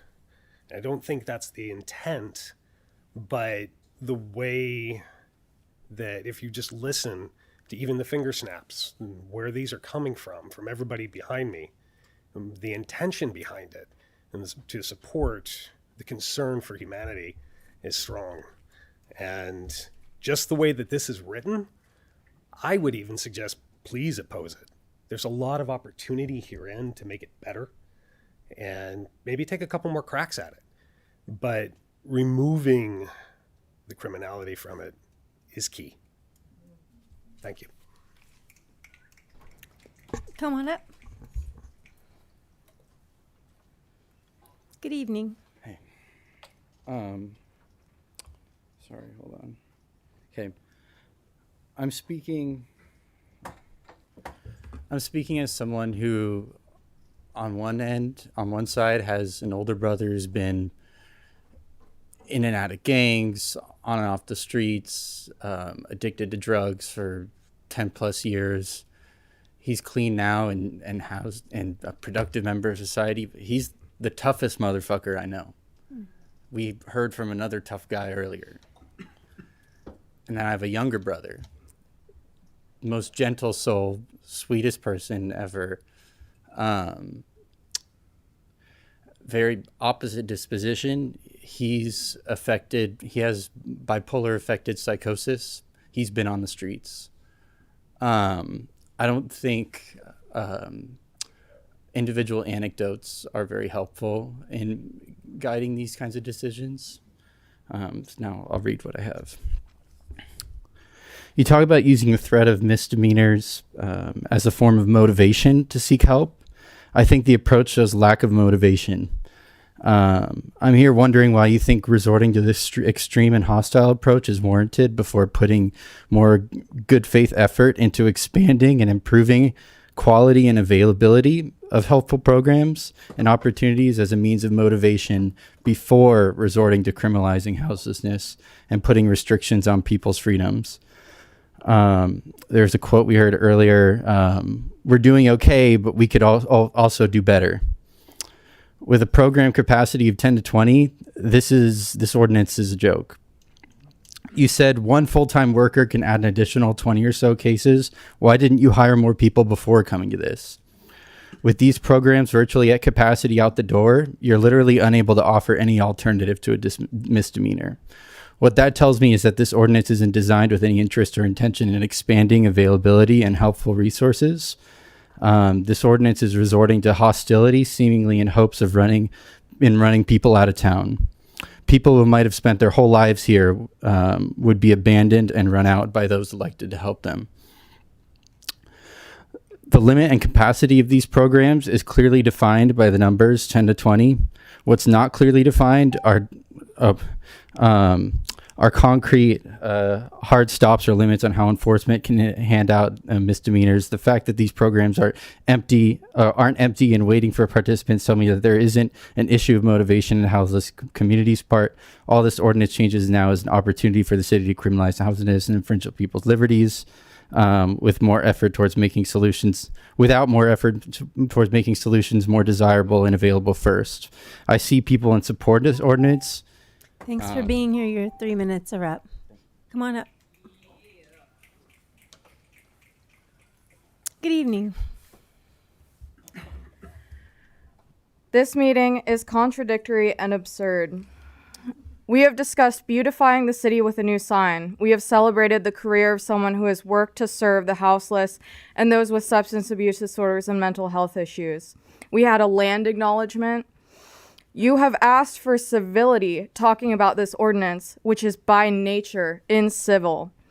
Beautifying the city with a new sign and ratifying this ordinance would just be putting a pretty face on an ugly soul. We are a community. It is your job, our job, to take care of each other. From studies and experience, we know what helps houseless people. We know it's harm reduction and social services and decriminalization. We know the police and arrests and being in the system don't help people. The 2024 Supreme Court ruling is meaningless. We all know this Supreme Court is overwhelmingly morally bankrupt. We all know this ordinance is not about clarity or serving houseless people. It is the cruel and unusual punishment of the most vulnerable members of our community.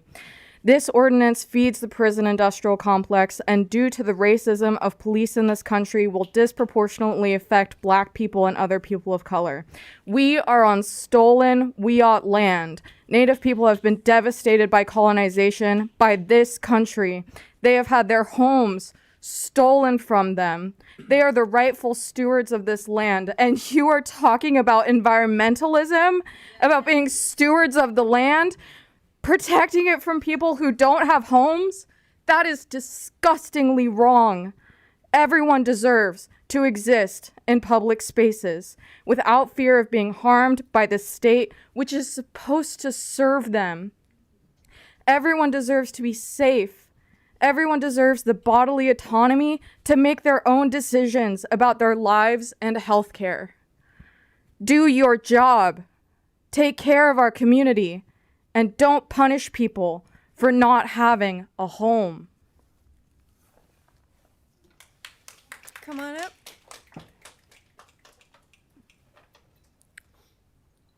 Hi, my name's Hollis. Welcome, Hollis. Thank you. I'm kind of surprised that these guys got so much time, to just spit their propaganda. I'm blown away by that, really. I want to talk a little bit about what I know about LEAD, all right? And I know a little bit. The concerns I have about the LEAD program's effectiveness, including officer buy-in and potential biases. LEAD programs are not suitable for all individuals, as you know, and you just admitted to a little while ago. Their very effectiveness can vary on factors such as severity of substance use, mental health issues, and the availability of resources, which we know we don't have in this area. There is zero rigorous long-term data to fully even assess the effectiveness of LEAD programs. So like all these people behind me going, oh, it's such a good idea. They haven't read like anything about it. They just got thrown at them tonight. They don't know what they're talking about. They need to do their homework, and so do y'all. The potential for bias exists. There are also concerns that LEAD programs could perpetuate further biases in policing and the criminal justice system, particularly if officers are not adequately trained or if the program's implementation is not carefully monitored. And that's the truth, because in San Francisco we had LEAD and I saw how bad it was. In addition, LEAD is basically the police. There's huge trust issues with the majority of unhoused people who have with the police. Another reason LEAD is not the answer. Despite some uneducated interest in the adoption of LEAD, there has been limited systematic examination of LEAD implementation. As you know, it's a model for a police-led arrest diversion program for those with substance use disorders. A study in Connecticut found that New Haven, Connecticut had a LEAD program. During the first 9 months of the pilot study, only 2 clients were successfully diverted from arrest after 9 months. Therefore, that study examined barriers of the implementation.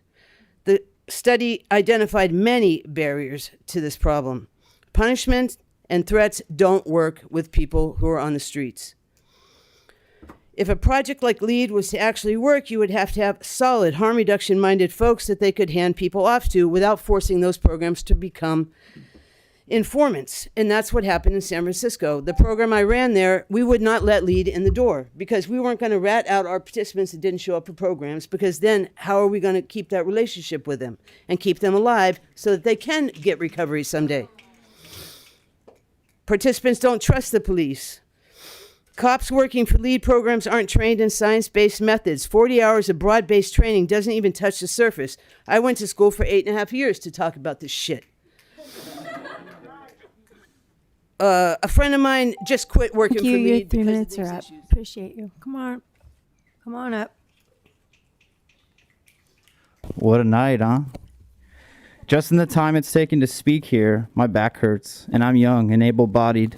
I guess it's good I'm not trying to sit outside, and I have a warm bed to go home to, much like every single person here voting and creating this ordinance. It's also good to see many who also do mutual aid here with orgs like Food Not Bombs, whose food distribution has regularly been patrolled by the same authority who would be the first face to your measure, the police. I'm genuinely surprised by the reason we're here today. It's shocking that people with the authority of eminent domain and redistricting, the ability to make real change, are instead discussing an ordinance that would make sitting and sleeping in public a misdemeanor, as if jails don't cost enough as it is. It also won't change a single thing. My question for you all is, how do you sleep in a warm, safe bed at night? Half of Eureka's city budget already goes to Eureka Police Department, or almost 40%.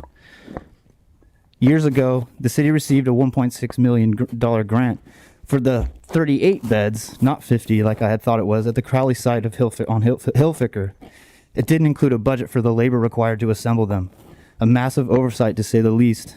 But I helped assemble them as a volunteer. The cardboard boxes we pulled them from were totally rotted and exposed to the rain for a year before we started. They were already rusting and obviously weren't designed to be in the middle of the rainforest. Another massive oversight. The buildings are mostly completed and still sit empty. A Band-Aid solution with a lifespan of a decade at most. It's clear that this project was merely a means to help your political careers, and you don't actually care about the root causes of the issue. You all have the power and responsibility to do just that. And if you vote yes on this ordinance, you better hope the political winds don't change, because it would be a cheaper and more morally justifiable to put you all in jail in place of the most impacted by the policy failures you are responsible for. None of you feel the brunt of them, and it should keep you up at night, and I hope it does. Come on up. Good evening. First of all, I want to address some of the things that your CSAT officers said in their interview with Lost Coast Outpost last week regarding this ordinance. Sergeant LaFrance talked about the exact situations that he supposedly would enforce this, right? Because he was saying it's not going to be used to clear encampments. It's going to be used for targeted enforcement for the most problematic individuals. The particular problems that he listed were theft, substance use, illicit substance use, and cases where he even used the words, people might need to be 5150'd. The police already have the power to enforce against all of those people. Those things are already crimes. If you want to give them the power to offer these not really services, helping 10 people navigate the services that already exist, pre-booking, if you want to give them the power to do that, that makes sense, okay. But you don't need to create more crimes. The only thing you're going to do in creating more crimes is to create more criminals. And you're going to give the police more power, unchecked power, really, because they could enforce this against any of us. What if they decide that they want to enforce this against people who don't politically align with them? If not all of you, there are definitely some of you up there that know what this is, know exactly what flavor of authoritarianism this is. And let me tell you also about what's happening with the services here. As a case manager, they're already talking about it in other parts of the country. Trump is defunding HUD, okay? So there's not going to be more subsidized housing. There's going to be no subsidized housing, or way less. Thousands more people just in this county in the streets, mostly disabled, elderly, and people with mental health issues, and families with young children. Okay, things are not like ironing out. There isn't more coming. You're not able to give us a time when we won't have to worry about the enforcement of this. Things are getting worse. You guys need to be coming up with solutions for everyone to be okay, not ways of making it so that everyone is more policed right now. That is not how we need to be entering this stage of things. It's so freaking scary, and you guys are going to have to just get uncomfortable with those around you. Your 3 minutes are up. So let's move on to our things next don't person, please. Your 3 minutes are up. Come on up. Hi. Good evening, and thank you to the council for listening to all of us and being here late. My name is Aubrey, and I am a resident and homeowner in Eureka. I'm a social work student, and I'm a board member for AHA. And I'm also someone that's been actively engaged in community support just throughout my life. I strongly oppose this ordinance, which makes it a misdemeanor. We'll have to go over all that. It won't reduce homelessness. It will make it permanent. It punishes people for struggling instead of addressing why they're unhoused, trauma, poverty, and a system that fails people when they need it most. There are no legal places for unhoused people to go. Humboldt County is rural. There's no next town over. There's no telling people to just leave. It's not a solution. It's literal abandonment. And this ordinance doesn't just criminalize sleeping outdoors. It criminalizes survival itself under the law. It would be illegal to have a warming fire, even if it's freezing, to possess basic camping gear like sleeping bags and tents, to wash in public fountains that no one's drinking from when there's no bathrooms, nothing for people to be able to wash their hands even. This ordinance is cruel. It's costly. Criminalizing homelessness costs more than providing housing. As we've said, every sweep, every arrest, every night in jail, it drains taxpayers' money while solving nothing.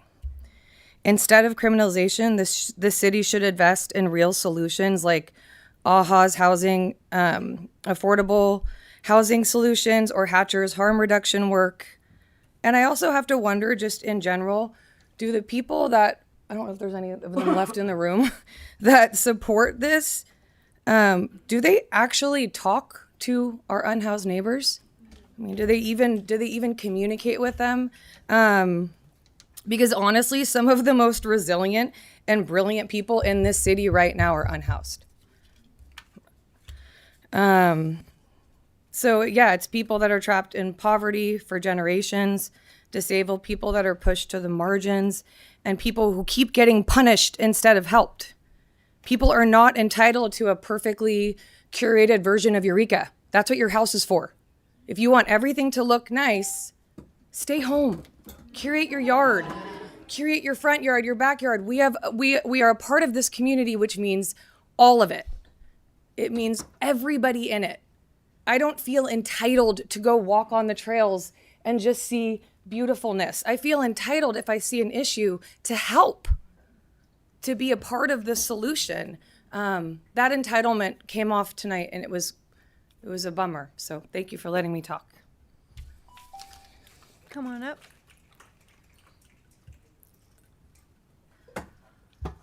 Hello. Hello, buenas tardes, or good night. I'm Graciela, and I'm speaking here to oppose this ordinance and also to demand the repeal of the previous ordinances giving infractors to camping and sitting on public space or sidewalks or having your car parked in the city. This is just uncruel punishment, even if our Supreme Court justices have said otherwise. We are not caring for the most vulnerable people that are just trying to survive. We're just criminalizing them and giving them unnecessary stress, telling them that they're gonna get a $1,000 fine on top of like already being outside in the cold and the rain. If they dare to sit down, if they dare to lay down, how can you tell someone they cannot sleep, they cannot sit for endless days, months, years? Like, doesn't that constitute as torture? Like, is that allowed in prisons? Is that allowed anywhere, to just let people just stand endlessly without sleep? Like, I just want you guys to see what it is that we're doing. This is fascism. This shouldn't be tolerable. Shouldn't even be on the books. So don't go through with this, and also repeal the previous ordinances. Everybody should be allowed to exist in public spaces. That's why they're called public. Thank you. Come on up. Hello. Hello. I stand here tonight to speak against the anti-camping ordinance. I have to admit that speaking in front of you is rather terrifying, because to you, I appear as just a kid who you assume holds no understanding of how the real world works. However, I can assure you that I know more than my appearance insinuates. Working for a nonprofit that serves our city's unhoused population, I know the horrors these people are forced to face in their day-to-day lives. You see the litter in our parks and parking lots, but you do not see what I see. Every day, I see what you refuse to. I see people approach me with nothing. CSET took everything they had. They asked me for a sleeping bag or a warm jacket so they can approach nighttime with less of a threat of freezing to death, which, you sure as hell know, has happened before in our county. Not even that long ago. I don't ask that you do my job. I do my work, I care for the unhoused, and you do yours. You ensure the well-being of all of our community members, housed and unhoused alike. I only ask that you carry through with the obligation, as it is your responsibility. I just ask that you open your eyes and see how those will be affected by this decision before you make it. Open your eyes and take a look at our society that makes life for criminals like climbing a speedy down escalator. Yet here you are making criminals. Because if the only options under this ordinance are existing without a home or becoming a criminal, you are doing exactly that. Look at the landlords who won't rent to criminals. Look at the jobs who won't hire them. If you do this one thing I ask of you, and you choose to close your eyes shut again and vote in favor of this ordinance, then I will lose the little faith I had to begin with. However, if the true reality of toying with human lives cannot open your eyes to the pure evil written into this ordinance, maybe your own self-interest will. Need I not remind you of the lawsuit you faced the last time you tried to pull something like this? With the Devil's Playground sweep in 2016? You are setting yourself up for another lawsuit. And when the city must pay, we will blame you. So let's do our jobs. I continue to do street outreach, and you stop the sweeps. Stop killing my friends. Over here. Come on up.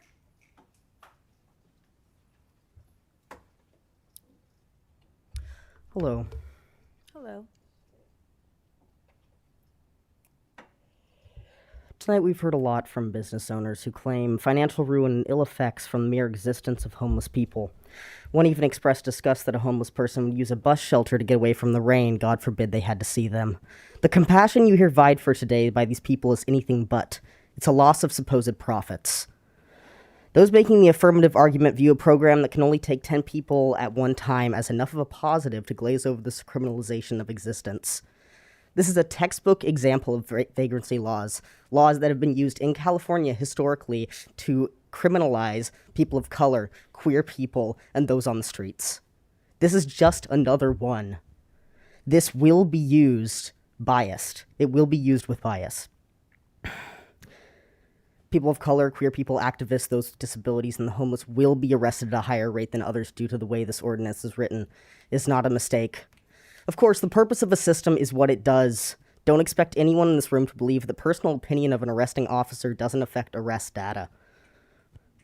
How can you expect someone to climb the ladder of society and put themselves in a higher class position when the existence of themselves is criminalized, when sleeping is criminalized, when keeping oneself warm is criminalized, when mental illness is criminalized? How can you expect a mentally ill person to reliably show up to meetings when you are explicitly trying to formulate a program for them? This does not work. This question only applies if they happen to be one of the 10 people who get into this reforming program. It's been said here this program and ordinance is meant specifically for those among the homeless people in Eureka whose existence continues to be a thorn in the shoe of the police, and to those who might have more severe mental health struggles. The program, as explained, is far too complicated to actually assist anyone, and has admittedly been explained as not understandable to someone who was trying to explain it to everyone here. This is all to say that, as the ordinance is written, it is unfit for helping the people you claim to wish to help. It is clear that the program, with its pitiful capacity and confusing hoops, is acting only as a diversion from the ordinance that criminalizes a person's existence. This ordinance is not looking for a solution to poverty and homelessness. It's aiming to categorically and completely eliminate a class of people that those with money and influence seem unsightly. Thank you. Come on up. Hello. Hi. I'm Jamie.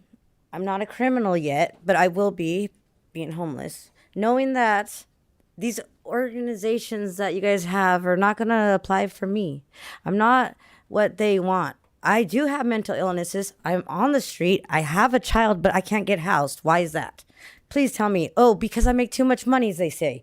I'm mentally ill myself, but I can be here. I can go to work because of people that give me dignity. This is not dignity. It's not fair for me to be a mother who is honest with every organization in the world and asked for help, and I can't get help. The facts are like pitiful. Probation. My husband was on parole. He's discharged. He's clean. Been clean for 3 years. I still can't get no. Oh, guess what? Also, too, he was in a coma, and they kick him out of the hospital. Homeless man. Hospital. He can't. He does not. He right now is in one of those facilities, a partnership. But I can't be with him. I'm married and we have a kid, but we cannot be together. What do I got to do? Go commit crimes by being homeless to get places? You're still not going to be able to house me. Why? Because I have a family. Now, let me tell you about the mission. Now, they do house people that are sex offenders, not families. Fuck me, right? Like, that's fucked up. I pay my taxes. I do not get assistance from the government. When I did get assistance, you know what they did? They made me a victim here. I'm a victim. I'm actually a victim. I was attacked in this Eureka at the Laguna because the DHHS put us there. That's not fair for me or my daughter. But hey, guess what? I'll tell you one thing.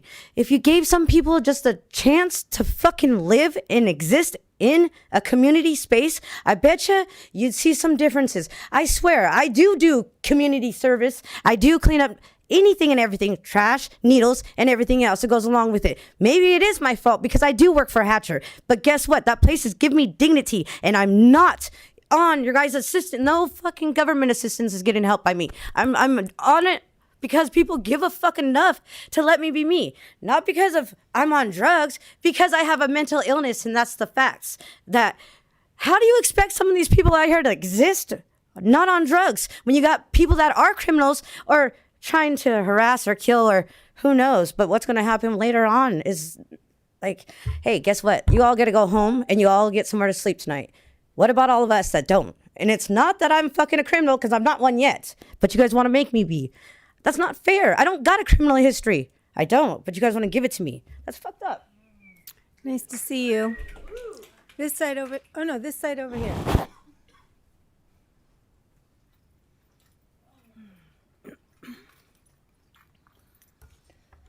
First off, I want to thank some of you for asking the hard-hitting questions. I hope that your votes will reflect that same energy.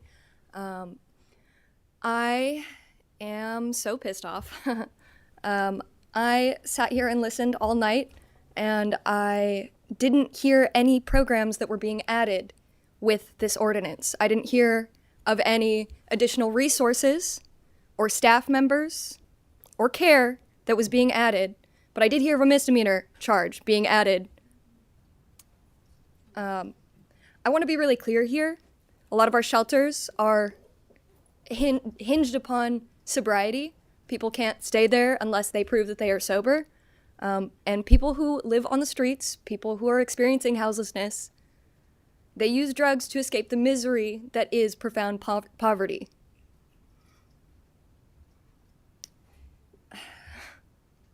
In this country, it was founded on the premise that all men are created equal so long as they are white and they own property. I can't imagine why the houseless people of this community weren't accepting the offers of care that the police were giving to them. I can't imagine why they wouldn't have trust there. But I know that there are resources and there are good people doing work. I would like to cede the rest of my time to the 400 people that died today in Gaza, to the people who are going home tonight to warm beds, and to the people who are not.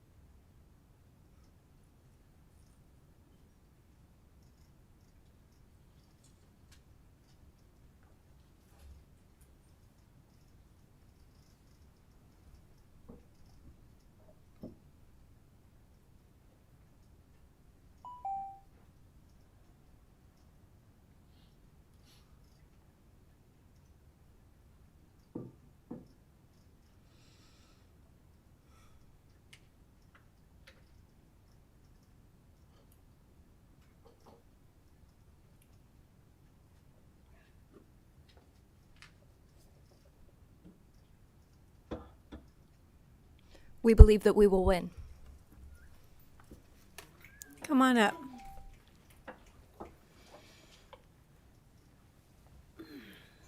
Hi there, my name is Jordan. I have a little bit of stage fright and I'm up very late so I'm sorry if this is a little incoherent. Welcome. But thank you. I just wanted to voice that I am disgusted that I and so many other people have to be here, that something like this would happen in this community. I am disgusted by the fact that it's an ongoing pattern of things like this going on in California, in our nation. California is supposed to be this kind of safe haven for people. It often is not. Eureka, this northern part of California, is supposed to be the safe haven for people. It often is not. And the fact that this was even proposed here upsets and disgusts me.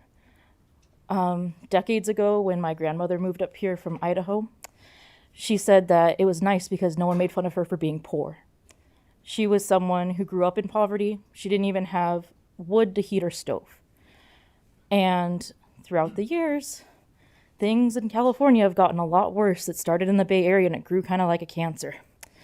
The place that I grew up in became unlivable for anyone who is not upper middle class or higher. Seeing at this meeting, at the end of it, having a homeless ordinance, and then at the beginning saying, oh, we're building all this housing, over half of it's for upper middle class people. I can see the way the wind's blowing, and it's not in most of the people's favor. It's kind of more or less the pattern that's the problem. You have all these people here tonight that are very passionate about helping the homeless, helping each other, being a community in need. What I worry about also is moving forward, just in general, not just our state, but like this county, this city. How acceptable do you think that this is, that you even proposed it? What is the pattern you want to do moving forward with this kind of thing? I guess that's more of my concern than anything else. And I also wanted to share a story about someone that I met just a few weeks ago who was homeless. She's disabled in a wheelchair. She couldn't afford ibuprofen. I bought her some at the gas station. And she said that she couldn't go to any homeless shelter for the night, even though it was below freezing that night, because they wouldn't accept the fact that she was a woman, and they would try to put her in the men's shelter.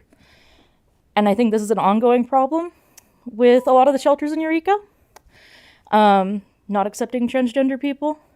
I think it's an ongoing problem throughout the state.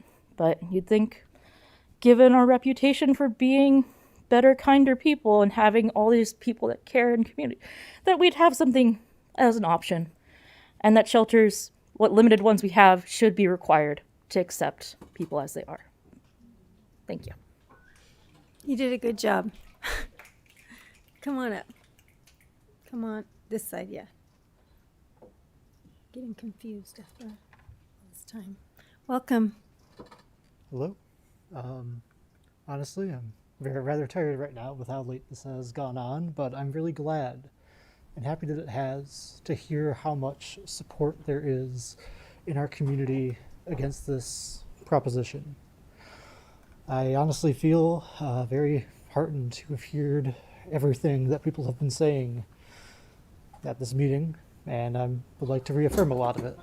I feel like this proposition and a lot of the support for it that we have heard is coming from a lack of empathy for our unhoused neighbors and a lack of seeing them as anything other than sources of trash and not viewing them as real people and not taking time to get to know them.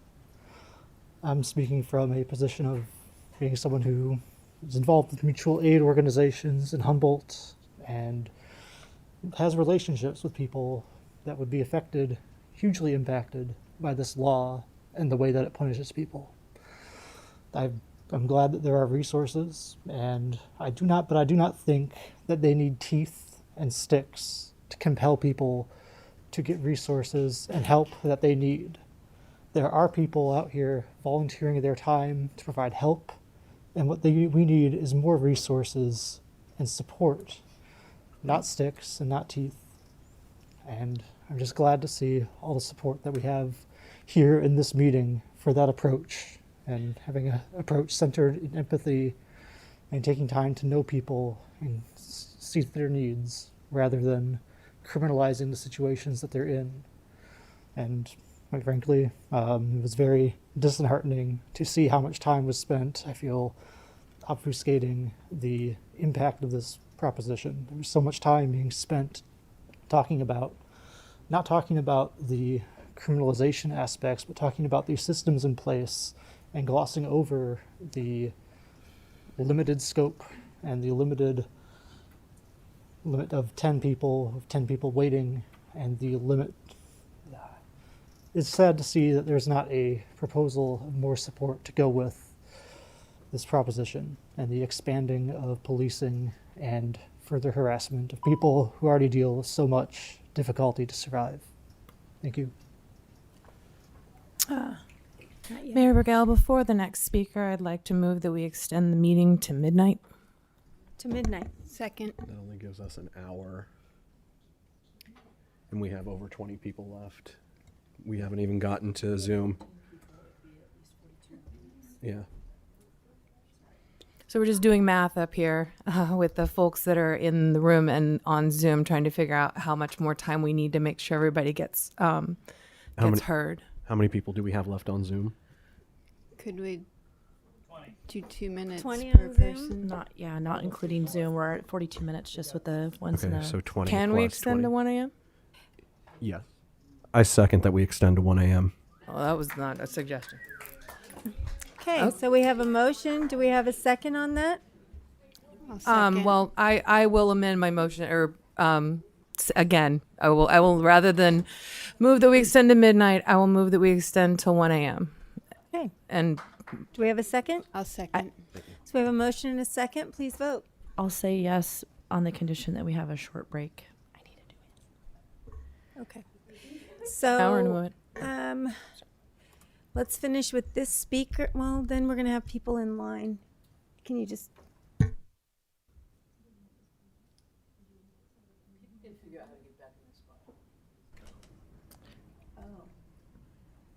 Okay. It's okay. If you want me to just step out, I can just step out, but. So let's take this speaker. think we Then we're need going to to take a brief we need to break. finish voting. Excuse me? I don't think we finished voting. First, we have to vote on the motion. It's late. So we are going to vote on the motion. So we have a motion and a second to stay till 1 o'clock. Please vote.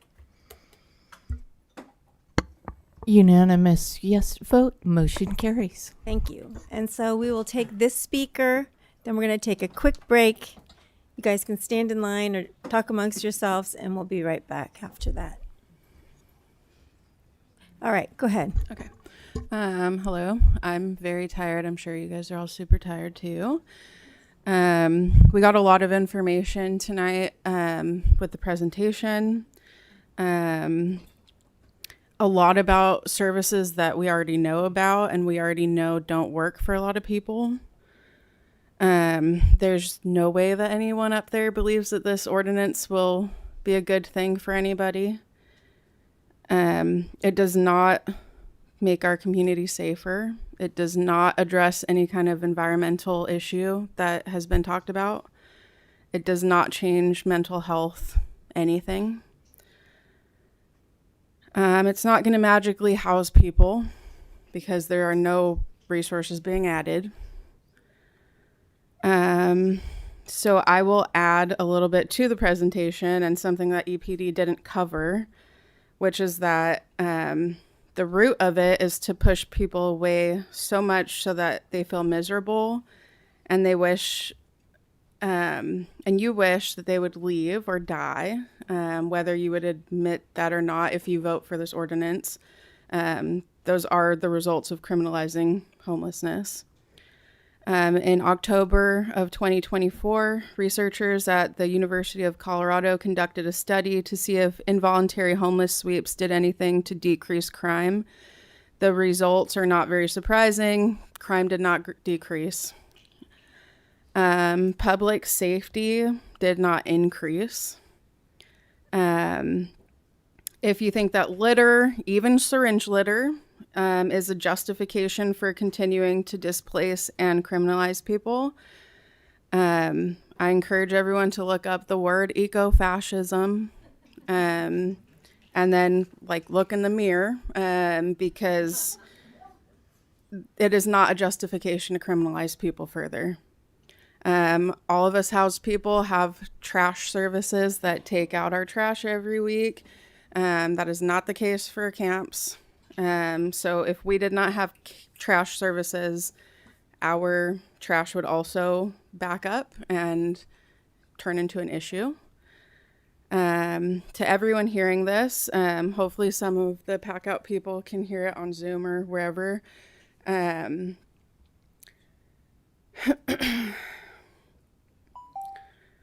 All of our futures are unstable. People talked about it before, but so many of us are just like one crisis away from being unhoused. Maybe some of our family members are already there. When you're voting and speaking, just think about yourself as being unhoused or your family members being unhoused and criminalized for surviving. Okay, we're going to be back at 11:05.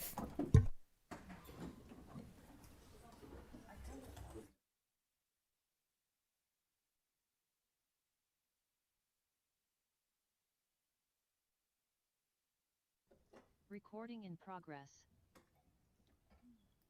Here we go. All right, so we are reconvening this meeting, March 18th. It is now 11:08, and I forget which side of the room. I think I'm on your side. No, I'm on this side. Come on up.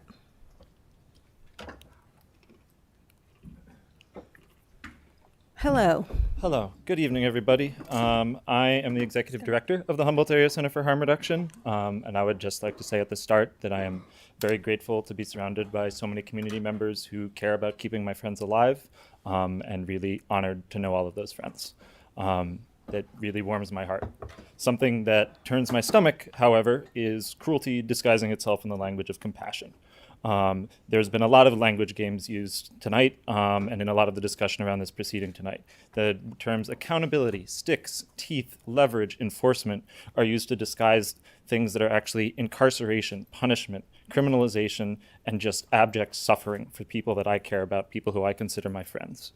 You can dress it up in whatever words you want, but anyone who actually goes out of the way to care for these friends and for our neighbors knows what the enforcement and what this criminalization actually looks like. And the community members who I do all this work in service to, and who all the other organizations that serve my friends do this work in service to, know that infinitely more viscerally than I do. I can tell you what some of it looks like. It looks like the elderly woman who was left on the side of the street in the rain at night whence all her belongings were taken. It looks like the person who came up to our van with no shoes, soaked through to the bone. It looks like the person that I came to with a first aid kit bleeding on the sidewalk and was refused access to any medical services while police interrogated them about whether or not they were on drugs. Those are all things that happened in the last 3 months. And we've had dozens and dozens of other stories from people who come to our services every day who tell us that. Those are all things that were inflicted by the police and by CSET. All those stories are true. I believe them because they come to me from people who don't trust anyone else to go to for care. They come from people who I know I gave all these supplies to the previous week and now don't have them the next week, and that's who took them. Those police and CSET officers are the people whose discretion we're relying on to enforce these ordinances. I read that EPD doesn't do sweeps anymore, just targeted enforcement of problematic encampments. They say they don't enforce in the rain. These are falsehoods. And I don't understand how we are expected to trust organizations like this to do enforcement like this when they are actively lying to us every day, actively inflicting cruelty on my friends every single day. Last time we talked, I was told that you didn't trust our organization which works tirelessly in the rain, on holidays every day to get people the care that they need. I've been told by community members that we draw negative elements to their neighborhood like flies to shit. That's the attitude that I'm seeing expressed in this ordinance here tonight. And when I hear people taking advantage of a ruling that overturned something that was once called cruel and unusual punishment, I wish it seemed more unusual to me in the city of Eureka. It's obviously cruel, but it's something that I've been seeing every day since I started doing this work and that I know has been occurring for decades here in this community. This ordinance does nothing more than streamline further systemic violence against my friends. And we all know that this is systemic violence that kills people. We all know people who have died because of it. I pray you don't vote to keep killing my friends. Thank you. Come on up. Good evening. Hi, my name is Simone. Thank you so much for having me. I'm quite tired, and I'm sure all of you are too, so I'll try to keep it brief. I feel that the premise is flawed, and we spent hours talking about the finer granularities of this ordinance, but I feel like starting with something that inherently wants to threaten people with a misdemeanor cannot be reformed, and I think that again, it is a bad premise to start with in the first place. I get the impression, and I pose it to the council members, that the people who've brought forward this ordinance are coming from a place of people who have spent so much time and so much money into programs, and it seems that they're struggling to have people who want to engage with them. And so instead of rethinking how these programs might work, rethinking how to approach them, and I swear there's no possible way that they have tried everything, I think that the threat of a misdemeanor is the last thing they can think of to try, and I don't think that should be the case. And I will give up the rest of my time. Thank you. Thank you. Come on up. Hello. Hello. Forgive my nervousness. Good evening, y'all. Welcome. I am here to echo that this ordinance is an active attack against the most vulnerable members of our community. I've been homeless twice. Others have mentioned being homeless or having someone close to them who has also been homeless. Every unhoused person you're trying to sick this tool with more teeth on, as it's been put, is a member of our community. A member of the very community you are responsible for upholding the dignity, safety, and well-being of, that you are actively targeting and endangering by voting yes to this ordinance. You have built a coercive, predatory ordinance designed to treat members of our community as less than human, under the guise of goodwill and betterment. Consider that if you're at the point of forcing and condemning people to accept your programs and services, maybe those programs and services aren't working. Excuse me. Maybe even consider you're not doing the work to actually connect to these people. Is the only method you can think of to motivate someone by fear and force, by dehumanizing them and treating them as incapable of choosing for themselves, when the very program you're using as the crux for this whole thing can't hold more than 10 people at a time? Keeping it up to extraordinary circumstances that will absolutely be abused. If your idea of bringing a feeling of compassion to your support services is increasing the violence, excuse me, the violence and trauma experienced by our community at the hands of police, maybe you're just not creative or empathetic enough, and you should strongly consider a change of career. Thank you. Is it this side now? I can't remember. Come on up. Okay. Losing track. Hello. Hello. I just want to start by bringing up that you mentioned that there's going to be 40 plus pages of paperwork for signing up for like these services. I'm very in opposition to that, considering the 10 people that could be served. That's 400 pieces of paperwork, if I'm mathing correctly, that we're paying someone to help guide people through. Imagine the burden that's going to have on our waste disposal system. 400 pieces of paper, having to store 400 pieces of paper as well. There's clearly an issue with all of these programs, and if people aren't using them, it's kind of like a big pot of carrot soup. If people aren't using them, maybe that means that they're not good and they don't want to like use them, or they can't. So I wanted to propose some solutions that you definitely don't want to hear, that I also do think are within your power, that I think are kind of creative, just a little bit of brainstorming maybe, that I think would help. One would be, echoing what another person said, lifting the camping ban that's already on, and maybe not continuing to criminalize people, stopping the sweeps, stop penalizing people who live in vehicles or sleep in vehicles, an eviction moratorium. We did it during COVID. We could do it again, of like stop making more people unhoused. Don't fine and arrest people for sitting, laying, and sleeping. There were so many people sitting in the room over there because there wasn't an adequate amount of chairs. If I could think of a better euphemism for this, I don't know if I could. No questions asked housing. There's 3 empty buildings for every one unhoused person in America. A rent cap, that would be really cool. Like, have you ever been on Craigslist? Like $1,000 for like one bedroom, for like one little like cubicle shared with other people. Like, it's ridiculous. Like, how about if someone has a property that's unused, especially for an extended period of time, require that it be rented? Like, you have the law to, like, you have the ability to pass a law that says, like, you got to rent this out, like it's empty. And like, if somebody already has housing and then they have how many other houses that they're like holding over people's heads because they want to get like a better price on the market for it. Problem with warming fires, maybe like publicly accessible fire pits, like problem with people washing things in public fountains. How about have like public restrooms and like public like areas that you can shower? Universal basic income, like how much of our fund do we spend on cops? Like, we could just give it to unhoused people. We could just give them the money. Thank you. Come on up. Hello. Hi, I was at the co-op recently and I saw a black man being harassed verbally by several employees.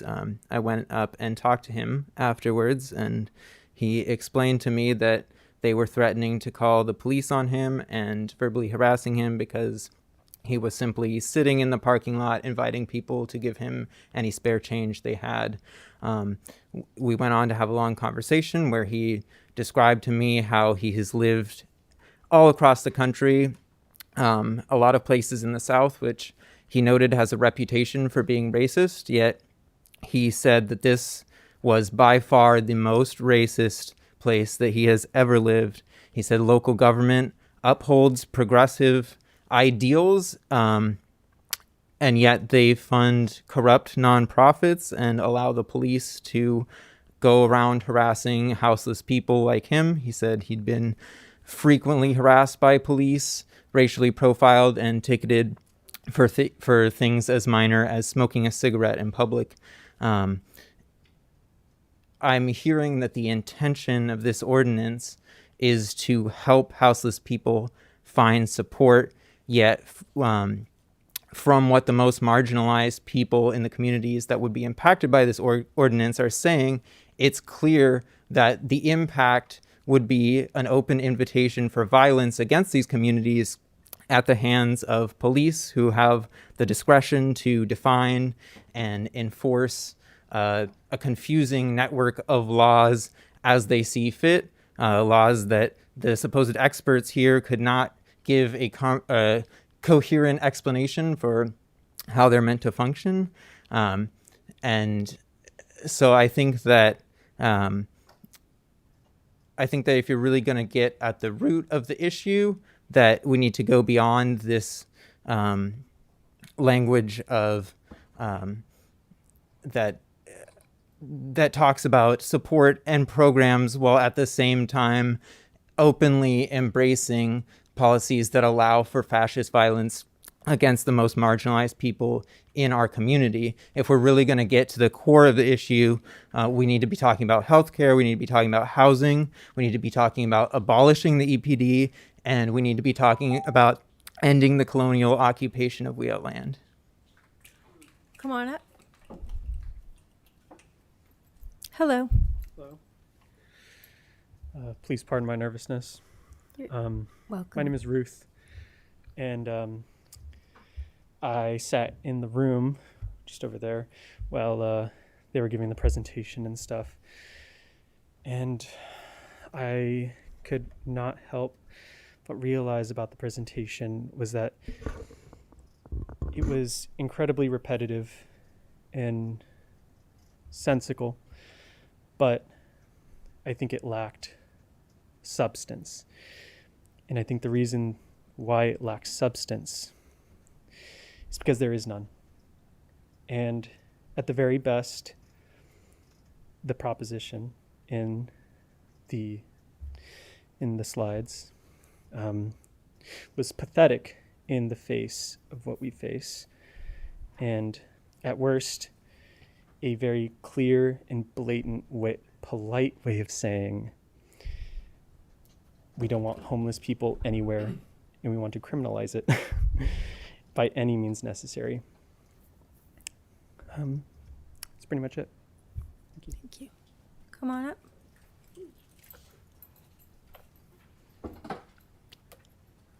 Good Hello. evening. I've been here in Wheat Territory for a decade. I plan to be here for a while. I deeply, deeply care about this place and as a guest and as a settler to this place, but I'm also an Indigenous person who constantly thinks about how to take care of the land. And since I've been here for a decade, I've been looking to local Indigenous people and local environmentalists to learn ways to take care of the land and to restore the land and heal the land. And I want to point out that nowhere in the 10 years of me learning about environmental restoration practices were homeless people cited as the core issue of environmental issues. Blaming homeless friends for environmental issues is insanely ignorant and misguided. The shrinking wilderness isn't due to the homeless people. It is due to colonial extraction and global extraction. The intensity of encampment fires isn't due to homeless people. It is due to colonial fire suppression era and the many years of murdering Indigenous people and stopping them from doing cultural fire and prescribed burns for years. And the trash issue that we have isn't due to homeless people. It is due to colonial consumerism and capitalism. Overwhelming majority of people here tonight are in opposition.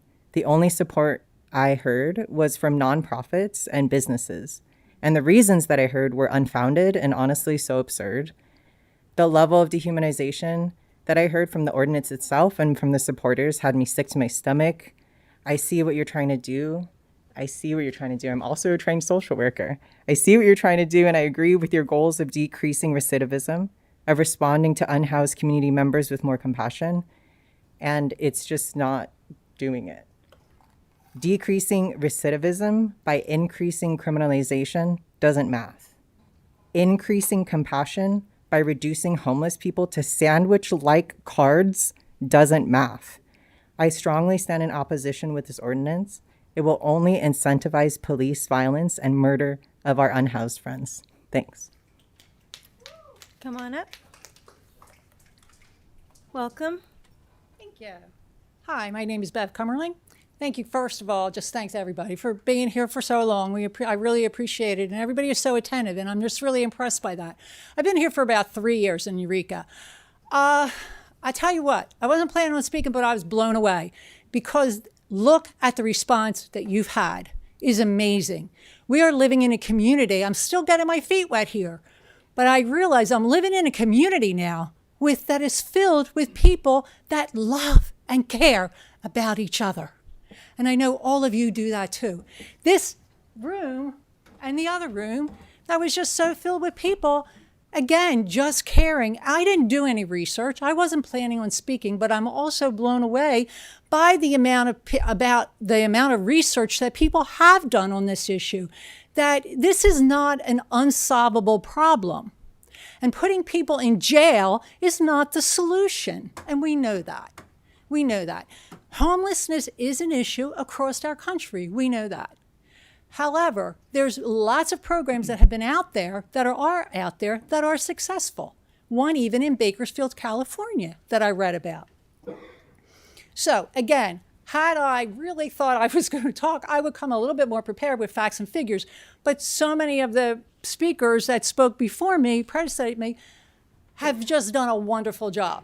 But I will share one thing, because this is what I thought of, and can we all agree, this is what happens. Healthy communities lift each other up. Okay? Healthy communities lift each other up. Who wants to take credit for that statement? Please. Mayor Kim. This is her statement. So we know where your heart is. And I just ask everyone here to take deep consideration before you place this vote, and to vote no. Do not criminalize our marginalized, vulnerable population here. We need them, and we need to help them, and we can do that. We're smarter. We're smart. We can fix problems. We don't need to put people in jail to do that. That's not the solution. I thank you for your time, and I thank you for your consideration, and I thank you for voting no on this ordinance. Over here, yes? Come on up. Good Good evening. Hello. I too feel a little sick to my stomach, so sorry if I need to take some deep breaths during this from what has been said the last couple hours. I've been a resident in Humboldt for a few years now. Someone mentioned learning from what works in other countries. I'm from Spain, and their houselessness is practically 0% in most of the country, and it's because of universal socialist healthcare. A family member experienced houselessness here in California and told me that while she was here, while she was houseless, most of the people that she met were houseless for the same reason that she was. They were all just waiting to have their disability paperwork go through. With Trump's further gutting of social services, this is a particularly dangerous time to further criminalize houselessness. I'm also a historian. I got my degree in the best university of Spain. So like one of the city council members said, let's take it from the top. For millions of years, people have practiced mutual aid and taken care of each other. We are highly vulnerable and social animals that wouldn't survive long on our own. I've heard some perplexion, if that's a word, tonight at the reality that some individuals don't accept help from law enforcement and social services that work in collaboration with law enforcement. To some of us, this perplexion is an insult to our collective intelligence as a community. What relationship of care starts with the threat of violence and calls it compassion? What relationship of care starts with a complete disregard to the person's consent to treatment? Because an individual cannot consent under the threat of violence. Is the theft of $1,000 not violence? Is the imprisonment or legalized kidnapping of up to a year not violence? Is the criminalization of sleeping bags and blankets as camping paraphernalia not violence? That's the same genocidal tactic the IDF used against Palestinians this last year in Gaza, which caused the death or murder of dozens of babies from hypothermia in the arms of their parents. You threaten violence and then act surprised when people don't accept your help. What kind of relationship starts with violence? Not a relationship of care, but a relationship of abuse, a relationship of coercion, manipulation, and gaslighting. You can call that violence compassion and dress it up in a colorful PowerPoint presentation with words like graduation, sandwich menu goals, and milestone gold stars or whatever, but we see right through it, and that's why we're here. Going back to history, this ordinance would further criminalize the existence of human beings existing outside. Welcome to the outdoors, also known as the real world and the natural world, where human beings have built their own shelters for millions of years. This panic regarding people existing outdoors is only a few hundred or decades years old, depending on how recently the commons of that land were stolen by colonizers and turned into private or public property. I'd like to bring into the room the memory of Justine Green, the houseless woman who was crushed I'm sorry, to death your 3 while minutes are up. sleeping in a dumpster in Eureka. Yeah, your 3 minutes are up. Come on up. Good evening. Good evening. Good evening, everybody. I've lived in Humboldt since I was 10 years old. I'm now 22. And the entire time that I've lived here, I've never been scared of the homeless as a concept, as a category, because I had an empathetic and a rational understanding of their situation. And so when I see people come up here, people speak before us today who are, twice my age or older, who seem constitutionally incapable of witnessing a homeless person without yelling for mustache daddy over here, I honestly think that there's no real excuse. So one of the earliest commentators tonight that I was watching earlier made the unfortunate mistake of asserting that every one of you in front of me tonight cares about the homeless. That's a preposterous mischaracterization. Some among you do not care about the homeless, and this is not in question. I would simply like to dispense with the pretense and establish our true feelings about one another so we can move forward with greater clarity. What pushing policy like this does is establish an adversarial relationship with your constituents. I feel it necessary to remind those among you who advance this adversarial relationship as to what historically happens when hungry, miserable people are repressed and debased. Eyes up front, Mr. Bauer. You listening? You are not acting as the representatives of our homeless citizens. You're acting as though you are their rulers. And I find it hard to believe that so many people will be so stupid for so long as to accept it. I'm going to yield the rest of my time up here and take a bit of silence for you to think through the prospects in front of you. And if making enemies with your own constituents is what you want, then we'll all know where you stand. Stop the sweeps. Thank you.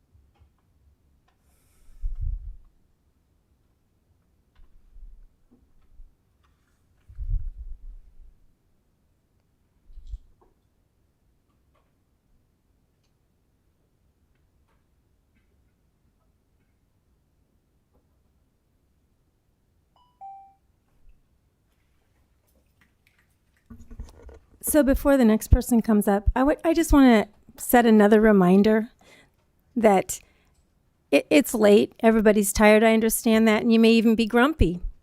That's fine. But please, let's be respectful to each other. Name calling and all of those things. I mean, that's your right. You can do that. But I would encourage you to just move on and be kind. Please. It's 11:30. We're all trying to do this. And if you can't be kind, at least be respectful to each other. Thank you. Come on up.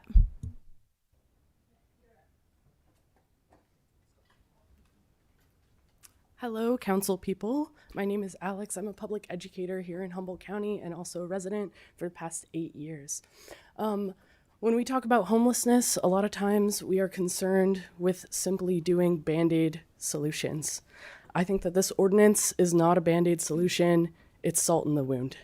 I cede my time. Thank you. Come on up. Good evening, council members. Karen Underwood with the Humboldt Trails Council. I'm speaking on their behalf tonight, and many of our volunteers already spoke to you folks. We are not here in support of criminalizing homelessness. We're here in support of the environment. We're here in support of people feeling safe using our trails. We're here in support of, I have to read this here because it's so late. We're here in support of your staff and our volunteers who work on the trails. Our VTS groups pick up trash, trim vegetation, remove invasive plants, replant native plants, and also pick up needles, camp garbage, and clean up abandoned campsites again and again, removing tons and tons of contaminated material. Recently, our volunteers have worked side by side with your CSAT officers. That's been a very positive experience, and we've heard their stories, or at least the one I've talked to, stories of how they've helped people improve the situation they're in. Humboldt Trails Council recently were along the Hickshari Trail and the Wiggy Trail interviewing trail users about how they felt about the trail. And, our first question was, how do you feel about it? And they loved it. And then with other questions, we asked them what could be improved. And most of them brought up the fact about the homeless camps. And just probably a good thing to keep in mind is most of these people are modifying their behavior on the trail. They're going in groups. They would never let their children go there alone and ride bicycles. They would not hike on the trails at night. And there's probably a lot of people who we wouldn't have been able to survey because they're not even on the trail, just avoiding the trail. In January and tonight, your staff presented a thorough, impressive, and well-rounded menu of actions that they can take and offer to people to get them into a home. Eureka is to be commended on all that has happened recently, and I think we're still on a tipping point with that.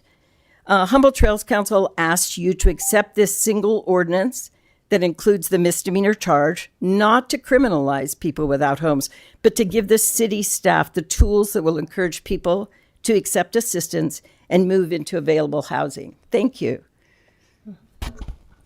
Come on up.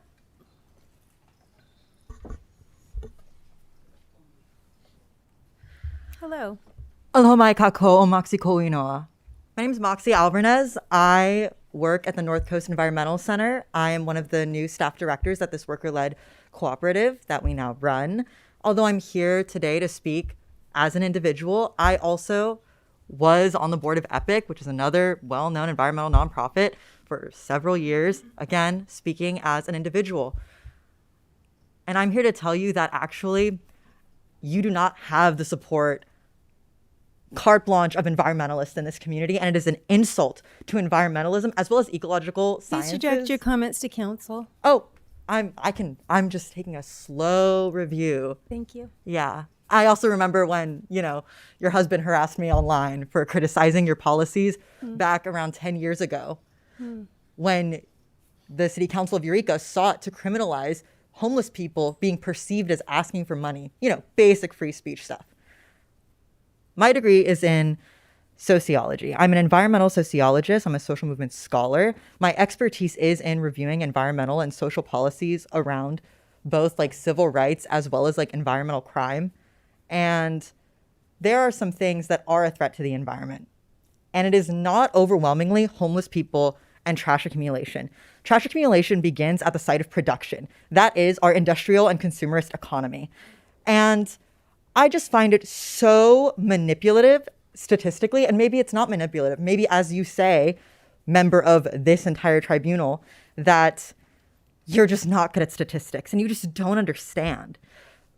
However, overwhelmingly, trash production is not something that is the fault of people who are living on the streets. It is something that our society produces, much like homelessness itself, as well as a variety of other conditions associated with poverty. So I'm just going to give you a few other things that are associated with environmental disaster that are way, way more mathematically, quantitatively, research-based, which I'm sure you struggle with, research-based concerns. And I wasn't planning to speak tonight, but I was so disgusted with environmentalists coming up here and promoting what we call neo-Malthusian and Malthusian perspectives, which for those who aren't theory environmentalist geeks, that means ecofascism. The idea or the belief that humans do not belong in nature, the human animal, an animal that has as much rights as every other living thing on this planet to exist. So some things that are just way worse for the environment. The military, police, prisons. Most people's carbon footprint in this room is more impactful than anybody forced to live in a tent outside. Other things that are bad.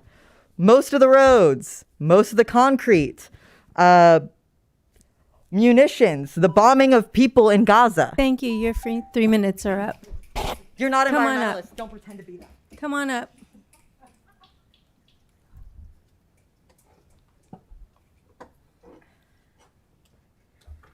All right, Hi. Here we are again. So I've been up here and I've talked about some things like solutions. I talked about some things like accountability. Now I just want to fact check. First of all, for the policy, whether moving forward you make your decision, that however you make your decision, I really don't care at this point, because I almost hope you make the decision to support this, because you're going to cause a revolution of people to stand up against you. And if you take this little whatever this is called public, I'm from the public, I'm speaking, this is my turn to speak, as maybe the basis or baseline of public opinion, it seems to be very obvious in not in support of your Nazi regime.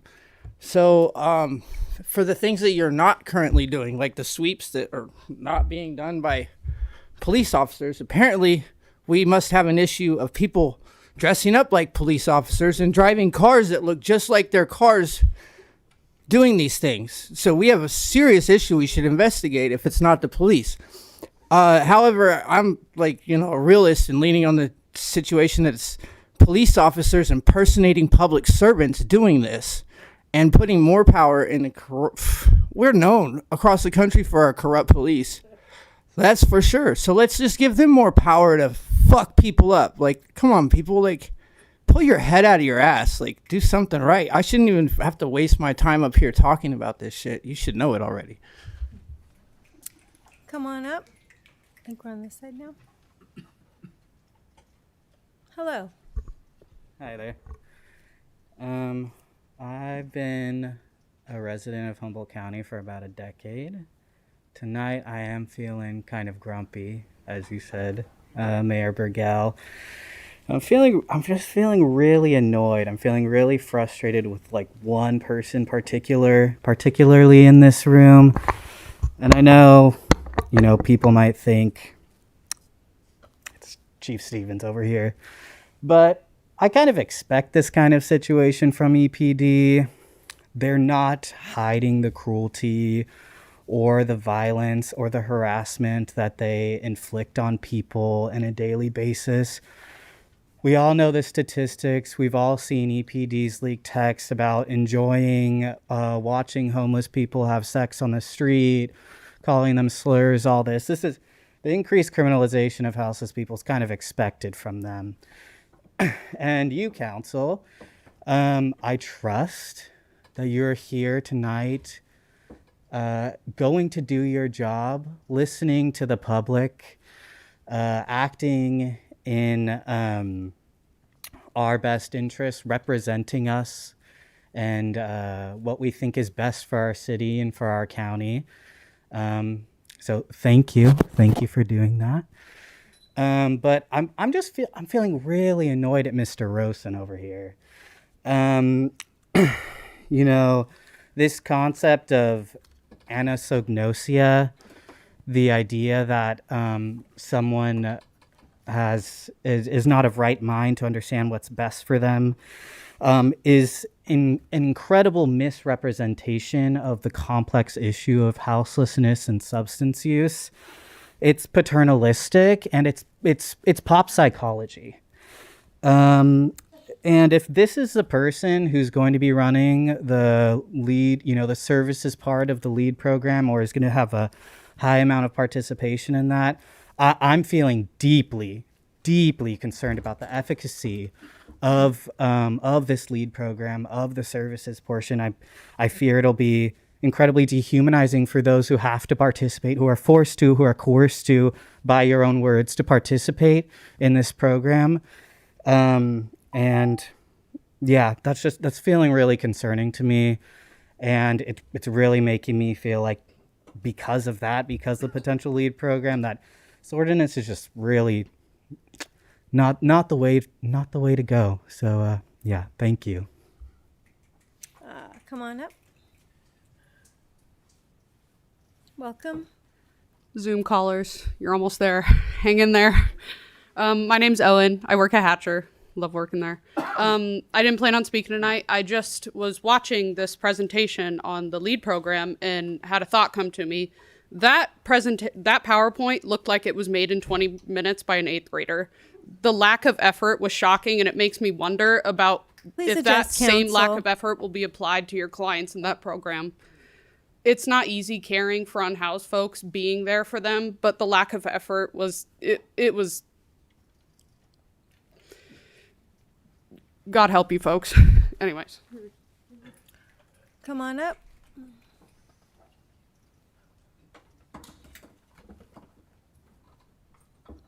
Gosh darn, I'm all kinds of nervous. Anyhow, my name's Crystal Stewart. Good evening. Hi, I've been here since 1993, and like the housing thing, like I am one of Arcata's people at the Grove, and I am one of those lower cost people that have one of those rooms.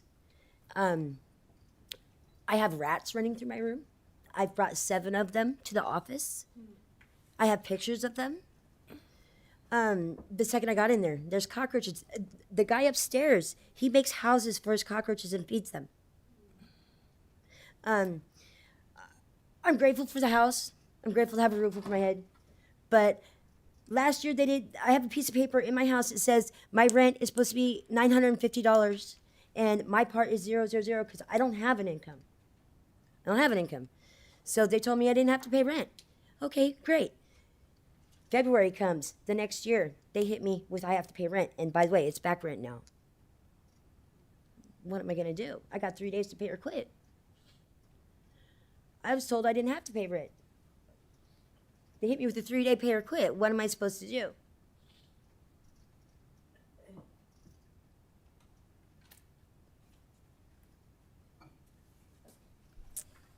Come on up. Hi, my name is Ramboni, and I just want to say, the local police agencies throughout the United States don't want to prosecute these aliens that the president is trying to get out of our country because it's dehumanizing and it's embarrassing and they're getting locked up for months at a time without even talking to an attorney, this, that, the other thing, but they want to turn around and put us into jail. We're legal here. Okay, we're not breaking the law by being here. Okay, we were born here. We live here. It's the United States of America. We're doing our best that we can do sometimes. We are not camping necessarily. We are surviving. I remember when you were getting elected mayor, you said you were going to really put out some help for the homeless, try to make things better, this, that, and the other thing. It had an impact on me. I was like, right on. Good job. I've seen you over at Free Mill. Kudos for that. Getting to know, see how some of us have to live, talking to the people a little bit. I think that's great. I'd like to see more of that. I know of a dog bite incident that you were involved in, and the girl still has her dog. You got a lot of heart. I got to give you that.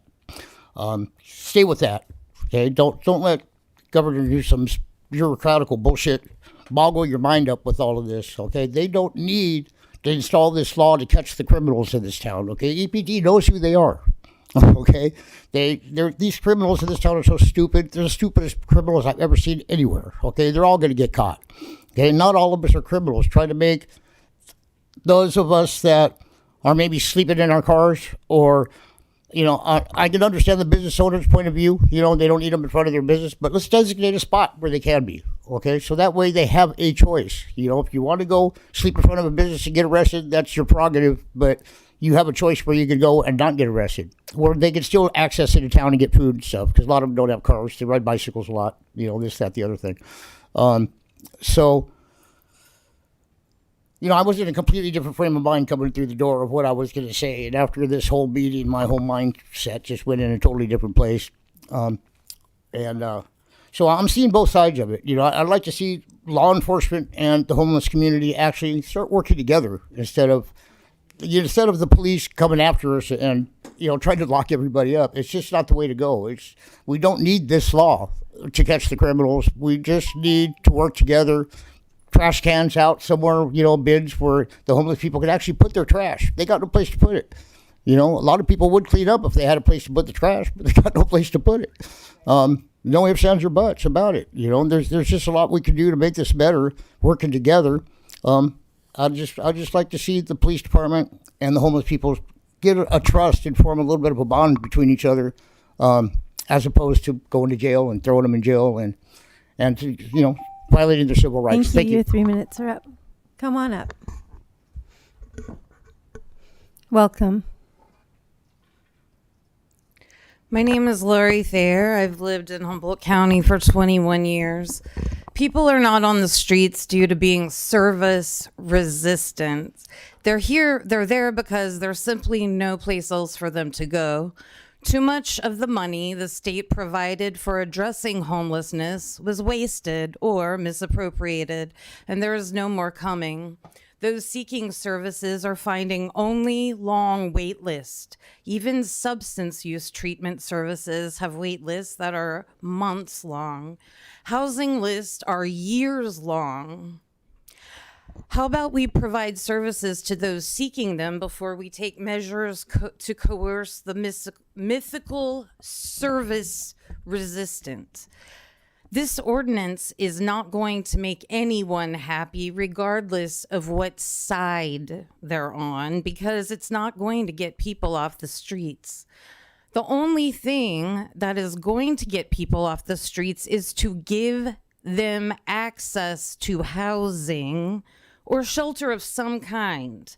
The only way you're going to get less trash off the street is to have a way to dispose of it, which means more trash service. The only way you're going to have less shit, because people do need to shit, it can't be helped, is to get everyone access to a bathroom. This ordinance won't do any of that. The only people you might please are the people like CSET, Jacob Brosnan, John Shelter, and the people whose jobs, like them, only exist due to the ongoing homelessness crisis. People will still be on the streets, even if it will be an unprecedented amount with their trash, their shit, and because there's no place for them to go, you'll turn more of them into criminals with less to lose, and more people will just hate you. Come on up. Good evening, ladies and gentlemen. First, I want to go ahead and say, let's try to cough fast so everyone can hear me. I want to thank everybody for being here tonight. I'm sure you're probably all minutes into the morning.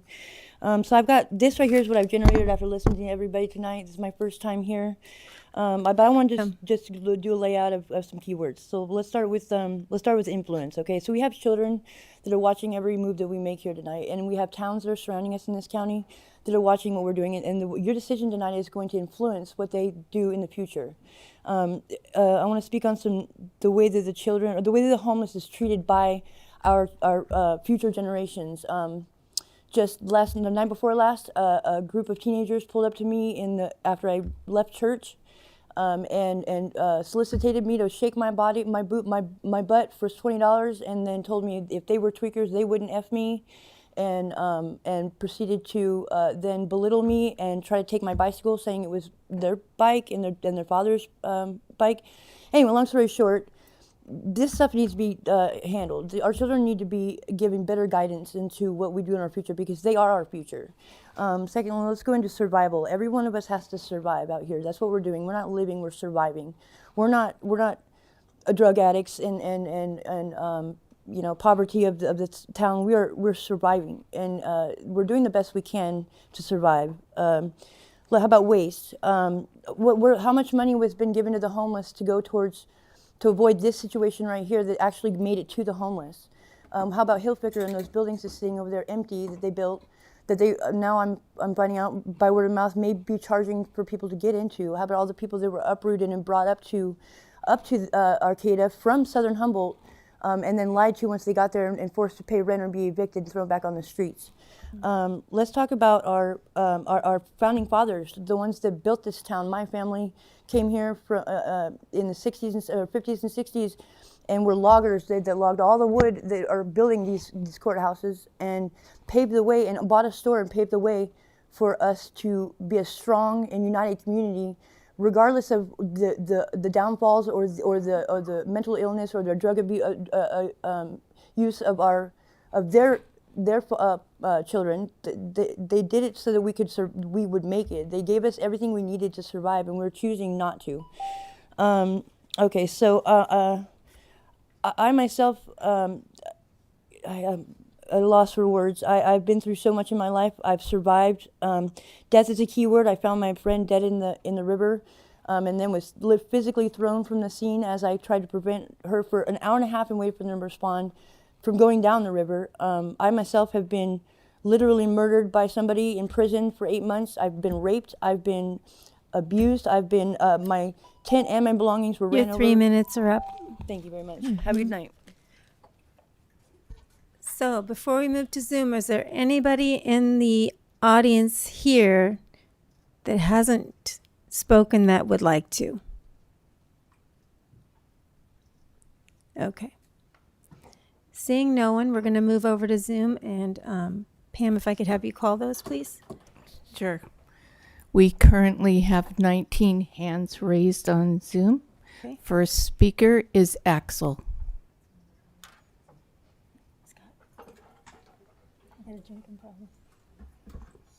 Hey there, can you hear me? We can. Welcome. Hey there. A lot of really good points. I agree with have been covered already, so I'm going to try to cut us some time and speak fast. In the ordinance change is being proposed that the unauthorized camping will just be changed from fined infraction to a misdemeanor. Misdemeanors, even if dropped or dismissed, show up on criminal records and background checks. I'm sure that most people can reason out that even one misdemeanor on someone's record could hurt their ability to further access housing, hurt chances at employment, hurt their ability to access community or city-driven resources. Sure, it's suggested that the intent is to better provide short-term resources, but are we really actually to believe that short-term benefits are worth the long-term detriment? Do we actually believe that stacking bigger and bigger criminal records on our homeless neighbors will help them find stability? I know this issue is complicated. I know it's difficult, especially with our complicated economic landscape, but I know a solution is out there. I support shelters and advocate for wider shelter outreach. I support urging our homeless neighbors towards self-actualization, and helping them find their stability. But it's shameful that this was the proposal that was brought to council, and I would hope that our representatives are smarter than this. Thank you. Free Palestine.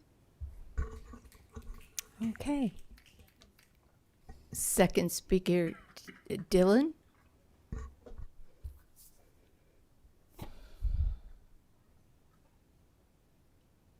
Hi, can you hear me? We can. Welcome. Hi. Thank you. I just want to express solidarity with everyone that has stayed up this late. So I work in the last year I've worked with trying to house homeless people, and I realize that it is a complex issue, but I do know that criminalizing it or enforcing punishments do not work to solve homelessness. It does not address the underlying issues. So I am hoping that the council will not vote this in. Thank you. Okay.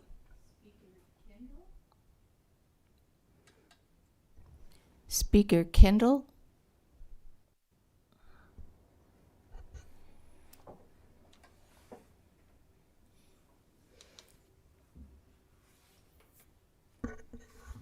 Evening. I want to thank you for being here and staying here so late. My name's Kendall Finch and I live in the 3rd Ward. I'm ashamed to learn that basically as soon as the Supreme Court ruled that cities have more power to punish the unhoused community for existing, Eureka's trying to jump on the bandwagon. Just because this Supreme Court now says something isn't cruel and unusual doesn't mean we should do it. I love this city, and I think we can be better than this. In fact, our own city's website links to a summary of a 2019 Humboldt County civil grand jury determination that condemned our city for criminalizing homelessness. Pertinent findings included that, and I quote, citations and arrests of homeless have not resulted in reducing the overall number of unhoused people in the city of Eureka, and that criminalizing behavior that's largely part of being human increases the misery of people being targeted. The proposed bill states that the city of Eureka has a mission to remain compassionate and create a safe and inclusive community for all. Simply using the words compassion and inclusion don't make it so.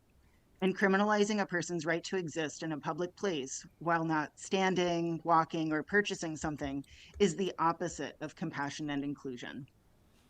While I have some strong and significant concerns about the way this law would impact every member of our community, including disabled Eureka residents, I'll focus now on the community the police openly states they'll use the law to target.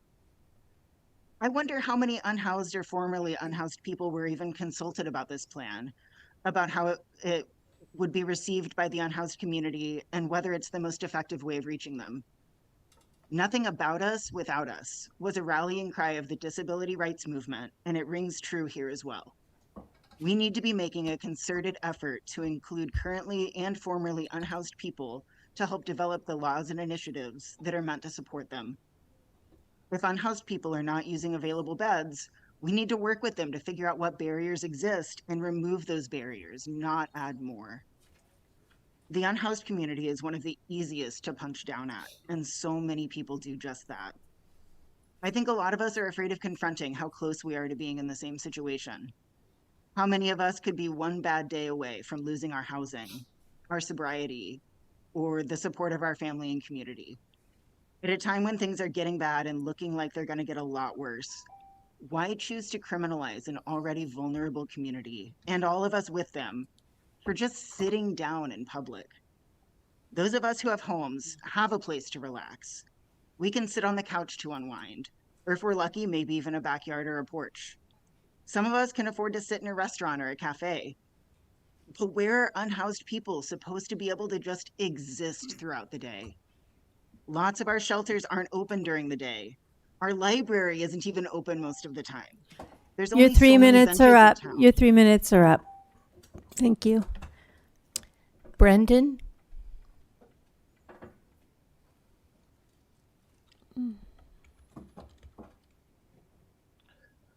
Hello. First off, I wanted to apologize for misunderstanding about the housing element, and I'm a full-time student, so my brain is kind of full, and I didn't do my homework on that. I wanted to start by saying, reiterating, and I want to thank all the people who spoke before me, that this is not a police issue. I've been here for 30 years, and I'll be turning 50 next month. I raised a human being here. I've built a community here. I've worked here. I've grown here. I've made mistakes here. I've lived here. And it's as close to a home as I've ever had. I've experienced homelessness on and off throughout my entire life. I'm disabled and pursuing a social work degree in order to use my lived experience to better serve my community. In order to do this, I've moved into a camper. My existence is so precarious as I reach for my next stability, and I have nowhere to go. I'm on all the lists. I've gone through all of the surveys. I've had my risk assessment reevaluated. That said, I just have a story. I'm no different from the people in the city shamefully allow to eke an existence under constant police harassment while not providing an alternative solution. We are a part of your community. We're not issues. We're not problems. The other night I saw on the news a statistic, 1/3 to 1/2 of people killed by the police are disabled. That's from PBS NewsHour.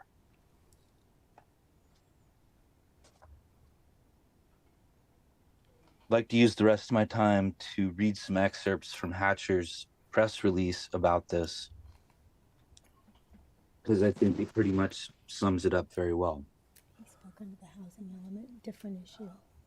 While Eureka officials may portray a facade of progressive politics passing a sanctuary city ordinance in the last city council meeting, the ordinance being considered is fully in line with the Trumpian agenda of cruelty and dehumanization.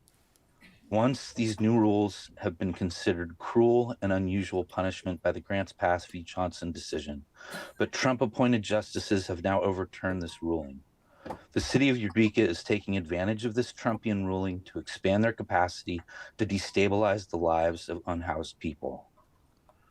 We have the opportunity to stand against the expansion of putative authoritarian policies that seek to control the lives of and inflict suffering on the most vulnerable people of our communities.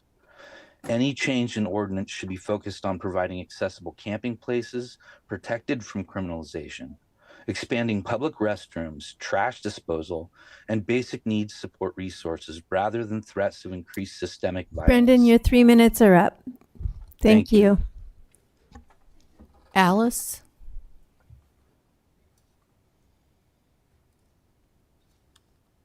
So, reading over this ordinance, I see that the city is prioritizing the protection of private property and community spaces for community use. But what I don't see is that you are including our unhoused people as part of our community. You want a safe community. We all know that a safe community is a strong community. In order to build a strong community, you must include your most vulnerable members. Our houseless folks fall into this category. We do not need a special police task force or liaison to build community with our unhoused neighbors. We need to meet their needs. We have the resources here, people that have been doing this work already, and we should be supporting them, not the cops. If you do not yet have these systems in place already, how can you possibly be voting on this ordinance? So the LEAD program is punitive. It's not supportive. It's not tailored to the needs of our unhoused community. It's tailored to protecting private property and tourism and the appearance of what you want the city to look like. Anyone who reaches out to get services, having to fill out 40 to 60 pages, missing one signature, and then having to redo it, that's not how you meet people's needs. You meet people's needs by spending time with them, building trust, finding out their needs, and following through on meeting them. We have to understand that our unhoused people are our equals. They can take care of themselves. They can take care of us. We just have to show them compassion, like real compassion, love, and acknowledge their worth. Some of you, as city councilors, are acting like their parents. You are not their parents. You are their equals. You need to act like it and vote against this horrific and cruel ordinance. Nikki, or excuse me, Becca's iPhone. Hello. Hi. Hi. Can you guys hear Welcome. me? Hi, my name's Becca. I'm a community member here. I live in Arcata. I did live in Eureka. I've lived here since 2009. I was homeless once upon a time here, on and off for several years. Just want to encourage you guys to not pass this ordinance. I don't think criminalization of the homeless is the answer here. There are many hoops to jump through. Many of our homeless people are disabled, and I know there are people to help them fill out these paperwork, but there is a lot of paperwork that people don't understand, and if you make an error, you can be put to the back of the line. If you lock people up and put a misdemeanor on their record, it's gonna make another barrier to them to get a job or to get into housing. So it's just, I think it's not the answer. It's cruel. And with the policies that we're going to with this presidency that we now are under, I see more benefits being taken away. So there is not an active plan to, if more of the benefit is taken away from people and more of the funding is taken and this ordinance is passed, what's to say that the things that we're trying to plan are not going to be funded, and then that just leaves people out on the cold. I mean, there's people out in the cold already, but it leaves more people out in the cold. So I wanted to thank everybody for being here tonight, listening, staying up so late, and I didn't want to take more time, but please do not pass this ordinance. I think it is really cruel and it will not help our community. Thank you. Nikki?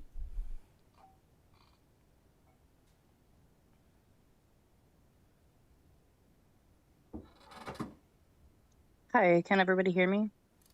Yes, we can hear you. Welcome. Okay, cool. Thank you. I want to thank you guys for extending the meeting and listening to everybody. I have no idea what it's like to be a city council member. I don't know what it's like to be in your shoes. I am an objection to this ordinance. There's a lot of things that people have already stated why they are in objection to it. They've been very eloquent and articulated about it, and maybe a little grumpy, but rightfully so. I think this is a very emotional thing to a lot of people. I've spent time with the houseless community at different points, and it's very overwhelming that like more police intervention and giving quote unquote more teeth to the police forces is not going to be helpful and probably very harmful in a lot of different ways. I also, one of the things that I wanted to bring up that I looked up during my wait time was the proposed Eureka City budget for the 2024 to 2025 period.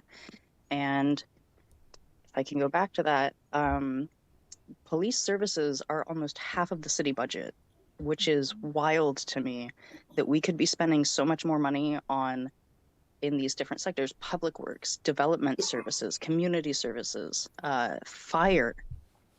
There's so many more options than arming police even more. There's also a very dangerous precedent that other people have pointed out that in this era, when things are getting bad and most likely going to get worse, the state sets a very dangerous precedent for going beyond the houseless community about being able to penalize anybody with a misdemeanor, especially when so many people are on the verge of being houseless. There's another statistic that I was looking at, which is the population of people housed in Eureka. There's a above than state average of seniors living alone, and they are most likely living paycheck to paycheck on disability. I know some of those people myself. My friend's mother is living on disability, paycheck to paycheck. Yeah, there's just a lot that I see is way more harmful with the introduction of this ordinance than would be able to be utilized to help people. And I Thank do you. think that Your people- your 3 minutes are up. Thanks for being here. iPhone 4.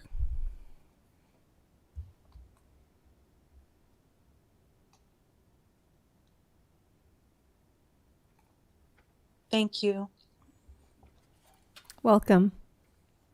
Jean here, and I oppose this ordinance. I am for the life and dignity affirming solutions that get to the root issues, and some have already been named.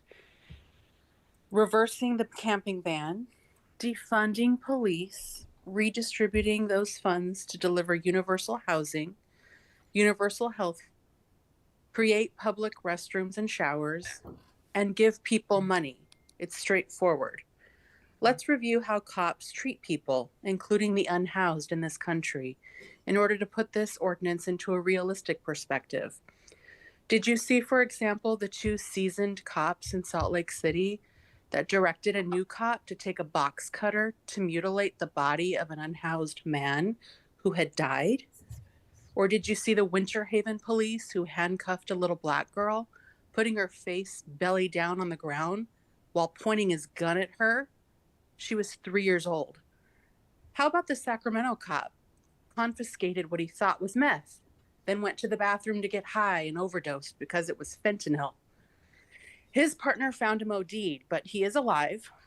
Let's all follow up and see how that cop's immediate housing is pulled based on conditions of sobriety and engagement, let alone all of his personal belongings potentially thrown out as a result of deviant rather than good behavior of the overlords here.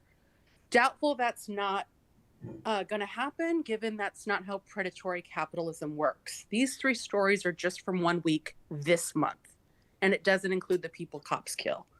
It's insult to injury to hear the word accountability used towards the vulnerable for existing in an increasingly fascistic, on top of capitalist imperialist hellscape that tries normalizing brutality while you tell us to be kind and respectful.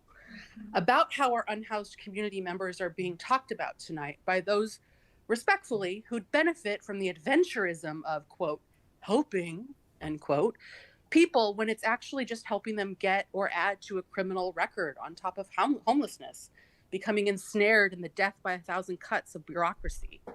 It's paternalistic to say things like, they won't engage because they don't know when they need help, and then proceed to condition meeting their human need of housing to their performance as an engager or participant in what is essentially the exploitative, punitive carceral system, given flimsy veneer by the helping industrial complex, so that people can get careers off of this shit. Pardon my French. I lost my place. Moving on. It brings me, this talk of sobriety for meeting human needs, to seriously question, when are we the people going to put capitalists, which commodify... Your 3 minutes are up, friend. Thanks for being here. Amy?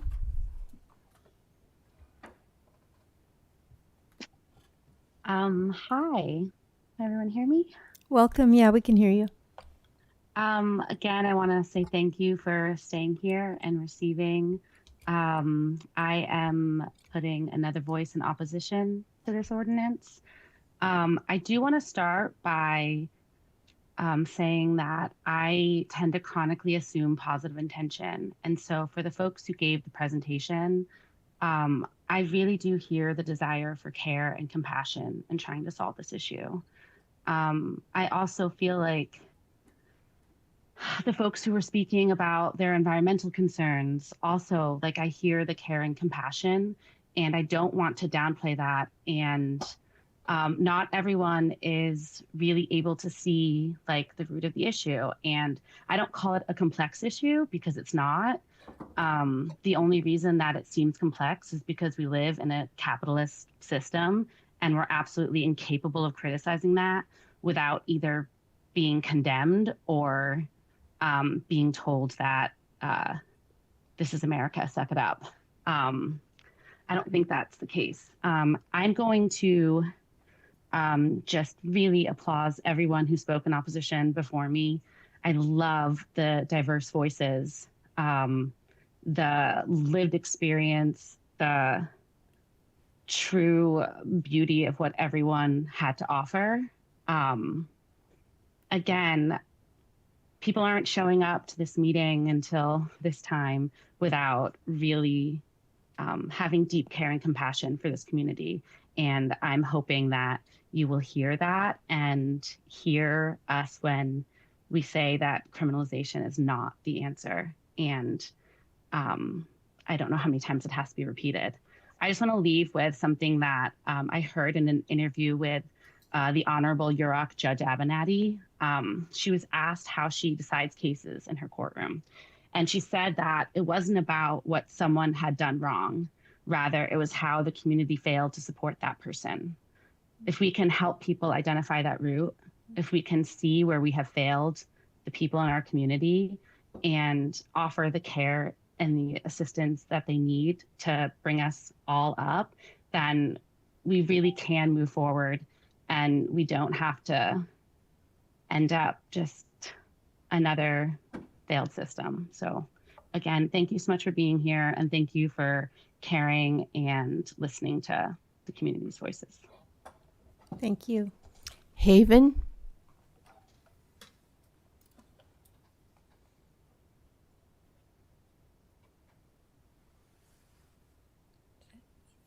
Hi, can you hear me? Oh, Yes, we can hear you. Welcome. sorry, this is going to be a bit incoherent as it is late. Thanks for being here. Thanks my community for being here and saying things more eloquently than I will be able to say right now. I'm just going to kind of talk in bullet points. Don't criminalize people. That's gross. We're on stolen land. Making these laws is weird. I work 40 hours a week in environmentalism, restoration. Unlike some other people who claim to be a part of the field that I am in, think nothing of my unhoused neighbors when I have to pick up needles. I think of how privileged I am to have gotten a degree and be able to live my life in poverty and have a home over my head. I think about tomorrow, how there are wind gusts of 40 miles an hour, and how I don't want to go to work and be outside because it'll be cold. But then I know I get to go home to my house. But then I'm on this verge, right? You know, under capitalism of being able to live in my house and not live in my house. And I'm one of those people who would fall under the cracks of these systems. I have a dog that I can't live without. And if I was homeless, I would not be able to be sober like I am currently. It's clear I don't support this. I support Hatcher and all the things that they're doing, and then again, thanks to my community members who are able to better say some of the points that I want to be saying right now. And I'll end it with that. Thank you. Thanks, Haven. Joe.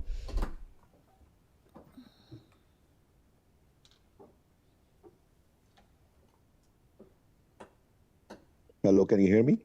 I can. Welcome. We can, actually. Yes, Welcome. thank you.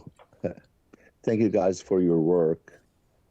I feel the pressure you guys in, but a good work and a great accomplishment come by taking hard decisions. I feel if for every human go through those conditions for the homeless are in, but at the same time, we have to do something. Those crises has been forever, and we in California spend billions of dollars on these issues and never accomplish anything. In fact, it's increased, not decreased. The plan, actually, I feel it's to start somewhere. It's a good start. Lift up, I feel it's not just a dream. I feel it's a start, a first step in the right direction to push rehab, give opportunity, housing, and then those people become able to help themselves instead of asking for help. I support this plan and thank for everybody for their work. I think the representation was nice and at least there's some effort there. So thank you and good morning. Thank you. Good morning to you.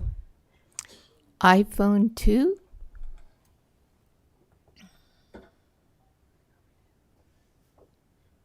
Hi, can you hear me? We can. Welcome. Hi, my name is Ren, and I am in opposition to the ordinance because humans are mammals. Mammals need certain things for survival: shelter and warmth, water, food, bathroom. Every aspect of survival is behind a paywall now. Homeless people in 2025 are barred from their means of survival under threat of incarceration. Our society has put survival itself behind a paywall, and you are upholding a system that is leaving people behind and now punishing them for having the audacity to exist and be visible while unhoused. You guys say you have all these resources and this brand new LEAD program, but you can just offer it to them instead of saying you must take our help or else you get charged with a misdemeanor. This whole carrot and stick argument we've been having simply does not land, and a misdemeanor is in no way an incentive or motivator to get help.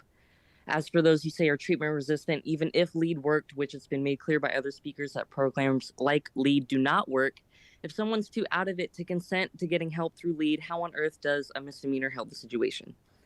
And what about when there are no beds left in our limited supply and all 10 spots in LEAD have been taken up? Meanwhile, there's still people on the street who have to camp and sleep on the sidewalk, use restroom outside, and therefore continue to be harassed by the police while we wait for you to actually open more services that actually work and are actually accessible. My heart broke hearing that speaker earlier talking about rats and roaches in her room and being completely screwed over in her rent situation. What you should be doing instead of criminalizing sleeping outside is getting to the root of what causes homelessness and what perpetuates it and fix that so homelessness stops happening. Because even if you get rid of all the homeless people in Eureka, more will appear because the economic and social conditions that we're living under are creating the circumstances for homelessness to keep happening. This ordinance doesn't in any way fix the problem. I second what everyone else said about more garbage cans. You should put out sharps receptacles, set up supervised safe consumption sites. Can you create opportunities for employment that aren't low-wage food service or something requiring a degree and years of previous experience? How will you get more housing open ASAP and get more bodies into them regardless of their substance use? Do you know how many people you consider normal drink and smoke pot or worse in their own houses in Humboldt? The priority should not be this misdemeanor nonsense because it's simply not a good solution. Everyone who spoke tonight, whether in support or opposition, all recognize that this is a problem, but please come up with something else. Thank you. Osiah? Hi, can you hear me? We can. Welcome. Hi, my name is Eva. I appreciate y'all letting the meeting go long enough for Zoom people to contribute. Rather than chastising you, as many of my friends already have, for even bringing this ordinance to the floor, I'd like to frame it a little bit differently. We have an opportunity at this moment to set ourselves apart from the rest of the country, which has jumped at the chance to criminalize homelessness, a catastrophe manufactured by capitalism, to reinstitute so-called vagrancy laws, something that I thought we were past as a society, but clearly we're moving backwards. And so we at this moment have the opportunity to reject this movement backwards. We have an opportunity to express our staunch opposition to the criminalizing of homelessness. And I'd like to reiterate what Moxie said, there are far greater threats to our environment than homelessness. When we look around, what is destroying our forests and what is destroying our wildlands and our natural resources and our access to clean fish and other foods? It is not the homeless. It is not our homeless friends. And I'd like to reiterate what many of my friends have said, that there are no public restrooms in Eureka, and there are no large trash receptacles. We could just start there. That would be great. Thank you. That's Cindy?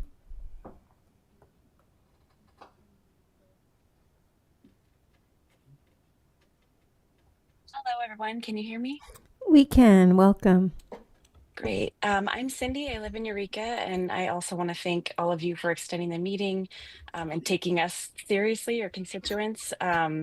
I have some cats here who actually agree with me at this moment, so I apologize if you can hear them. I'm going to keep it short, but I'm just really in awe of our community tonight in this new era of Trump and Musk's destruction. The people who spoke tonight in opposition of this bill with so much compassion and care have really given me some hope. I stand with everyone opposing this bill. So many amazing points were made, but one that struck me is that Eureka should be a sanctuary city for all humans, especially the most vulnerable. Let's include our houseless neighbors in the solution and use our resources to provide the thing that makes an actual difference: housing. Also, we need public restrooms in Eureka, as many people have said. Please vote no on this bill. And again, thank you so much for your time and care. And thank you to everyone who spoke before me in opposition. Ethan?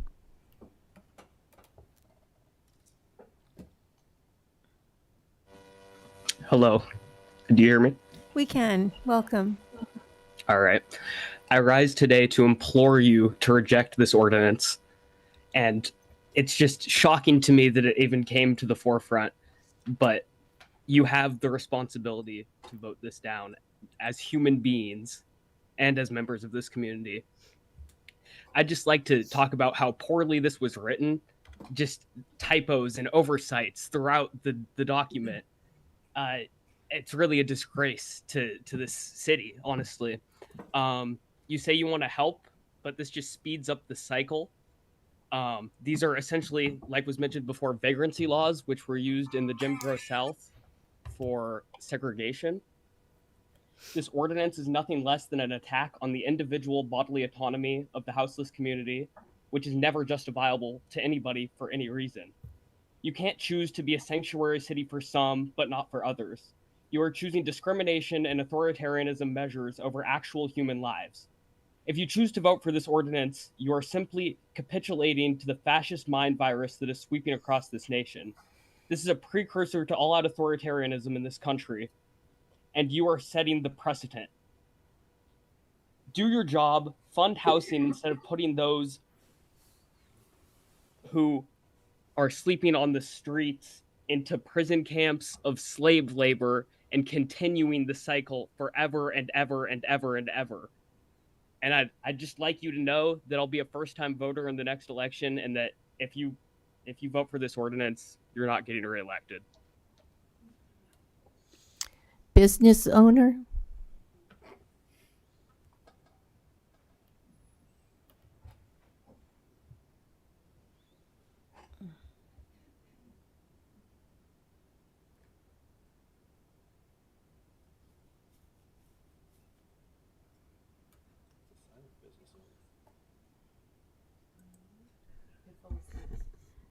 Business owner, you're muted.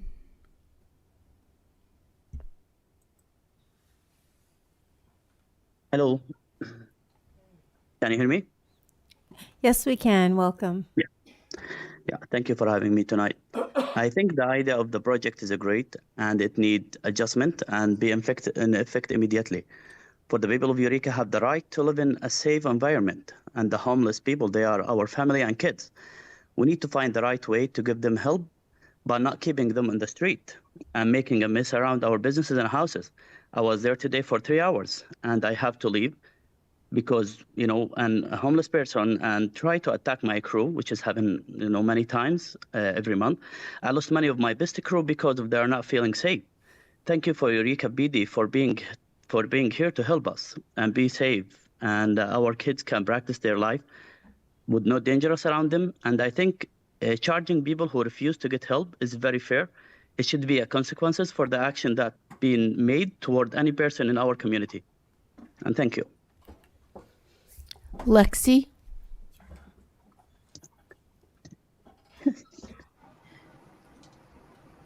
Hello. Hi, Lexi. Welcome. Hi. Thank you, everyone, for your attendance tonight on this very important issue.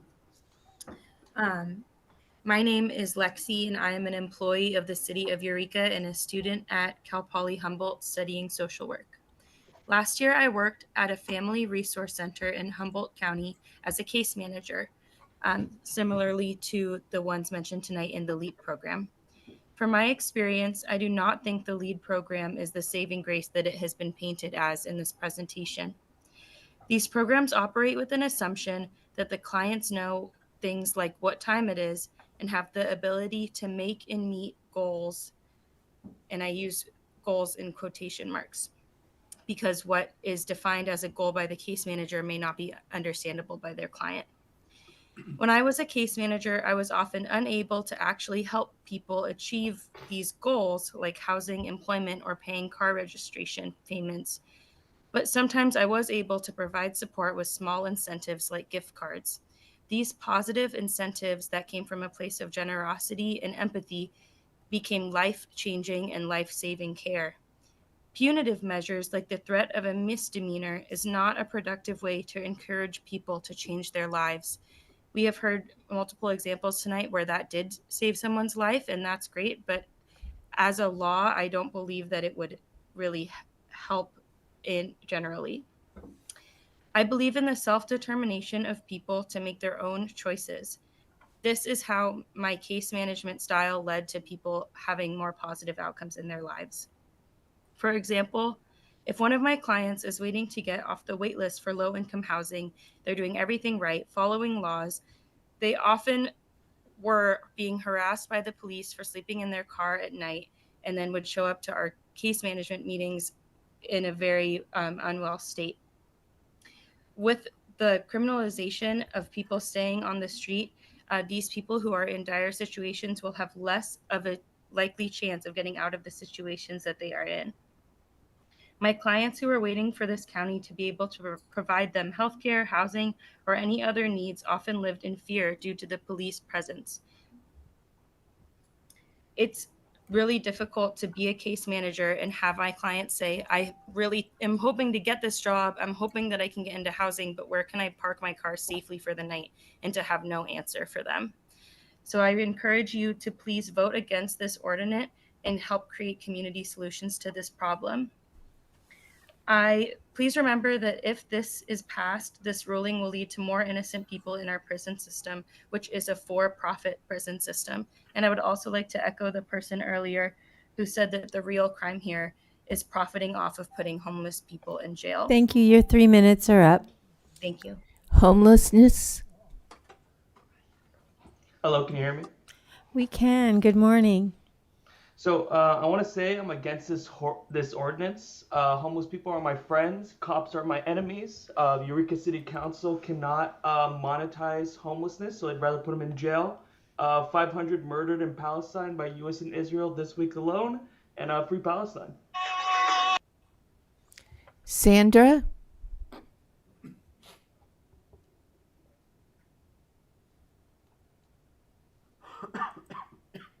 Is that a friend of yours?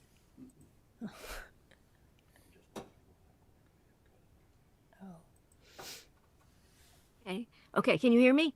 We can. Welcome, Sandra. Oh, yay. Yay. First of all, I really thank all of you for holding this meeting. It is so important. And I can see it it's a tough decision from your perspective. And so I've been trying to research and think about it, and sometimes that doesn't help because it makes it more confusing. But one of the things that occurs to me is I think the intentions of the ordinance are positive. In other words, it's intended to be a tool to achieve positive results in the sense of improving the ability to help people who, as they say, it's hard to pronounce that word, but they're not aware. What is it, Agnes? I can't pronounce it. Who lacks the insight or awareness of their own mental illness. Okay, and then also that you have people camping in places that cause environmental degradation, and so you don't want them camping there. But I think the question becomes the difference between its intentions and what its outcome can be, and the way that it's worded, that actually it's focusing on making it illegal to sit, lie, or camp, and it doesn't have, and it's, so in other words, what it's saying to anybody out there who doesn't have a place to live, that they're at risk of a misdemeanor. And I know that you're saying that it's going to be applied very gently, but we don't know that that'll happen in years to come and by every police officer. And I hate the idea that we're communicating to people living outside that basically they're illegal and at risk of a misdemeanor, no matter how much you might want to say it's not going to be applied usually. So I think on that basis, I would recommend that you don't pass it. But at the same time, so many good ideas came up, and I think that this should be a catalyst for moving forward to identify the problems that are out there. And I agree with you. When I saw the presentations by your city staff, I thought it was awesome and good-hearted and even loving in many ways. But at the same time, you can't leave it to all of you. And this is something that many of us have asked before, which is let's have a task force, have a community group and a task force of the community to look at these and to find, additional solutions. In other words, I love the idea, does it have to be, maybe have incentives and encourage people to use the services as opposed to punishment?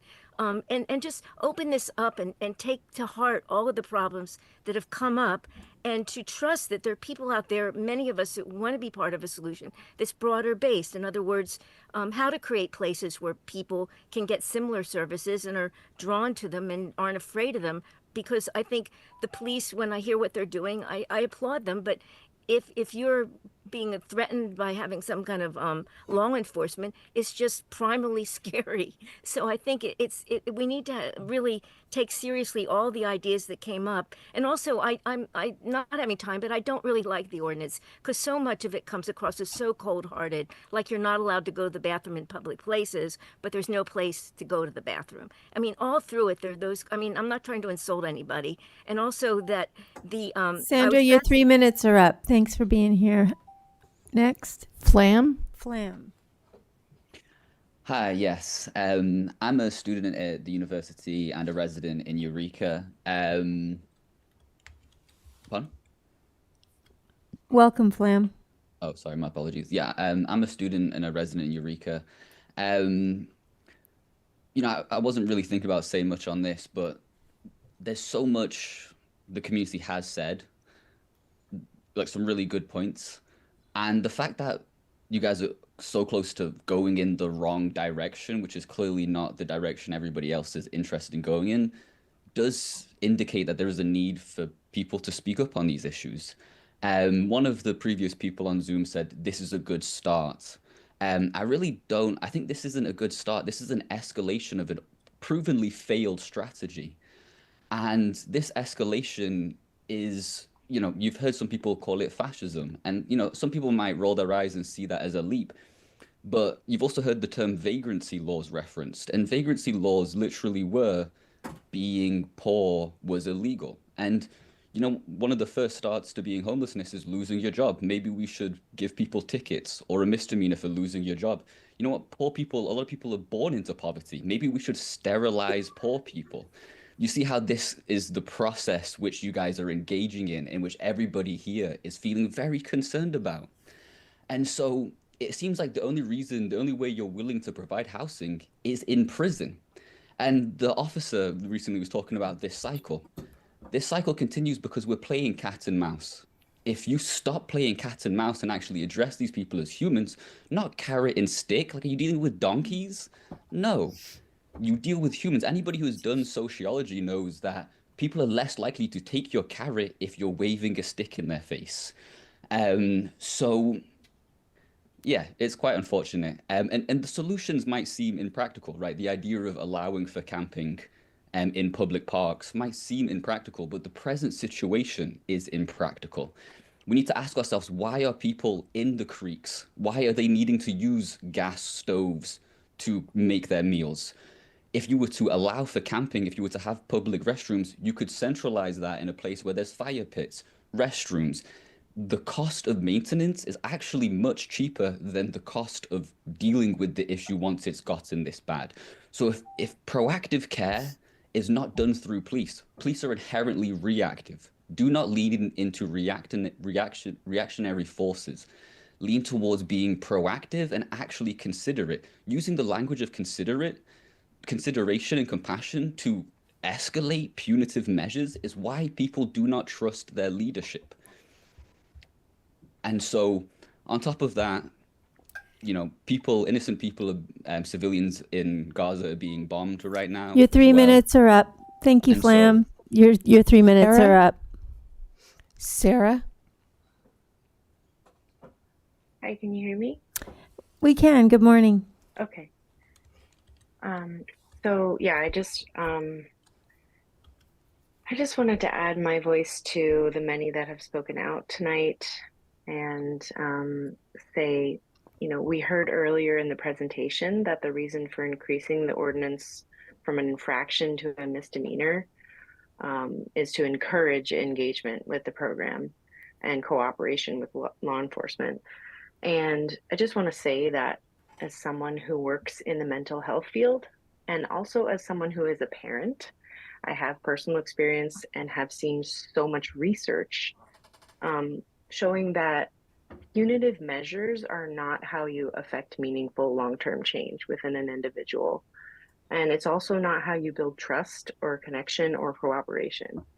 So proposing that threatening houseless individuals with the punishment of a misdemeanor is the best way to get them to engage and get them the help that they need. It's not only condescending and dehumanizing, it's also wildly unimaginative. These are human beings, and we need to treat them like human beings, like our neighbors, and we need to have them be involved in the process of getting the care that they need. So, and what they really need is a model of care that's centered around harm reduction and actual physical spaces where they can reside. So please vote no on this, and thank you all for everyone who's spoken tonight. Thank you. Sarai? Hey, good morning, everybody. Welcome. I just want to bring my Uncle Mike into the room, my ancestors who were called vagrants into the room. I want to bring folks who were displaced after natural disasters into the room, folks in Humboldt County right now, who are not able to be here into the room. Folks in Gaza, folks in Palestine who are routinely right now being criminalized and lied upon as they're being displaced into the room. And I just want to tell a story. I was driving over by the mall today, and I didn't see the couple people that are usually right there out by the exit. And it's super funny. People usually try to avoid the people, they go in the other lane to try to avoid eye contact or contact with the people. So this is not just a city council or cop thing. This is a community thing that we're all facing, how not to erase people that are right in front of us. But I didn't see the people there. And my immediate thought was not, oh my gosh, these people found somewhere to go, they're good now. My immediate thought is they're somewhere, they got snatched up, or they're dealing with their possessions getting taken. And I feel that's what people are talking about with the leap to fascism. What we're thinking as the worst could possibly happen, that's getting closer and closer to what reality is. And so I just want to thank everybody who's put themselves out there to speak up, who's told about their vulnerable situation to like be here to like tell their expertise just to get told to like be more respectful. Yeah, I just want to super thank my community for just like standing up and being here at 12:46 p.m. like with 57 people still on Zoom and hella people still in there. Like, this is the way, you know? The community coming together is the way. Giving the police more money is not the way. It's not the way.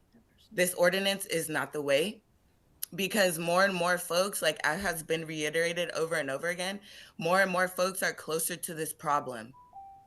And it's not even a problem. The fact that I even classify it as a problem lets you know that we have battling to do within our own minds, the way that we talk about our neighbors, the way that we talk about like wanting to beautify trails versus making sure people are housed and fed and clothed.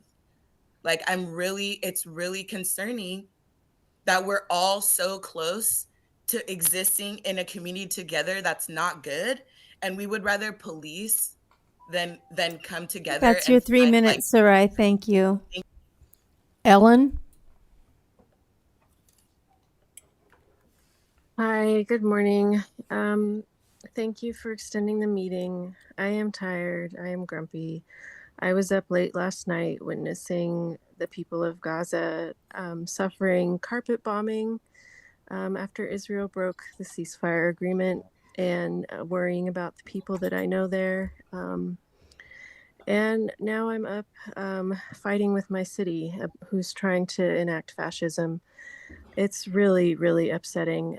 I sent you an email earlier this afternoon, but I sent it to you and I asked you to vote no on this ordinance. I sent it to you before I read Miles's summary of the agenda item. And I have to say, this criminalization of mental illness is deeply, deeply disturbing. And I referenced how you're aligning yourselves with the Trump regime with this ordinance. I didn't specifically mention RFK Jr., but I will now, because you know that he wants to put people who have diagnosed mental illness and use antidepressants in concentration camps. That is who you are aligning yourselves with this ordinance. And I know that you hate it when we criticize your police. I know you all love them so very much. I do not want to hear any of you licking any boots after this. Your public clearly does not trust your police. And again, you have brought in something to us where the chief of police is up there saying, trust me, bro. We do not trust you, bro. We do not trust you. And even if we did, you're not going to be there forever. I cannot believe the sloppiness of this ordinance that was brought to us that can affect so severely so many people's lives. It's disgusting. Referring to unhoused folks seeking help as pre-booking, disgusting. I'm in awe that you passed a sanctuary city ordinance last meeting, and now you're trying to criminalize not having a home. Where are your moral compasses? I'm so angry that I have to do this, that I have to fight with my city while also worrying about my rights being taken away as someone who's vocally pro-Palestine, as we're worrying about our immigrant neighbors, we're worrying about our trans siblings. Please, could you just give us a break? Be on our side. If you're supposedly all anti-Trump progressives, act like it. Please. And I want to thank my community for showing up. This has been so beautiful to hear everyone. I know a lot of people spoke for the first time, and your voices are so beautiful. Please keep speaking up. Thank you for showing up. Caller ending in 841. That's the last one. Good morning. I wanted to take a minute to tell you I'm kind of upset about the way that people have co-opted this conversation, taking people directly to jail, and everything else that they are proposing is ludicrous. This ordinance is there to help the very small percentage of people who will not be helped, and to move them into the care that they don't think they need. And I really hope that you see this for what it is and help them. Please vote yes. Thank you. Thank you. Do you see anybody else on Zoom? No. Okay, so I'm going to bring this back to council for a suggested motion. In the interest of time, I need a motion. Mayor, can we extend time by to 1:30? I'll second. Please vote. By consensus. Thumbs up, everyone.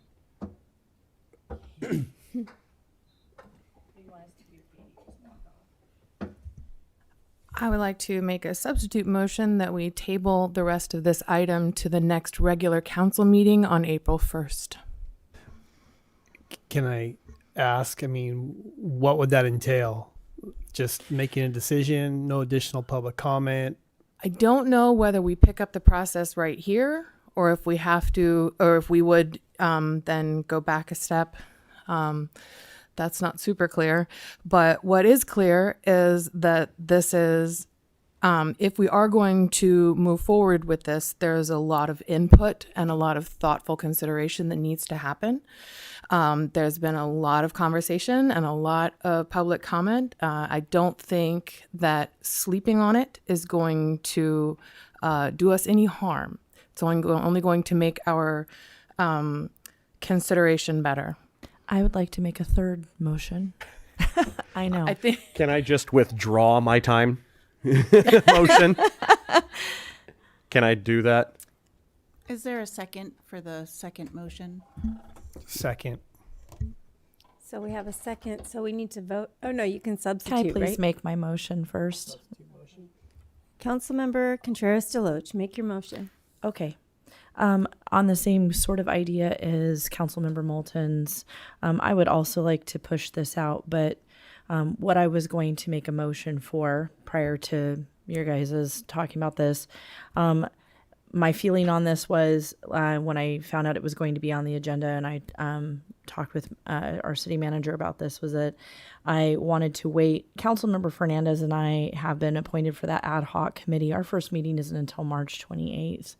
My personal opinion is that we lack adequate services. I'm not comfortable passing an ordinance like this until we start addressing some other things first. It's not a no for me. It's a not right now because I think there's some structural things that need to be worked on. I feel that we should involve other members of the community in this conversation prior to as well. So I'm going to go ahead and throw that out there now and say, because I don't want it to turn around and come back in a week, because I think we should work on, or 2 weeks, that we should have an opportunity to work on this. And I think we should have an opportunity for us to get to meet with our chief and our city manager and talk about what we talked about a couple of weeks ago, which was a managed encampment possibility. That's my... What's the motion? I apologize. I have not done this before. I'm in uncharted territory making a third motion and throwing that out there. I wasn't expecting the direction this went. So my motion is that we table this for a length of time that gives us time to actually follow through with what we have discussed and look into managed encampment options and also involve other interested members of the community in this along with. And I'm going to say this really quick. I just went out with CSET yesterday and spent time with the population I spent a lot of time with already because I'm down there already for a lot of reasons. And and people were happy to see our officer. They were waving at her. They were stopping her and talking to her. They're not afraid of her and they like her. And that was plainly obvious. People stopped and talked with us for considerable lengths of time about what they were trying to do and what they were working on or health issues that were popping up. So I understand, but what happens nationally isn't my concern. What happens here in Eureka is my concern. And we have a lot of really kind, good people that are working on that. Whatever somebody texted about in 2016 is also not my problem today in 2025. I care about the staff that I have right now who's doing a lot of really good work. And I want to put that out there and just say it. I think it's really important to maybe get to know them and get to know what they're doing because they're revolutionizing the way that policing works. It's really not standard policing. It's something else entirely. And I'm very proud of them. I'm going to jump in and do you mind if Yeah. do you want me to maybe Please. paraphrase what the motion? Yes, you what can I paraphrase. heard? Yeah, Please do. Fix it. Yeah. What I heard was a motion to table this item until the ad hoc committee has had an opportunity to meet and discuss and bring the introduction back at a time not yet certain, but to be guided by the ad hoc committee. Second. Okay, is there any discussion on that? I would still like to motion to continue the meeting because I have a direction for staff and I don't want to wait till some undetermined time in the future. So I do want to motion to extend the meeting to 1:30. Second. No, we can't. We have a motion on the table for. okay. Oh no, are you substituting another motion? Is that? I don't know. I don't think that motion had been withdrawn actually, but was that a substitute motion? Where are we at? So, City Attorney Luna, could you please clarify where we are and what is the next step? What do we need to vote on? Why don't we? Because I think this is the intent of council. Sorry, just a moment. Because I think this Thank is you. the I'm sorry, I intent didn't of mean to shush council. you. Can we vote first to extend by 20 minutes? Well, we said 1:30. We already half an have hour. that We already have that. extension till Oh. 1:30. Great. But we were asking for consensus, and we didn't have consensus. We Correct. did. We had one no. Still that's 1, 2. consensus, however. I think the clerk is correct. We had consensus to go to 1:30, and so the motion that was last on the table was this motion. Thank you for the clarity. Okay, and then thank you, clerk, for keeping track. So the motion of Councilmember Contreras Deloche, which was seconded by Councilmember Fernandez, I believe. To is on the clarify, I table. wasn't saying it should be subject to the ad hoc committee. I wasn't quite sure how to express my idea. I just felt that along with other things, I think there's multiple steps, and I think that we should have an opportunity to do that since it's directly related. No, I was agreeing with the fact that City Attorney Luna had stated that it would come back from when we've had a meeting, and we can decide there. I'm sorry. I'm very tired. I've been up very close to 24 hours now and been working since 7 a.m., so I'm tired. My apologies. Councilmember Castellano. Okay, we've got a motion and second, so I'm going to hold the floor. Okay, great. Since I'm not on that subcommittee, this is my chance to say publicly things until this happens, and here we are. Firstly, I appreciate everyone's commentary tonight and engagement on this issue. It's important. I also appreciate that a lot of the day-to-day work is done by city staff, and that I understand why you're bringing this before us. In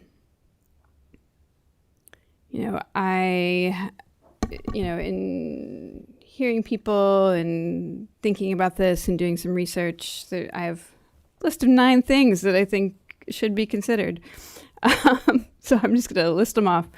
I do think, let's see, maybe in addition to or supplementary to the working group described that's specific to camping, I do think it would be good to generally have a working group on homelessness and, working towards continuing to address this. Maybe it's an ongoing group, including, community members, advocates, people with lived experience, trail stewards, building owners, real estate community, people from the faith community, amongst others, service providers. Let's see, I do think there could be some opportunities it sounds like conversations could be had with the DA, at least to look for, opportunities to implement lead types of programs with people who are already getting misdemeanors for something like who are already entering the system. And so we're not adding more to the system. We're actually helping to like divert people from those systems. Homelessness court, I think, homeless court should be explored. That has existed in the past, but is no longer. Exploring continued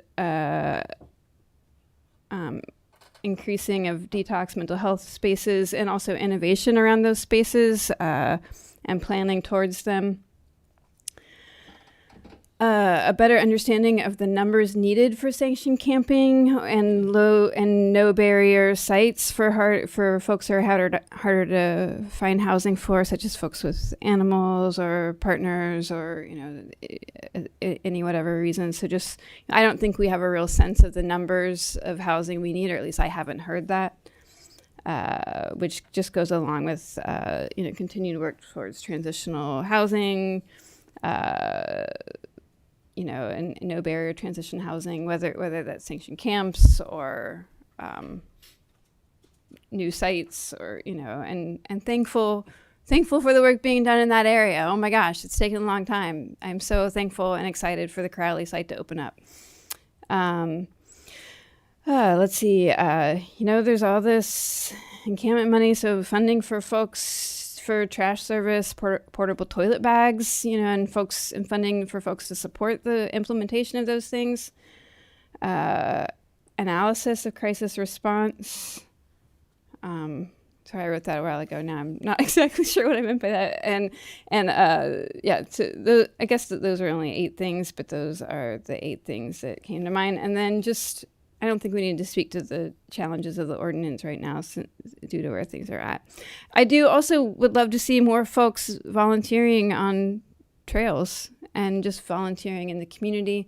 It definitely, there's a lot of, I think everyone on this council, again, not to say like we're the best or whatever, but like has volunteered in the community, supporting people who are unhoused. And, it's really needed. It's really needed to have more people showing up at where people are providing services. So please come out. We would love to engage with you and would love to be in relationship around those things, and looking forward to continuing the conversation. So can we get a consensus from council that they would like to agree with Councilmember Leslie's direction? Councilmember Bauer, did you have something? It was a lot.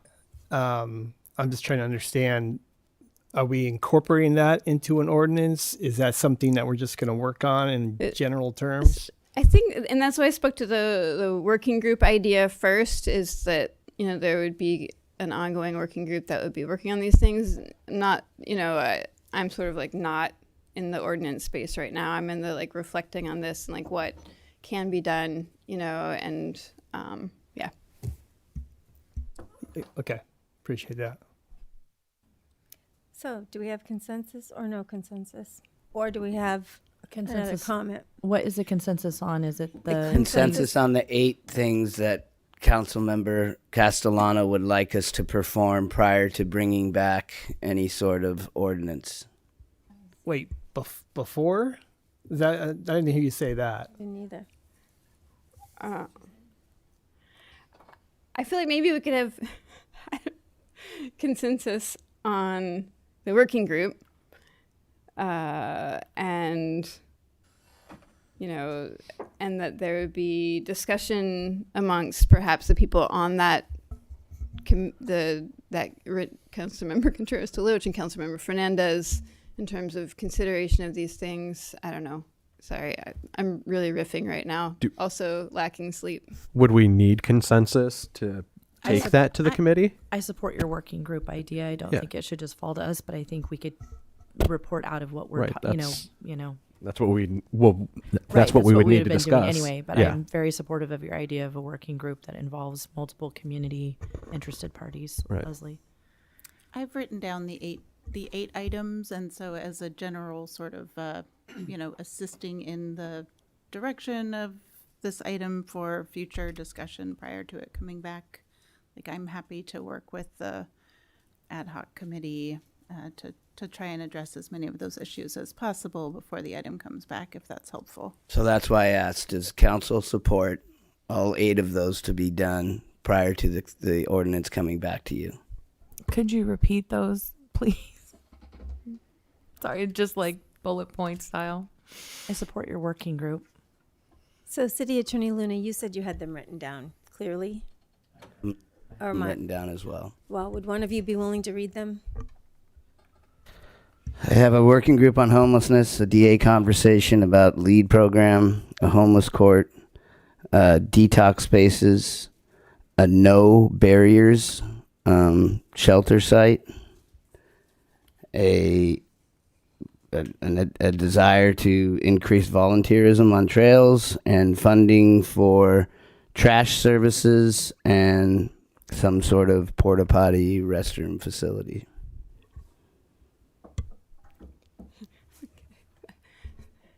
That wasn't quite it, but Is this accomplishing all of these things or studying and exploring the possibility of all of these things? Okay, well, the intent of the committee is to pretty much follow through on what we had talked about with alternatives for a permanent encampment and a better coordinated effort with other local governments to bring better services to the unhoused folks. Mm-hmm. That's what I remember the intent of the committee Councilmember being. Fernandez, the word wasn't permanent encampment. That was changed. Right. It was a site for. I thought I said no designated. You said permanent. Yeah, well, I meant designated. Oh. So to be clear, Yeah. we're at an impasse now. So we need to know, what are the 8 things? Do people either thumbs up or thumbs down? My question was if it's accomplishing those 8 things or exploring and researching those things. Councilmember Castellano? To me, at this point, I think it's creating the working group and exploring them and bringing back more information to council. Okay, so we've got because We have those things might consensus? take a long time to accomplish. Honestly. Councilmember Bauer? Which And that's I'm all prior for. to us finishing this discussion or up or down vote with the ordinance. That's the big question. And Prior, the coming back with more information about them prior to hearing the ordinance again, which would also be, and the other thing prior to that would be Councilmember Contreras-Deloche and Councilmember Fernandez meeting with this working group. It's late. I mean, so when do we think we'll? There you go. So we've got 4 thumbs up and 1 thumb down. Okay. Sounds good. So we still have an ordinance on the table right now, right? We referred it to committee, basically. There was a motion to table it until committee. That was a part of. Didn't vote on it. Yeah, I don't think we. They didn't We have ever not vote. voted We have on it. not. There's been a few competing ideas since then. It's so not if we could competing. get- It's in alignment with what Leslie said. My language was different, but it's in alignment. We with still what need Leslie a first and a second to make the Okay. recommendation. No, we have have a first. first I mean, you still need to vote on your. We have a Yeah. second. If there's no more commentary at this time, please vote. Yeah, yeah. We're I- voting I- to table. So, sorry, I'll.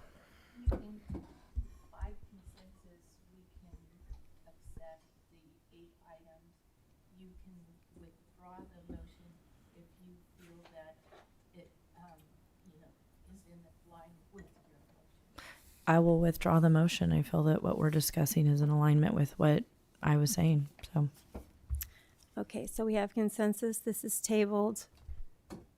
Is there anything further with this that we need to accomplish? Point of We order? have direction. That's fine. Okay. So with that, I'm curious if people would like to do council reports or make a motion to put those off to next month as well. I'll move to skip council reports. Second. Okay. Any comments? Vote, please. Unanimous yes vote, motion carries. Okay, and City Manager Slattery, we will do your report next month as well. I got 5 says we don't. Pardon me? I got 5 says we don't. I'm just joking. Hysterical.